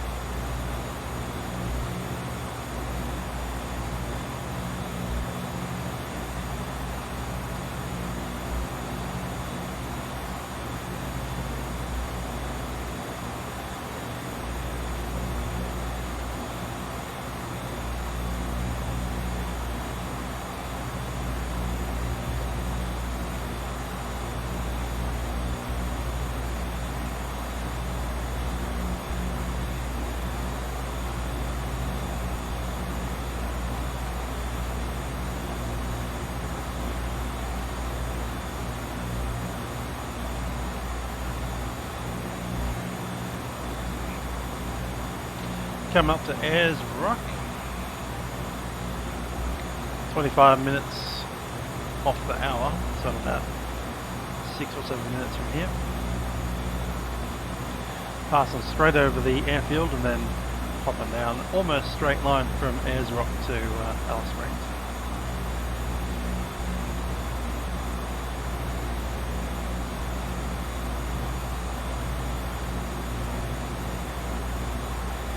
Yeah, the clouds are looking pretty good out here. Look at that. We had a pretty consistent cloud layer all the way through, associated with the cyclone that's been coming through. You can see that like this. That's the border Giles weather station, and that's Alice Springs right there.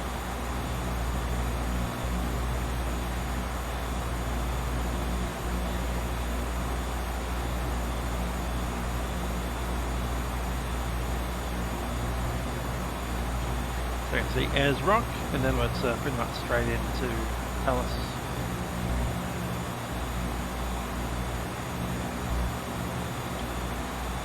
Let's sort out our descent.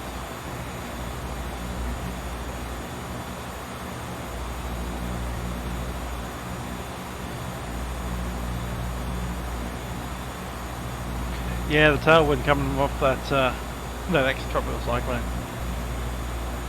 pushing us away.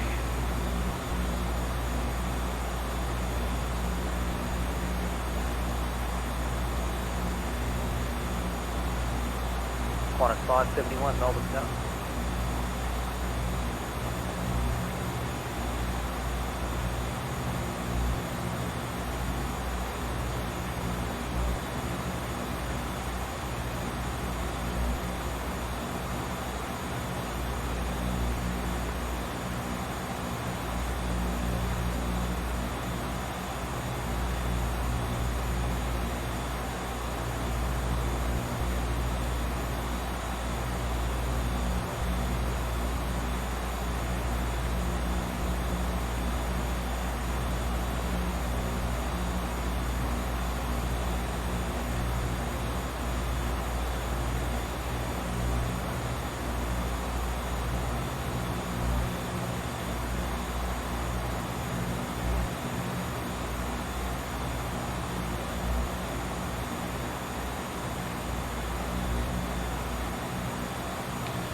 So, on the last leg, we might as well chat about what we're doing next. Possibly on Wednesday, we'll be swapping over to the SR22, the Carinado one. And we're going to be flying back to Ayers Rock, so from Alice Springs back to where we're flying over the top of in a couple of minutes. From there on, we'll be heading down into South Australia from Ayers Rock, so Udnadatta, Cunderdin, a little place called Jacinth Mine, and then Sejuna.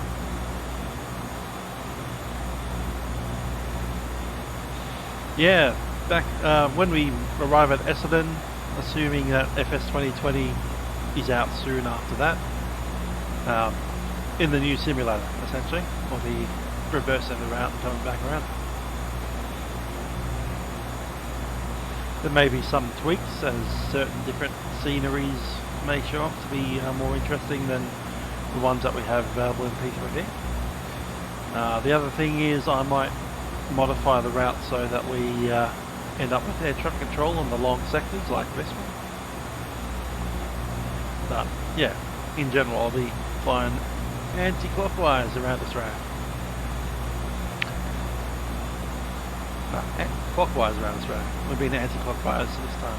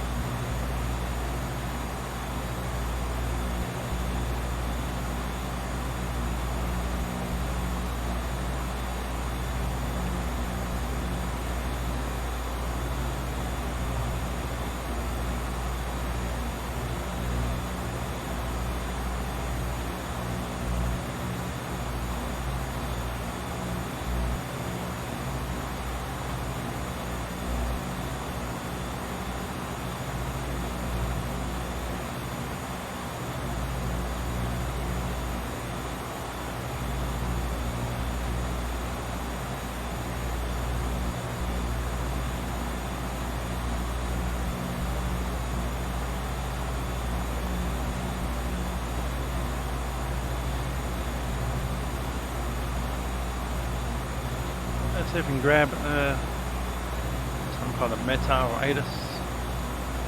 Not sure if Alice Springs is on there. 571 connect center 123 there.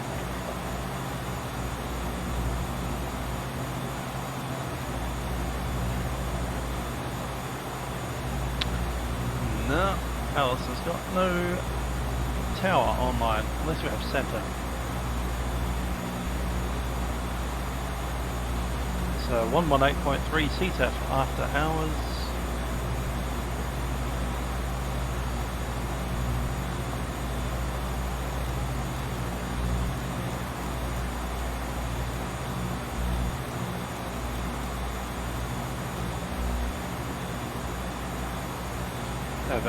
Over Ayers Rock we go. Somewhere down there is a big chunky rock.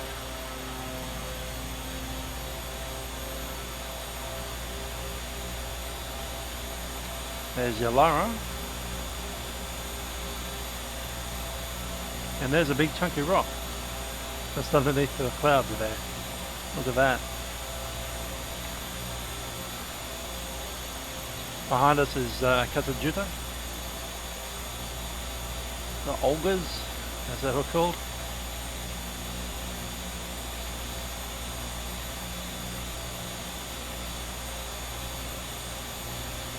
We'll come back to here on Wednesday. Do something a bit slower. Hopefully the weather's okay. I can imagine that big chunky storm just like sitting over here. So we may delay if we need to. We can do Wednesday, Friday or Sunday or even next Wednesday if we need to. So I don't mind holding off in Alice Springs until the weather clears up. And we can see Ayers Rock from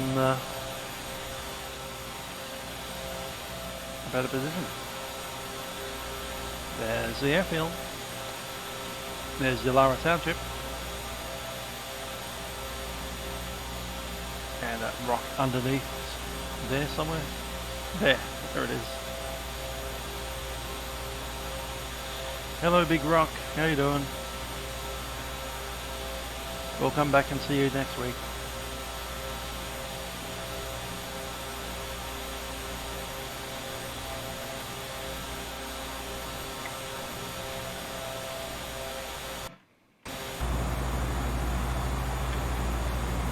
Okay, we need a meta for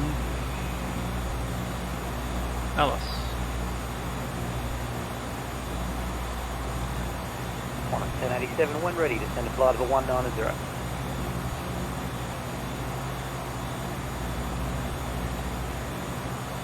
Let's grab that now. Location briefing YBAS.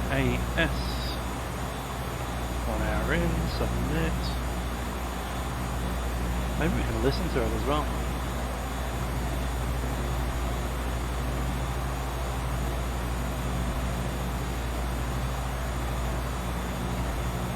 Wind 060 to 8.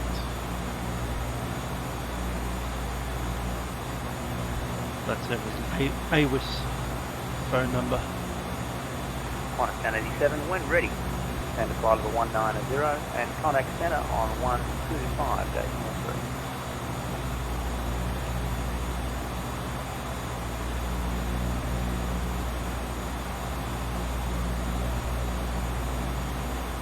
Yes, it does. Cool. Let's bring that up. I'll pop it on screen, please. Head on over to 125.3 to contact.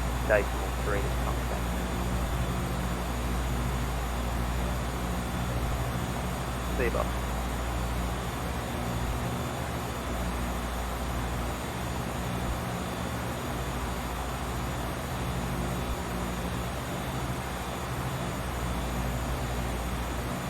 Weather Information Service, Alice Springs Airport.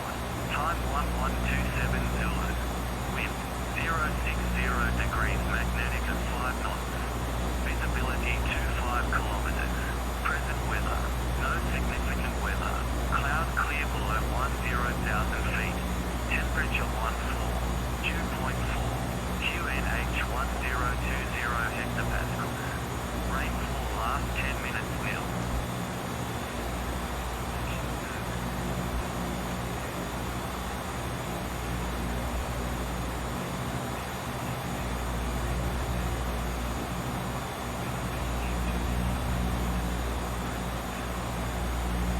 Zero 0605.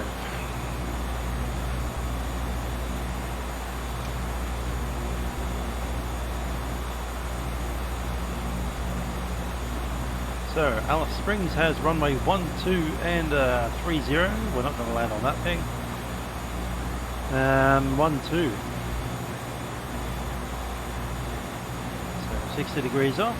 Runway 12 has an ILS if we wanted it. It's got a VR as well. Got good old NDB Bravo.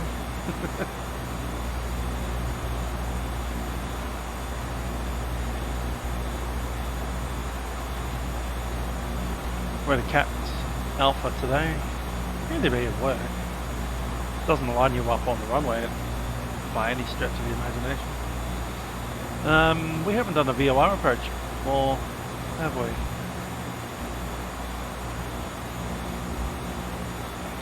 I do love the waypoints for the ILS. It's Yothu Yindi, as in the Aborigine singer. Treaty.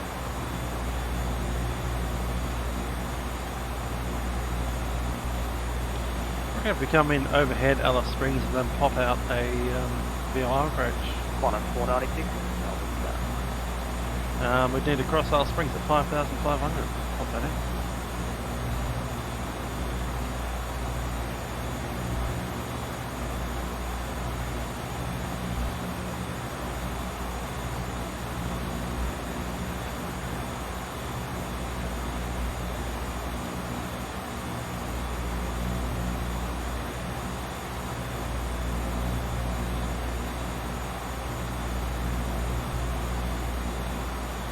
15 minutes away. Made a nice shallow 1300. 13 minutes away. Cool. Alright, let's set up a raw data approach with the VOR. So 115.9.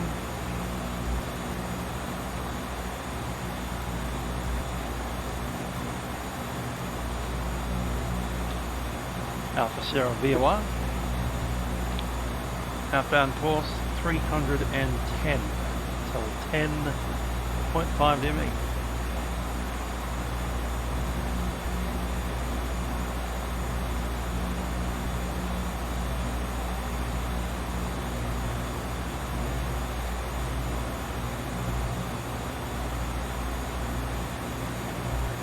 Back direction out there. Cool.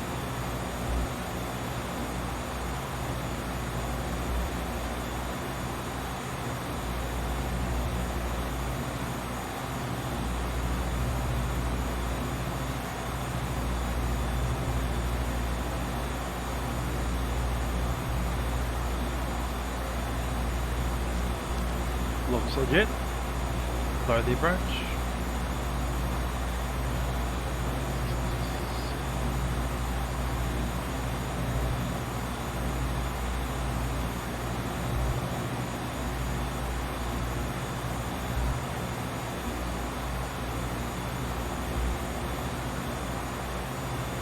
Cool, from Arm2 direct to Alice Springs and then straight through that stuff, but we're going to go raw data instead of on the VOR, on the GPS in nav mode. That'll make it too easy.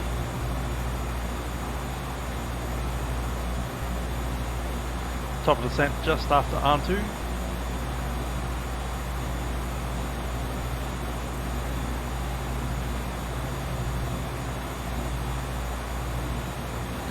Altimeter is 1020, temperature is 14 Celsius, wind is 060 at 5.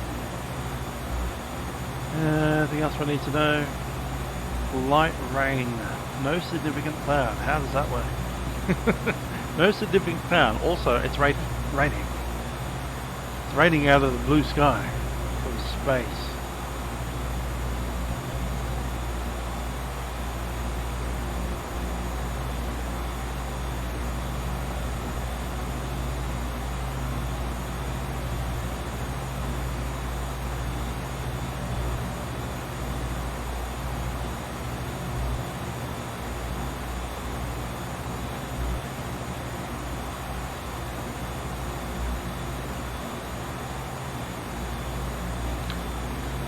It'll be centred down at least till the Class G boundary, which I should know where that is, but I don't.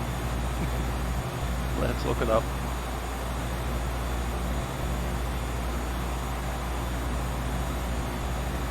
Is it 4005?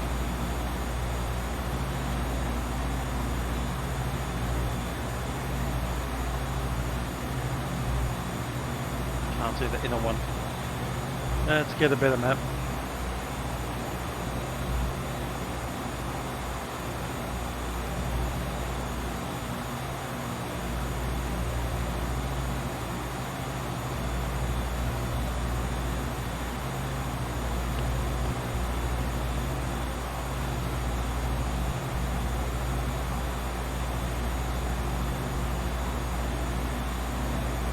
$3,500. So yeah, we can descend down to, oh no, CLL is 4,500.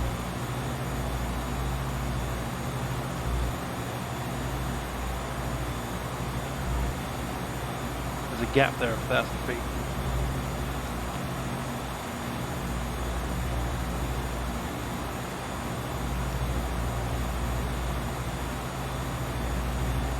Yep, so control will have us until about 4,500 feet, and then we're at CTAP, I suspect. He might control all the way to the ground. Up to him if he does, all good. 4 hours, 10 minutes.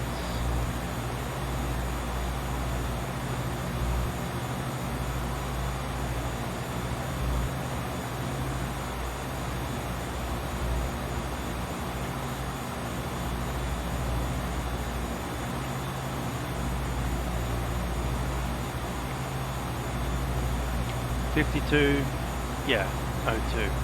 So I'll be on the ground in 20 minutes, which means we land 4 hours and I guess it's a 30 minutes into the stream, then we'll do the sundries and hopefully be off before the end of the 5th hour.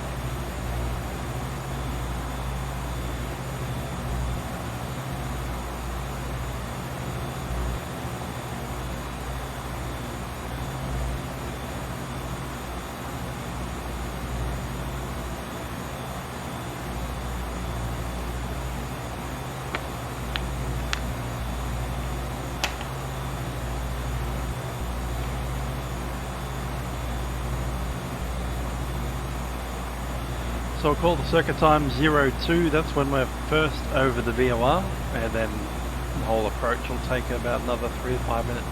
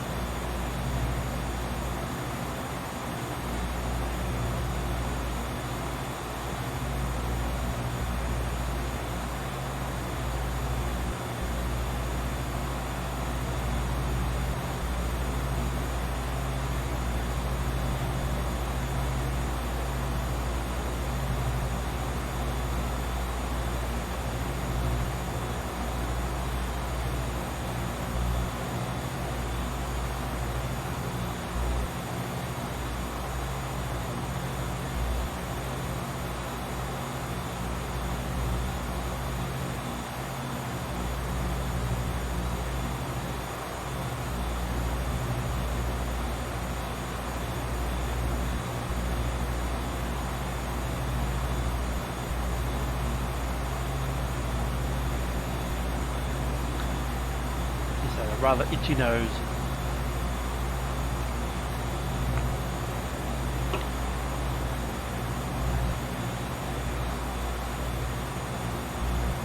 That sunset going down as we fly away from it. Look at that colour of the Great Australian Outback. That is what you come out to places like this to see. Just watch the sunset for 3 hours. Maybe less, maybe now.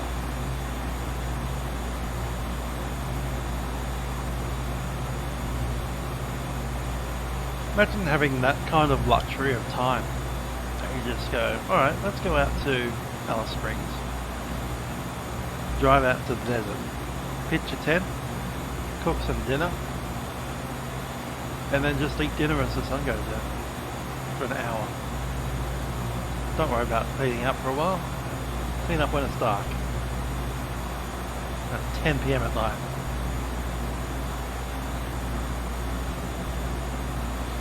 Yeah, this aircraft is pressurized. It is not auto. You do need to control it.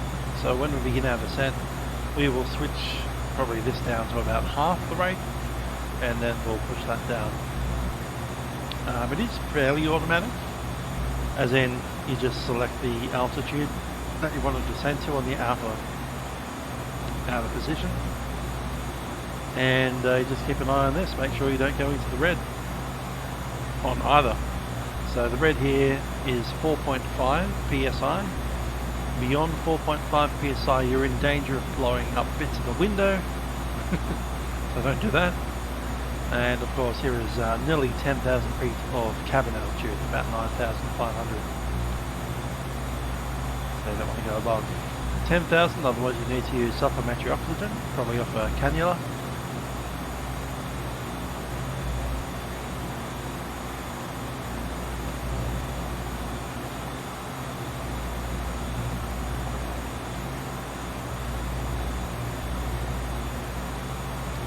There's our top descent point, 1,300 feet per minute descent.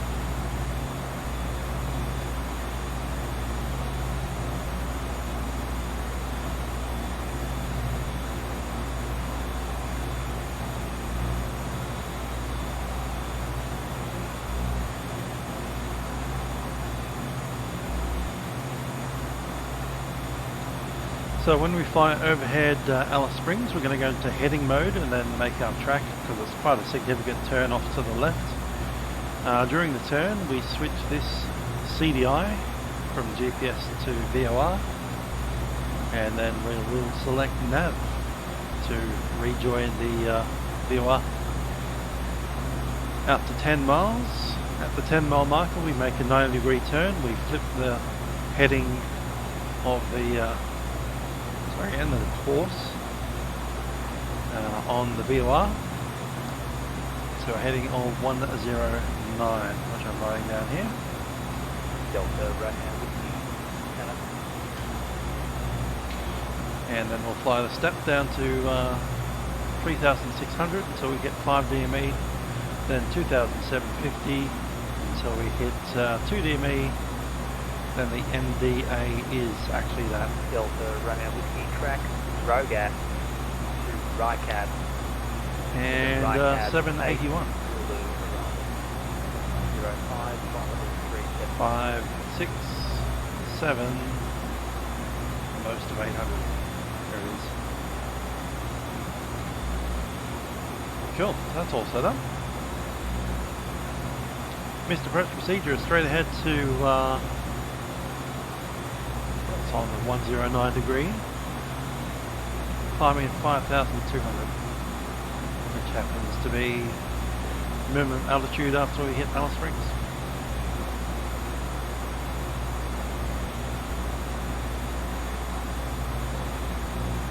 Confirm the broker. What were we saying? It's the Delta Romeo, we can confirm it's the right cab 8 Zulu arrival.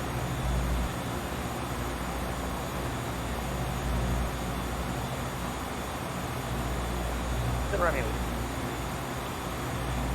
Melbourne Centre, Kilo Papa Bravo is at R2 requesting descent Alice Springs. Kilo Papa Bravo, don't know how to break it to you, but tower has closed. So please control area descending. No reported IFR traffic, and the QNH is 1020.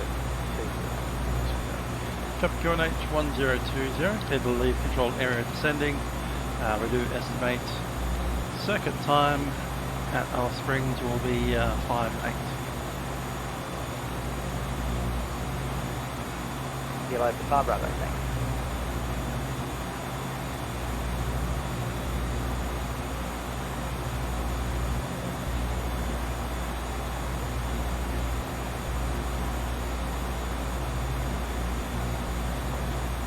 Cyclatives, how you doing?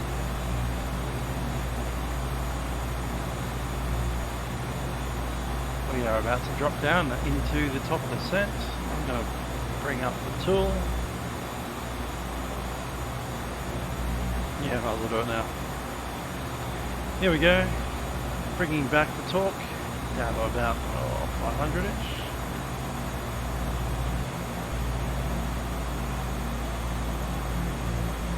Oh, that's been destabilized.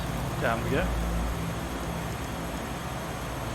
1300 a minute, keeping that torque coming back.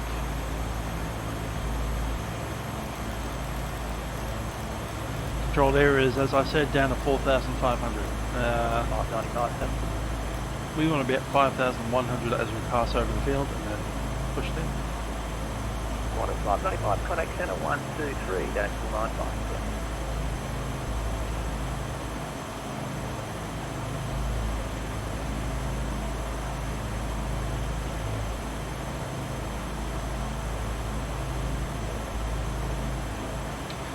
See the note there? NDB Alice Springs. Possible excessive needle swings near the McDonald Ranges.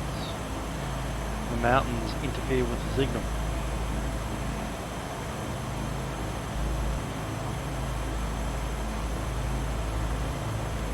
One good reason not to use the NDB.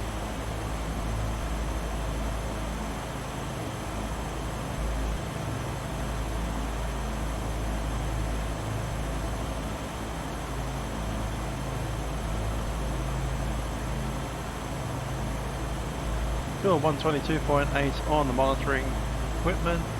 We also have 118.3 set, the CTAP. Just checking the speed. Not sure I've let it decay a little bit too much.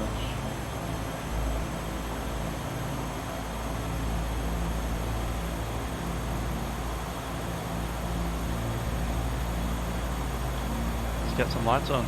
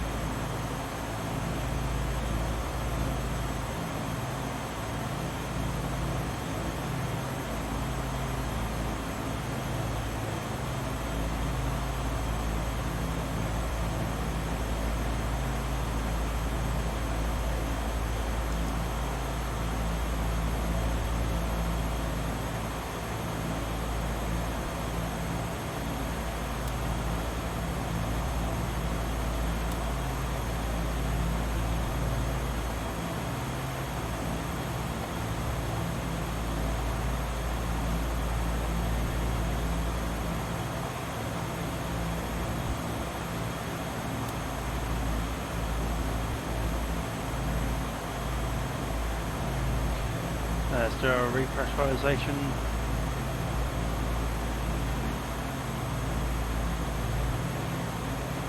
Alice Springs, elevation 17.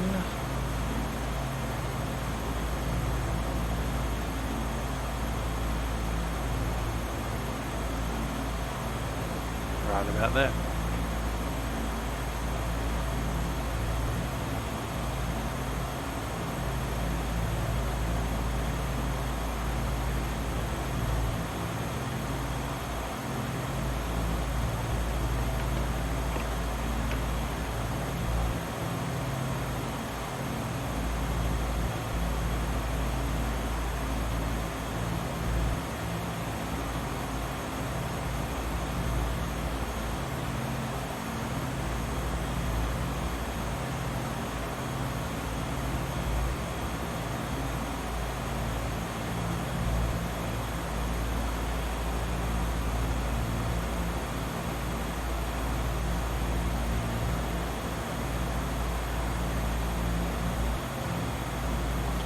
Minutes out.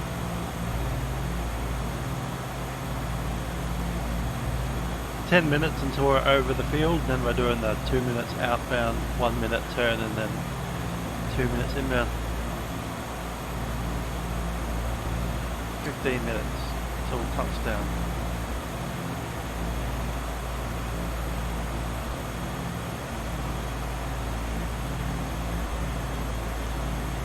Checklist.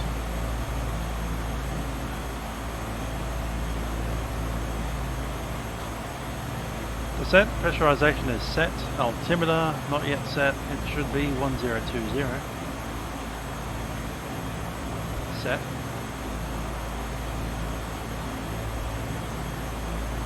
Anti-ice on the windshield is set. Airspeed, good to go. Checklist complete.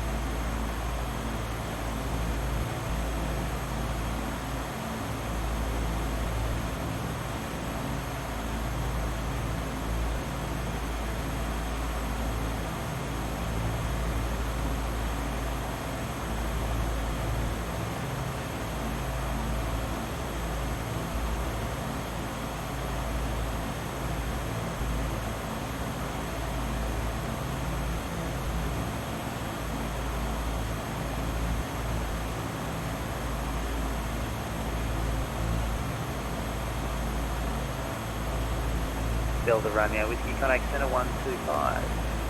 Stage 43.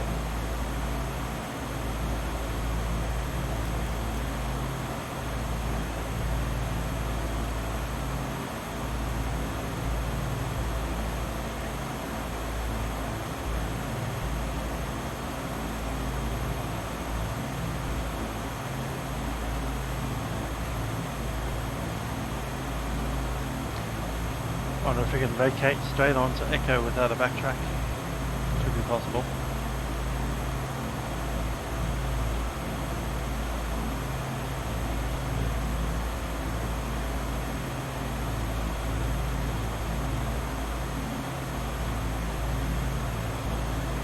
Alright, 5,500 until we start the back turn. And then 10.5 miles until we start the descent. 3.6 at 10. 5.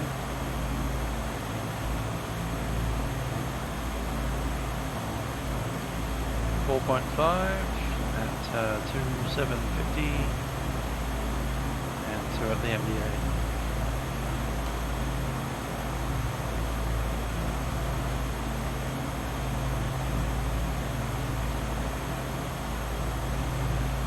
Speed backing off.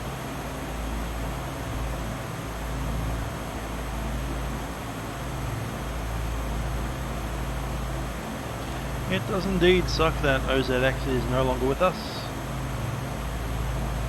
and all of its bits have been scattered to the four winds.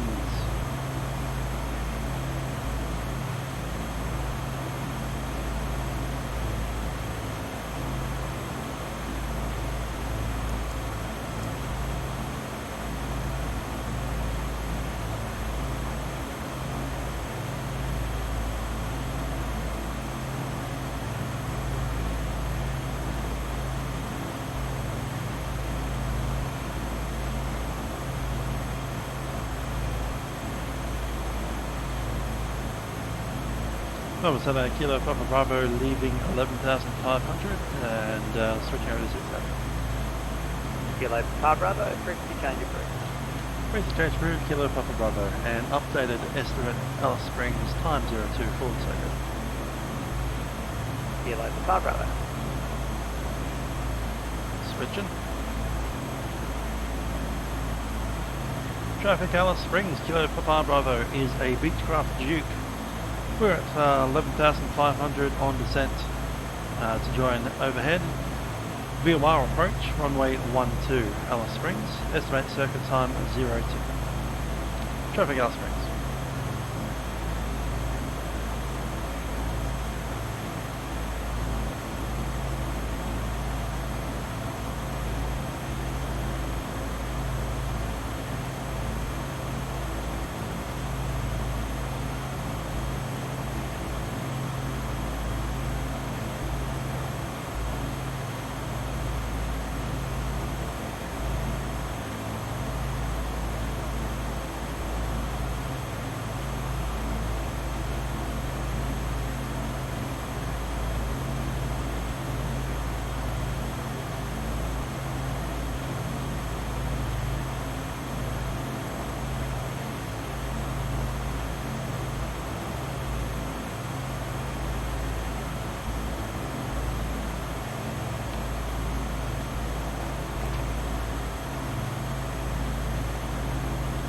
Yeah, good old 77 planes in the RFDS. Good mix of King Airs and PC-12s. And at least one, was it PC-24?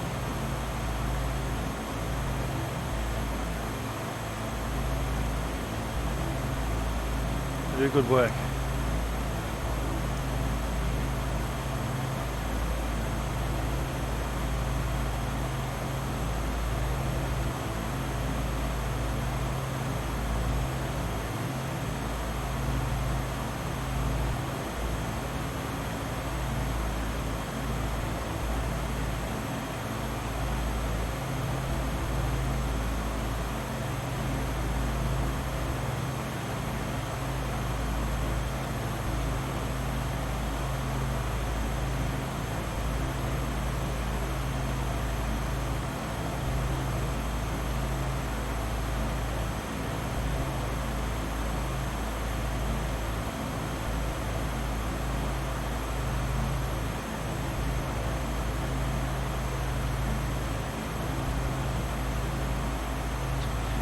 can see the approach kind of outlined in white. I'm not going to be using the GPS route though.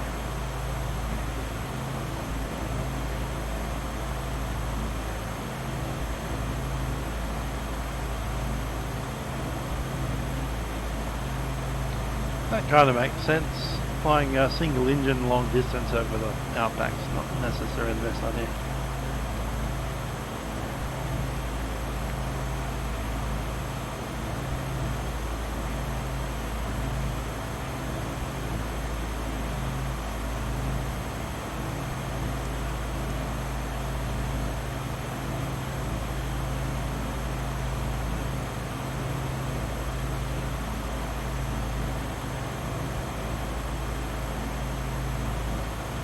Miles out.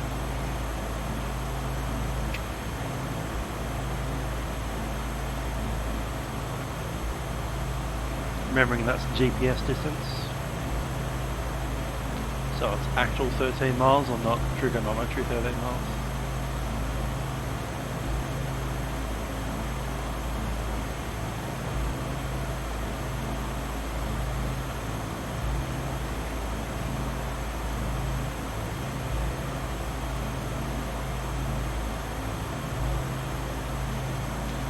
We're out of 7,000 feet on descent, about 10 miles till we're overhead the field.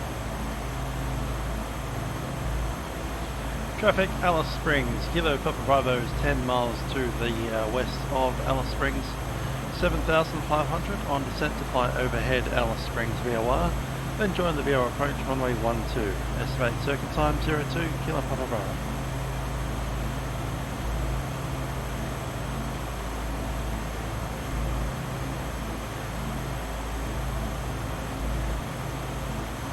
Yeah, I forgot to add one of the waypoints into my waypoint flight plan, so I was missing, you can see it here, Skipper to Marriott, but I didn't put Marriott to Rooks in there. Oops.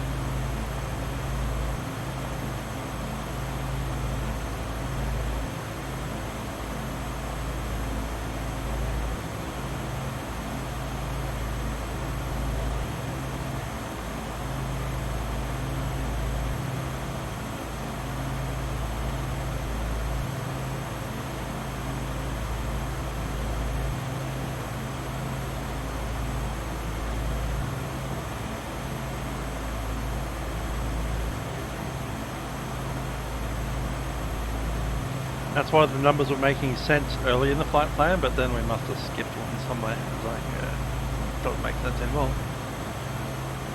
There's the field.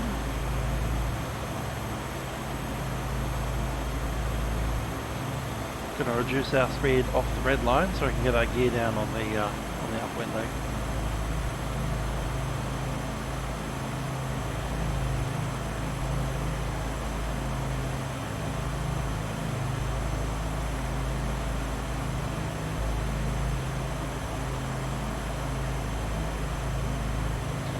There's the town over there. There's the airfield over there. VOR's at the very southern end of the, or the very northern end of the runway.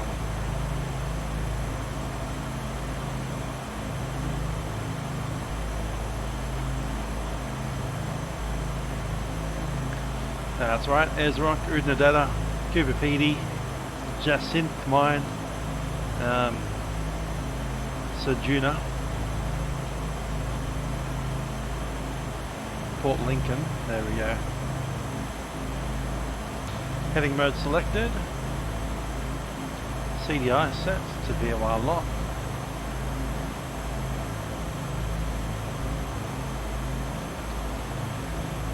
Traffic Alice Springs, Kilo Papa Bravo, 5,500 overhead the field, outbound on the runway 12 VOR.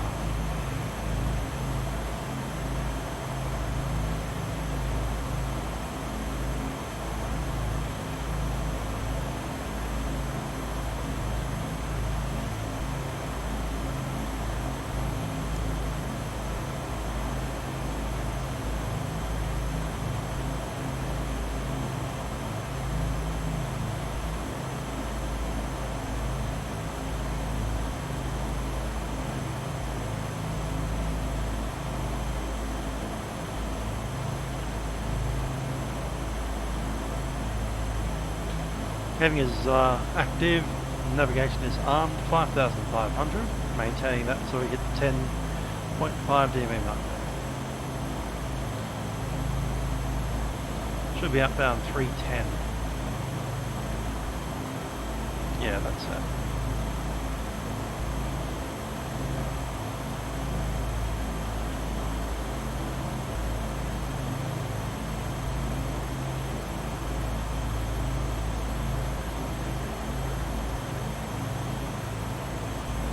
Razor Kraken makes a pretty good product.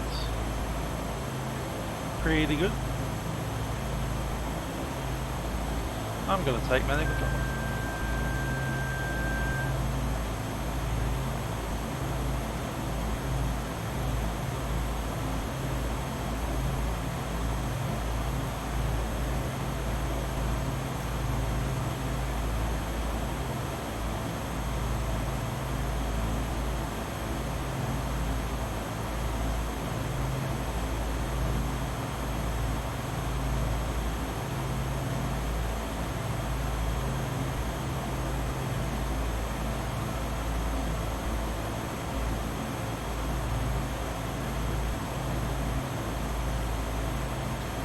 Cool. We can keep maintaining 5,500 to a 10. Currently at 7.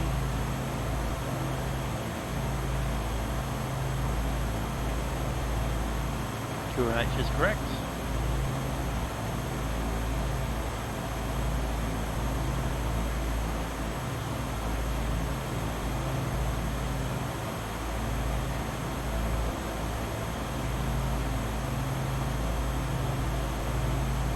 Coming back. As the speed bleeds off, we'll need to increase our angle of attack to stay at the same altitude. 9 miles.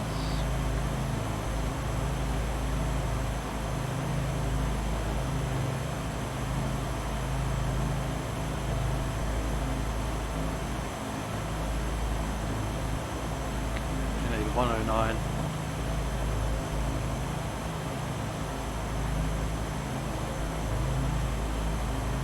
Right there. That's the 10. Round we go.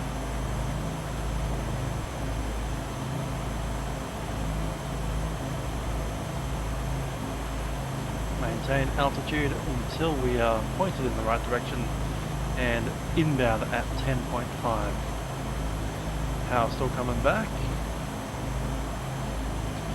And prop RPM coming up.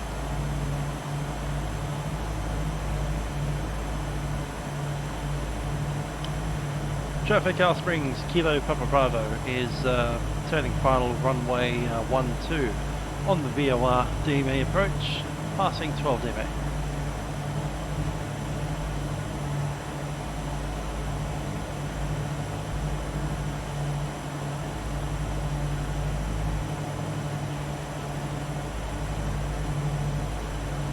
That is set, 12, 120, keep the speed. One speed 140.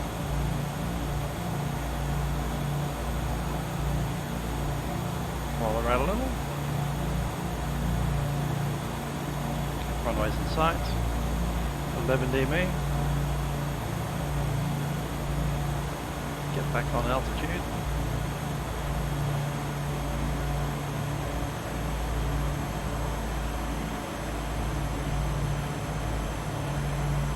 Pretty sure I saw some needle movement.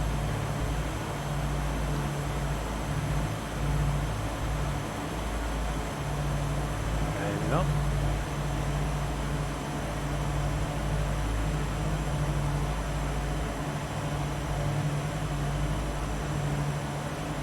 Power back.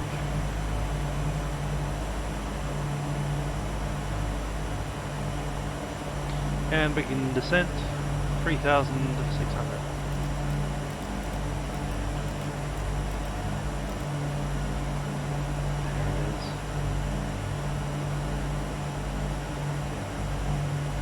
Get out.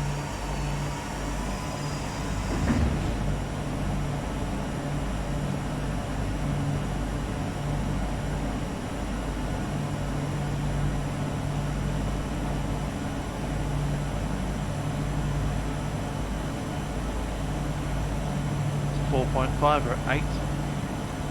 Traffic Alice Springs, Kilo Papa Bravo, final runway 12 out of 4,500.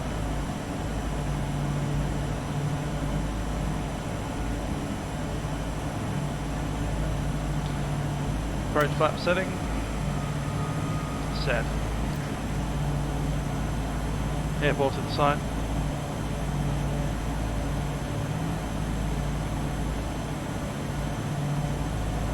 There's the rest of the runway.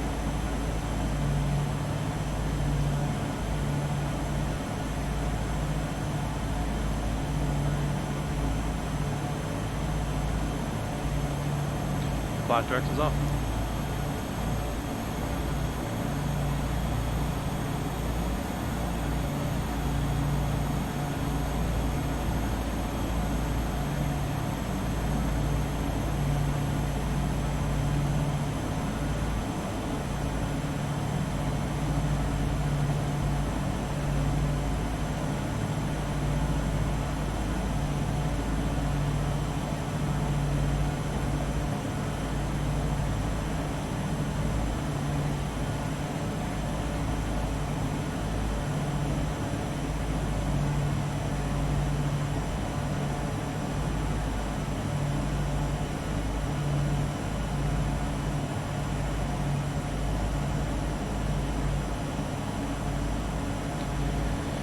The random number is the descent rate at touchdown.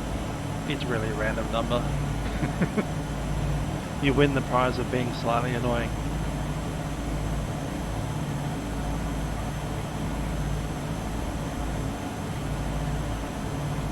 Okay, final approach. Checklist. Landing 120 speed, short final full flap. High RPM, short funnel set, and power is set.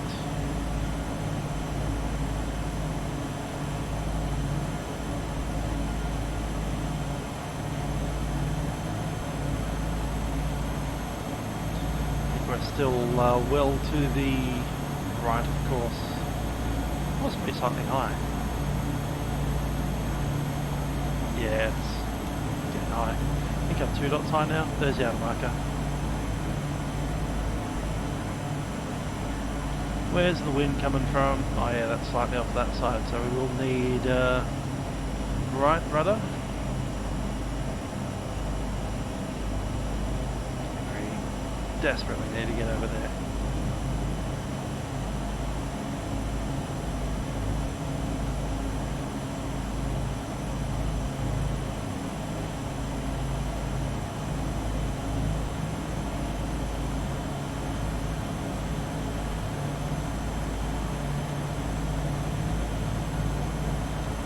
We're on descent profile now, coming down on the center line,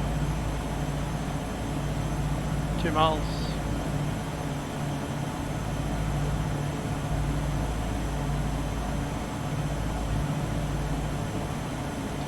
I wish Orbx knew how to put lights on the center line, but there you go.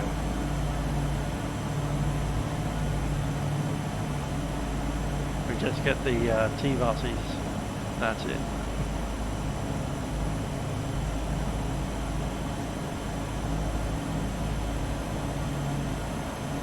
Bit of traffic on the road in front of us.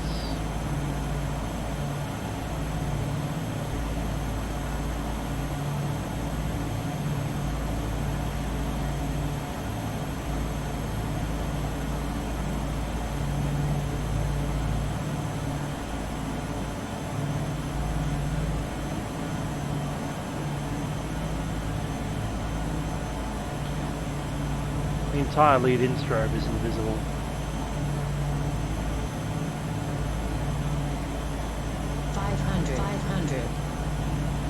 Check. 1 dot high.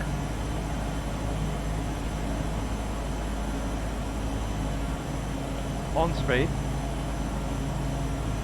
Inner marker. Lights on the runway, I can see it now. Just.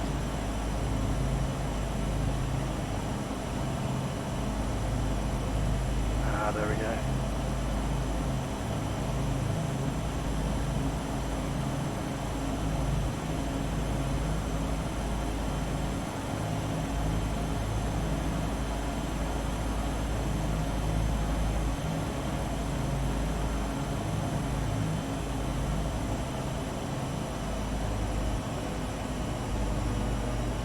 fine, go on the runway. That was the worst float ever.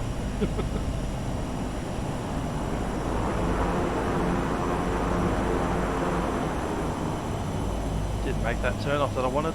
Oh well.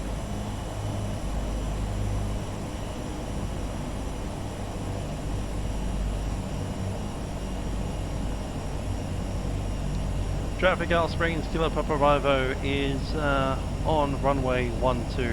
Turning around to backtrack and we'll report clear. Traffic Alice Springs.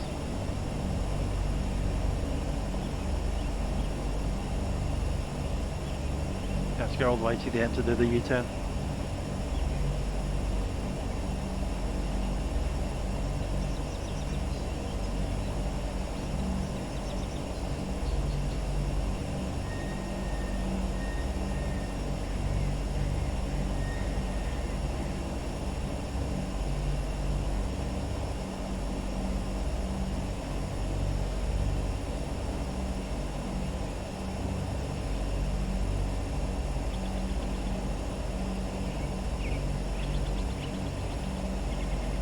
I think it's 130 something, can't remember.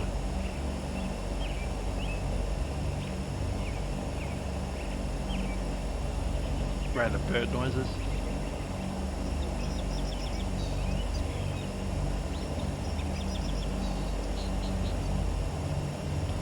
Traffic Alice Springs, Kilo Papa Bravo, backtracking runway 12.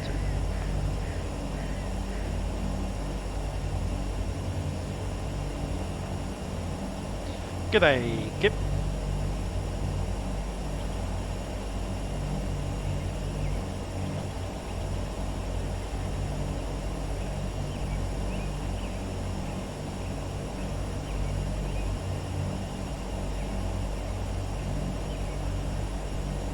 Why have I lost that?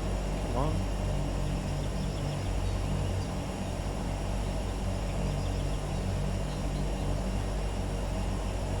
Anyway, retracting flap.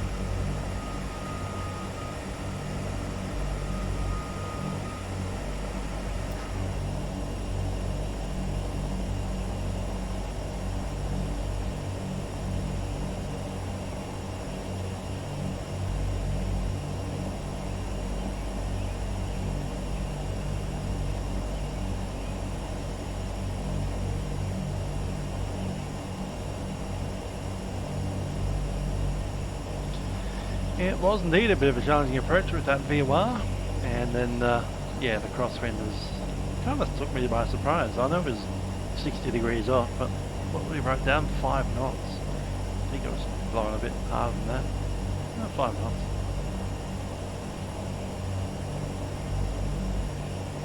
Just wanted to slide sideways. Put a boot full of rudder in, drop a wing.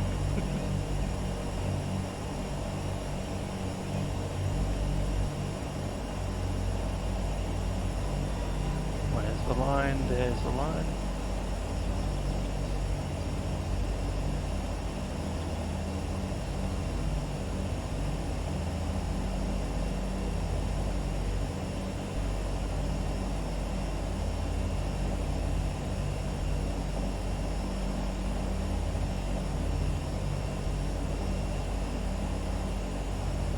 Traffic Alice Springs, Kilo Papa Bravo has vacated runway 12.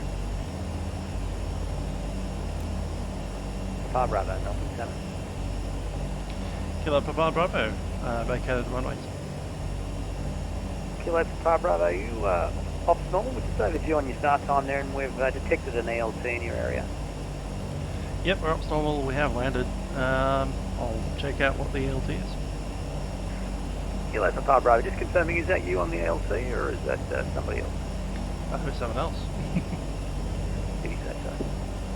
We'll check it.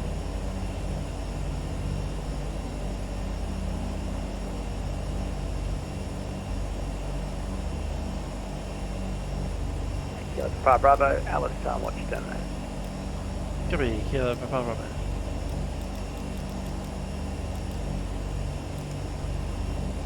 Onto 1.5. Monitoring it. Got nothing. Kilo Papa Bravo, listening on 121.5. Got no ELT on the ground. Kilo Provide Bravo, thanks.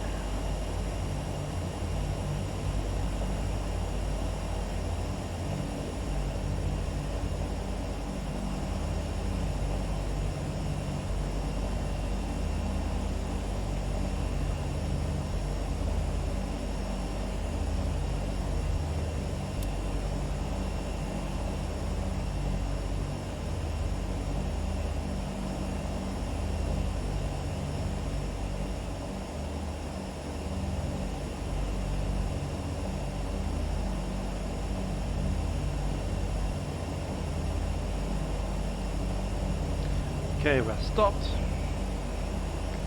Where are we going on this thing? Ah, right that way. Alright. We actually have to go further. Qantas 496 Center.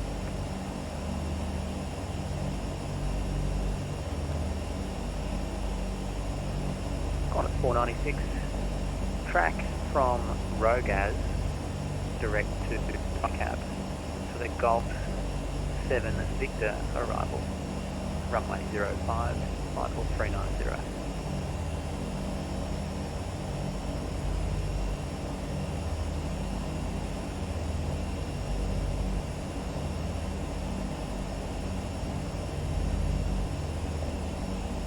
Qantas 496, the waypoint is Rycab, which is just the first waypoint on the start.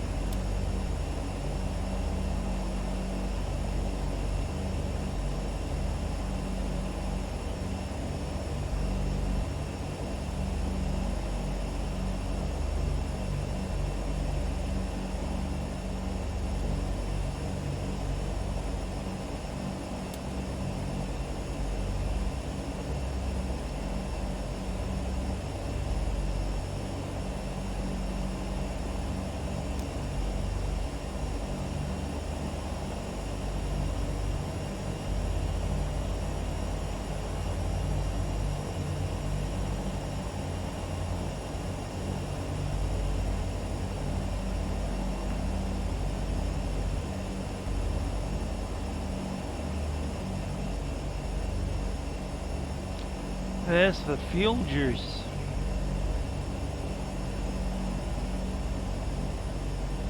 Yeah, we'll go up into that area up there, next to that hangar.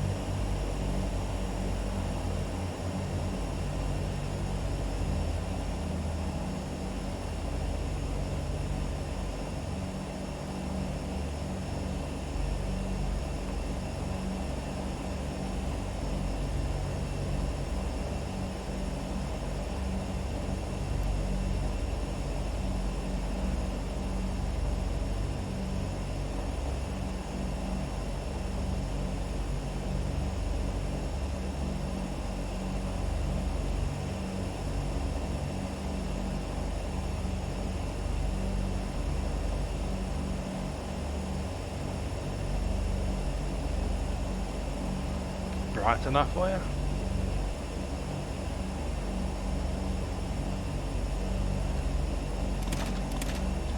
Brakes to set.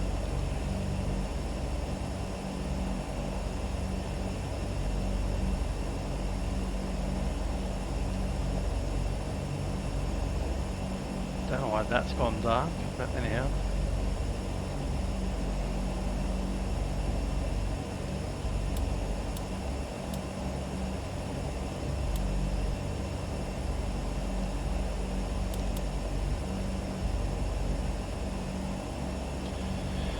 Alright, what frequency are we on? Let's go to CTAF and then drop master. Off we go.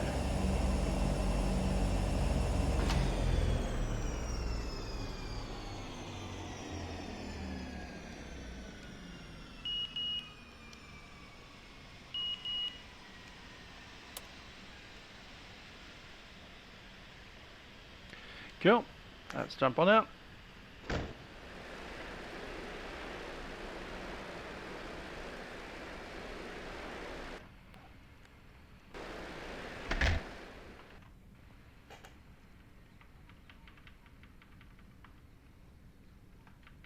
Can't see much outside this glowing ground.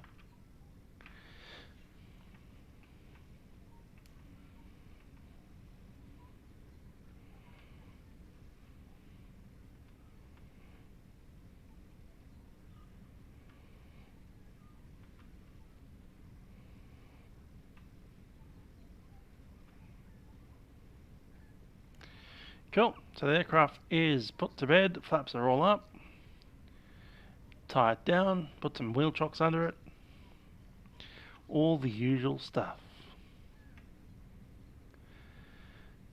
And we'll find ourselves an Uber back to town.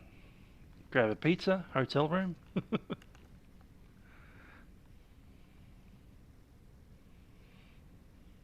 Mr. Shadow Man here. Look at that.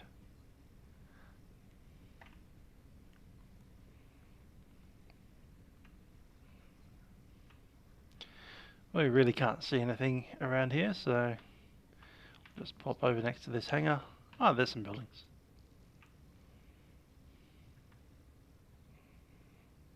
Fence between us and the buildings.